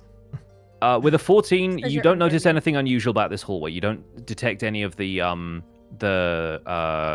like wind that you've felt in other areas. There's seemingly no illusory walls here that you can detect. Cool. All right, let's head back into this room then. And you find Brogini Dudestone lying on the floor, otherwise unharmed. Hey, bro, dude. Oh, well, what happened, guys? What the heck was that? Bro, man. Stupid. My bad. Okay, so we know there's a dragon and a cube and a gibberish thing and a rug that wants to kill us. Octopus. Should we investigate the other doorway in that throne room and just not get the dragon out this time? Yeah, let's have a look. All right, Let's you guys go walk making your way over there. into... I'm going to open this door. You ready? I'm going to go in the corner before he does that. Okay. Wait, no. All right, you guys make your way into this room, and... Oh, dude, it's a water park. There's a slide. Don't touch the water, Max. There is water flooding out of a crack in the walls at the back of the room, and sort of rushing down in this waterfall that's sort of surrounded by rocks and a little bit of natural growth of like, you know, moss and stuff seems to have formed on the rocks. It pools on the floor, but seems to be draining out of a drain that's sort of like carved into this almost impression in the floor that the water must have carved over time. But yeah, that's what you find as you enter this room. There's also a door to the north. Can we investigate the water? Like under the is there anything under the surface? I could destroy the water. That drain. You want to try swimming down that drain? See You where have it two goes? spell slots. Are you going to use way both Pix of them ever on... thought I would take destroy water. Oh, I'm excited about the fact that you took destroy water. But yeah, no, yeah. Looking at this, the only thing you can see under the surface of the water, aside from like a couple of the rocks that are sitting in the water line, is just this drain at the bottom of a sort of shallow depression into which the water seems to be flowing. But you don't know to where. Should we have a look in this? Yeah, there's a door up there. Yeah, maybe we. Oh, this just goes check that through out. to the other room. Did you check Where for we wind found this time? There was a fake wall. Looks like. Yeah, there was another one of the fake walls that leads back into the room with the rug, and this doorway leads into this area. Headbutted the wall. Should we Mr. Wizard, could you investigate? Yes, I can do an investigation. What are you investigating? I'm investigating the drain and its whereabouts it takes us, the water. So you're gonna try and like get into this puddle and swim, basically? Yeah, I'm gonna wade in here. I'm gonna pull up my robe. Well, he is really tall. He could wade. I'm gonna wade in. Yeah. It's up to my waist. You sort of getting the bottom part of your robe all wet from the water. Yeah, you sort of wade in and you try and stare down this drain. Give me an investigation check. With an 11, you can't really tell where it goes. It seems too dark and difficult to see. The drain seems very well affixed to the floor as well, so not really something you could move, and definitely not big enough for any of the party to fit through. Ruby, while you're standing where you're standing, you feel a gentle breeze on the back of your neck. Of course I do. Hey, bro! Go through the wall here. Headbutt time! Woo! Thank you. Oh, he's gone again. Guys, I found Is it something safe? beyond Is the it wall. safe? Wait. Don't move too quickly. No quick movements. There's no monsters in here. Is it safe? Come on in. It's another Have you back perceived rooms. anything? I knew it was I'm a water gonna park turn the this second we wheel. came in here. I'm turning the wheel. Do you think we Okay. maybe should perceive something about the wheel first? Turning or the like- wheel. Okay, all right, we're turning the wheel. Max turns the wheel, and you hear this enormous noise of rushing water coming from the adjacent room. And you get the sense that the room back there is flooding even more than it already has, as you effectively release a massive Let's valve go to the boat. attached to this pipe. Oh, We can Yeah. get in the boat. can we get I back to the think- boat? Let's quickly. I can't move. Let's as quickly as we can through this rushing water. Let's head back to the boat. You are wading through water as you exit this room into the throne room, and a little bit of it is lapping against the door to the Oh my room at that gosh. point. And the boat's been kind of like knocked off this, right? No, the reset. boat is now reset because Oh, the whole wait, so dungeon Max, seems to have Max, reset. Can you for move you. the I'll boat go, I'll off go. again? I'll go. All right. So you head out into the corridor. You start to turn that crank. I'm not going to make you roll for it this time because then the boat tips off of the stage, and I guess Mr. Wizard, Ruby, and Bro are there to like hang on to it. And it feels like with a group effort, you could drag the boat. Yeah, you guys were potentially very back through the strong. open Let's door. bring the boat over to the water. Yeah. I like How are we that. gonna get that boat through that door?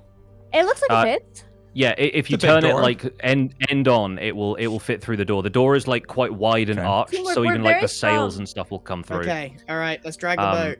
So the group Okay. of you drag the boat through the throne room, past the throne where there is no dragon at this point, and even like the rubble of the room seems to have been reset, allowing you to easily drag the boat into this space which is currently filling with water. Like the water is now gushing through the door to the throne room, and the boat sort of floats evenly out onto the water as it goes, and you can see that the rushing water coming from the pipe that you seem to have turned on like full bore is now kind of filling up this space. It is currently Let's go on the rushing boat.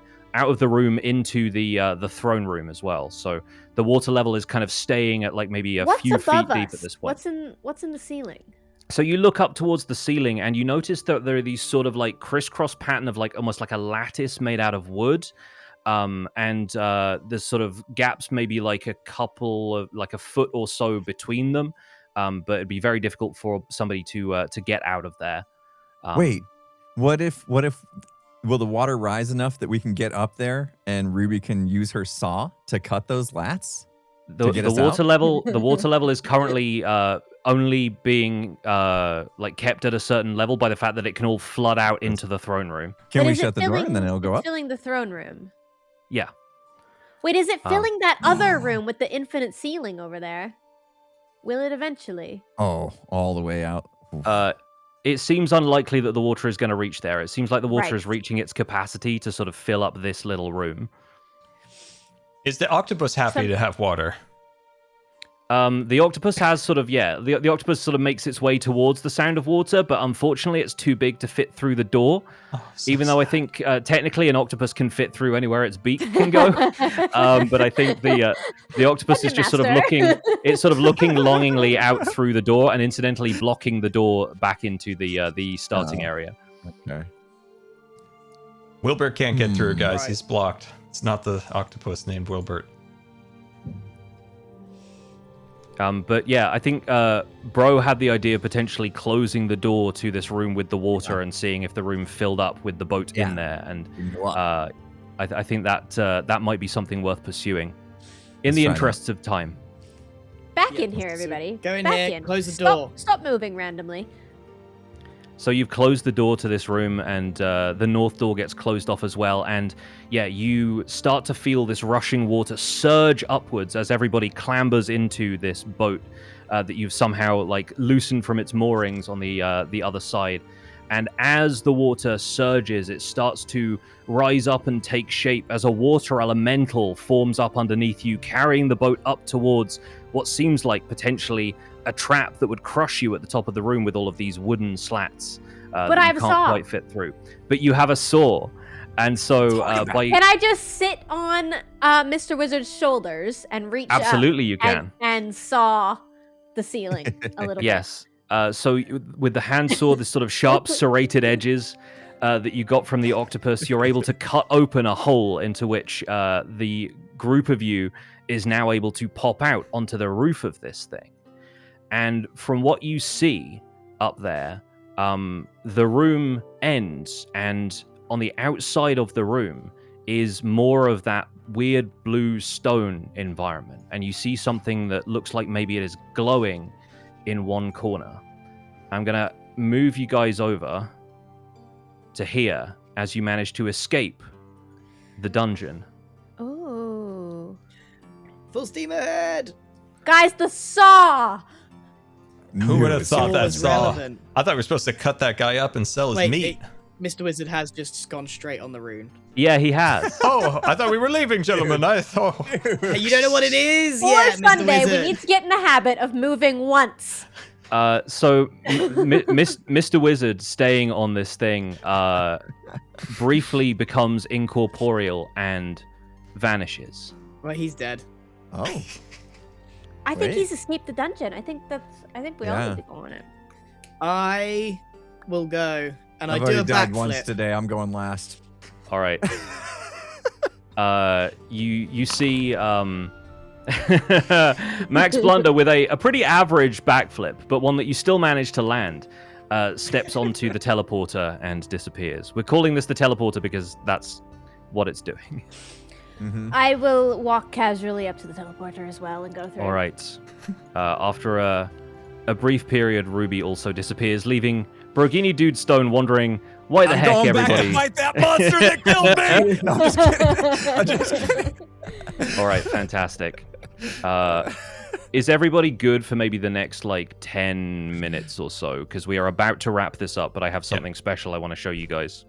Yeah, but Yeah, there give me is 10 an more. ad starting in 1 minute. All right, we are going to run ads, We'll run and ads. Run when we ads, yeah. come back, we will have Appreciate you. the conclusion of this Escape the Dungeon arc. Nice. Do you guys? This Are was you just a learning tutorial, D&D? guys. Do you This- get this- it, guys? this- I'm just trying to this find is the just flow. us That's what I've understanding struggled how with a to little play bit. before we go in. Yeah, I will show you some stuff that can help make the flow a lot easier Yeah. as well. Like the macro like hotbar at the bottom of the screen, you can just drag stuff from your character sheet onto that. So if you don't want to open your character sheet to like use a weapon, you can just like swing a sword from your hotbar or cast a that'd be spell useful, from your yeah. hotbar. Yeah, that'd be cool. So that's gonna be really helpful. We don't continue on Sunday. The real campaign will start on This Sunday. was like Yeah, a this is- tutorial. This is a tutorial. This is a kind of like meta thing that's going we on. made right our characters ready for Sunday, and this was us learning what a D&D experience is like before we get run in and make really stupid decisions on the real thing. And it's like when I'm you. still gonna fight everything that moves. I haven't used a spell. If I were to use a spell at any point on any of those monsters, would you have told me to do that, or would I initiate it, or how would that? Yeah, You get to like- choose, guys. Yeah, the It's idea like, is that yeah. you choose what to do. Like if you're in a combat, unfortunately, I think you were too low down in the combat for some of them, and I kind of wrapped Yeah. things up a little sooner. But yeah, you would say like, I want to cast magic missile on this thing, and then you'd be able to go ahead and roll it. Okay. I feel kind of bad that I've not given everybody equal footing in the No, combat it's fine. I was just situations. trying to figure out when to use it because I was worried those would be too overpowered. I wasn't quite sure. So. Oh yeah, no. In all of the stuff that was in that area, trust me, you would have Okay. maybe made a dent, but not much more than that. Okay. All right. I think I've successfully copied your tokens over. I will make them all visible again in a second once I've set up the camera, because y'all are about to see some stuff I've been working on. Let's move that back. Okay, wonderful. And I think at this stage I'm going to change up the music too.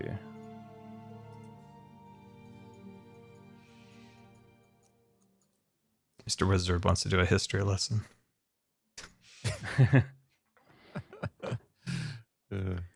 Okay, are we back from ads? We are back. Yes, we're back. All right, wonderful. The group of you find yourselves, and now I'll need to like have you all move out from the cluster that I left you in. Okay. You find yourselves on a podium, floating in a dark void, and in front of you is this enormous building, like some sort of temple, Oh. but it seems to be floating there in the void, sort of supported by absolutely nothing. And a thin bridge connects it to the island you're standing on, which as you step down from this pedestal, twinkles at your feet like crystal. Wow. Reminds me of Cousin Albert's house. He was a sorcerer. Oh, Jesus. Well, I'm the heaviest one here. I don't think I should go first. I'm the lightest. Let's go. You effortlessly cross this bridge. It seems to support your weight without being too rickety. And as you enter this enormous room, Mr. Wizard steps out into the void. Let me move you back in. There you go. You see shelves of books surrounding you in an orderly fashion, and beyond this huge chamber that seems to have been carved from a single piece of stone. It's filled with beautiful ornate architecture and mechanisms and trees. And before you can take in any more, a 3-foot-tall man rushes towards you. Hey, little guy. He has pointed ears, little round glasses, and he is clearly flustered. He says, "You can't be here. I mean, you shouldn't. We've never had anyone break out of the calibration chambers before. Explain yourselves." The octopus had a saw. Yes, but I have no idea where it got it from. Me. Were you torturing us? No, nothing of the sort. From the balcony behind this guy, you hear another voice. This beautiful melodic voice sort of floats down from the balcony, and she says, "Ingvar, please, some hospitality. Stars have been born and died since we last had guests." And Ingvar says, there's no precedent for this. My calculations will be thrown off. There could be untold consequences for our latest world. And he sort of rushes off towards this machinery in the center of the room. And as you look past him and he starts scribbling frantically on this pad of paper, taking up the center of the room is this enormous golden apparatus with circular sections of it revolving and turning around each other. At its center, when the center is visible, you can see a sort of image. But even at this distance, it looks impossibly detailed, as though you could zoom into it and it would grow and grow and surround you until you were part of it. And the woman coming down the stairs from the balcony smiles and says, "That's the universe we're working on. The whole thing. Isn't it special?" What's your name? You can call me Pashan. I'm the law weaver of the forge here. The little one over there is Ingvar, and Bruin over there is the guardian. And you look across the room to see an enormous giant who's sort of tending some of the equipment and looking at the statues and dusting things. And he sort of looks around and sort of nods at you silently and goes back to what he was doing.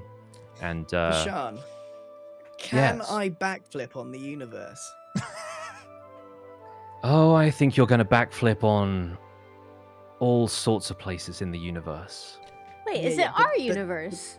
The universe. So, this is the Arca Pandora. This is where we shape reality. We give it structure and balance the forces that act upon it. You know, the big, important stuff. Please look around. You are witness to a place that few mortals have ever seen. Ingvar at this point returns from his scribbling, holding a glowing golden object, or rather it's sort of floating an inch or two above his outstretched hand. And he sort of says, I've never seen patterns like this before. Your calibration was more chaotic than expected, but we can balance that. Exciting. It certainly has potential. And he looks up at all of you and says, forgive me, if you would like a tour. I would like a tour. Yeah. Guys, I'm not gonna lie, I really want to snatch the golden thing that he's holding and drop kick it. If you want to give that a try, no. Well, can't we at least listen to the man first? Yeah, all right. friendly enough. All right. Yeah, okay, Ingvar. Well, let's have a look around. Give us a tour. So this is the engine of the forge of creation. Here we fashion from you could call it data, the architecture of a new universe, a new My sort eyes of creation. Glancing towards the gold ball. Sure. He You're goes not the on criminal here. yeah. He says, you see, what we do is we take ephemera, artifacts of imagination, you see, potential, in fact, potential from the new universe, little extracting small motes of it that become adventurers like you. And we allow them to simply explore an environment and do what they would do, what they see fit to do. And that creates sort of a randomness to which we can apply the forces of the universe. And so I think what you have done, especially now that you have come here, is set in motion the turning of the next universe, the balance of things. And my apparatus here, and he sort of walks over to this pedestal, kind of talking as he goes, is I'm gonna slowly walk behind Ingvar. As he's a little dude, I'm gonna just tower above him. Yeah. So that I can, and with my eyes on that golden ball. Above him on this pedestal, you see a larger representation of this golden ball. And as you look at what he has in his hands, you realize it's sort of made of light. It sort of seems intangible. And so does the one up on the platform. But surrounding it with glyphs and runes and various kind of glowing things is a massive array of what seem like big, shiny buttons. Uh-oh. There's no stopping Max now. Ingvar continues talking as he sort of turns to this desk, walks past you and says, well, you see, a lot of our plans involve the creation of not merely continents and oceans, but entire life cycles, entire ecosystems, but on a cosmic scale, you see, everything must be in... Run up to, the button's here? Yes. I'm going to run up here, and I'm going to backflip on the button. Okay, give me acrobatics with advantage. Okay, with a 21, Max Blunder steps up these stairs, backflips, and lands on every button in this enormous array of glowing glyphs. And suddenly that glowing ball in Ingvar's hand brightens and becomes almost blinding, and so does the one up on the pedestal. And he says, no, you can't possibly. The sheer number of Pashan, they've what have they done? I don't understand. And I turn to my party and say, sick.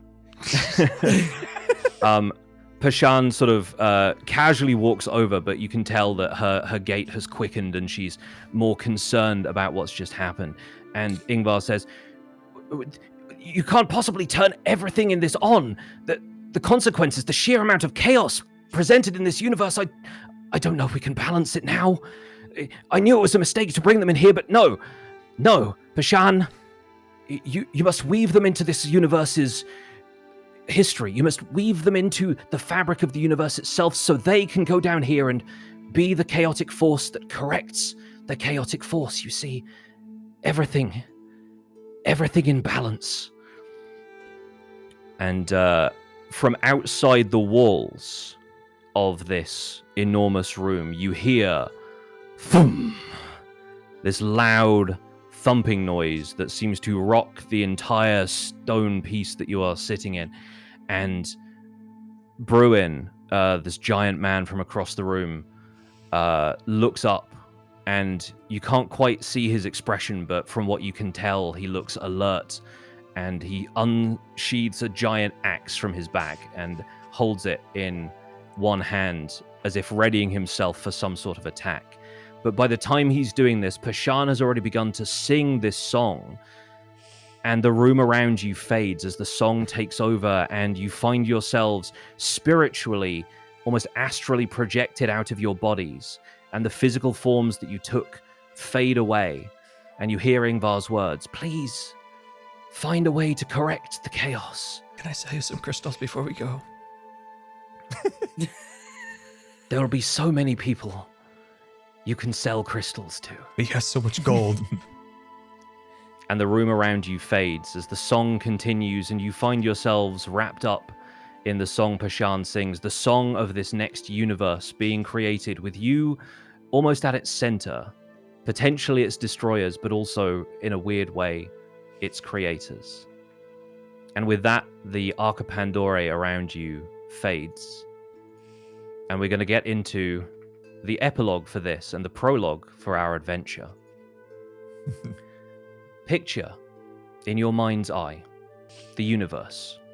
All creation hanging there in the void, existing in a spectacular state of cosmic balance.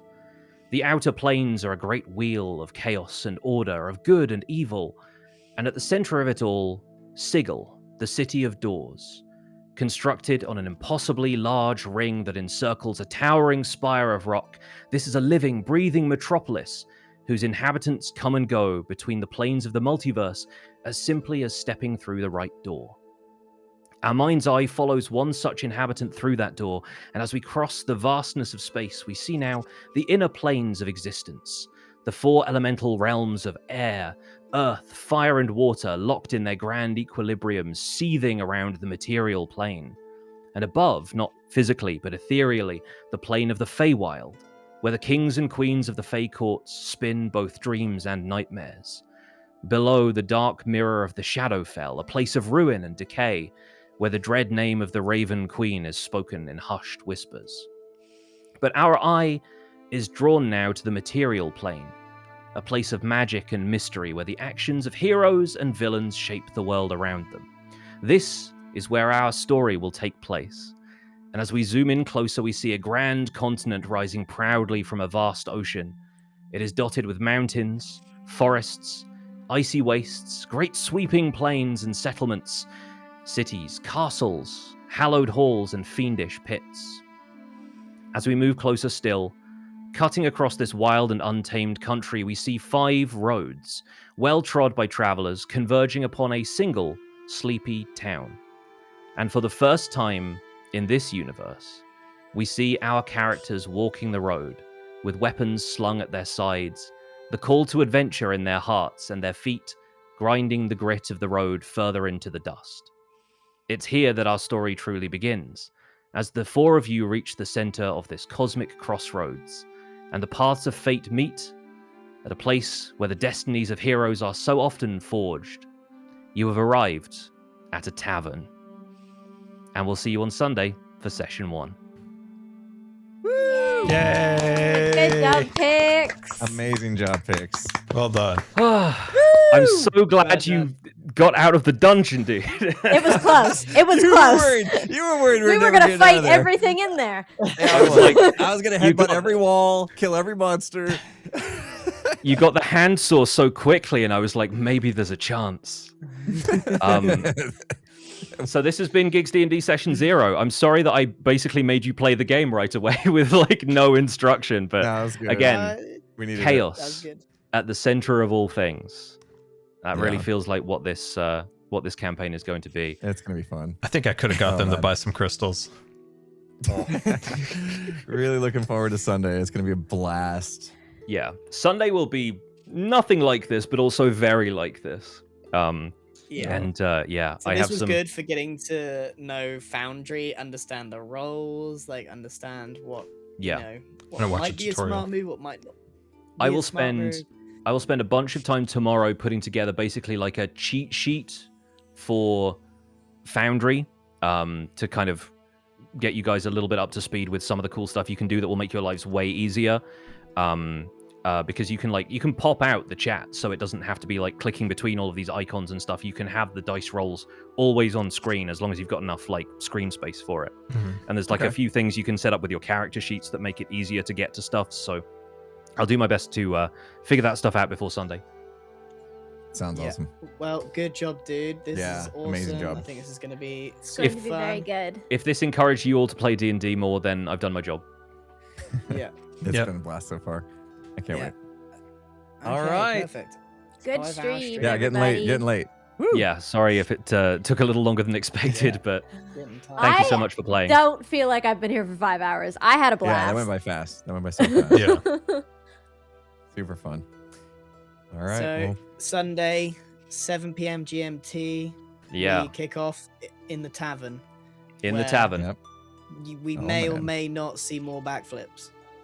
You're I am I'm gonna counting do on there it. being backflips. many headbutts.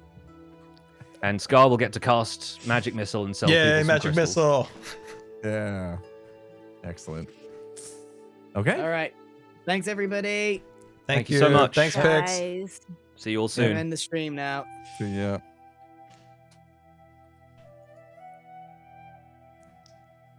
Well, that was new and different and exciting. I enjoyed that quite a bit. I hope you guys did too. And yeah, that was let's see, let me go back to oh dear, there we are. That was awesome. That'll be really fun. So Sunday 7 was it 7 p.m. GMT, so that'll be really fun. I gotta get the flow. I you know, you don't want to talk over people, then you need to say something, but then you're not ready. I just need to work on my like flow. So that'll be cool. It'll be fun. Hope you guys enjoyed. So quick overview, I think, on how the character looks, right? Kind of wacky inflatable man, kind of like this, right? Some kind of like magic scars across the face that kind of glow in the dark a little bit with like a faint glow. I think open to interpretation. My eyes are green. I almost feel like my robes need to be green, maybe. Open to interpretation if there's any other cool colors. Like, always love a good orange or whatever too. And so my idea is that there's like a satchel that goes across, or a bandolier that has the crystals like this. And then I have like a satchel on my side that's like an endless bag. So I can just throw as much junk in there forever. Just, I can loot. Everywhere I go, I'm always looting and putting it in there. And then when I need something, I look in that bag and rarely ever find what I actually need. So I think that'd be pretty cool. So guys, thank you so much for watching. We'll see you on Sunday. And we'll go see you later. Goodbye, everybody. Goodbye.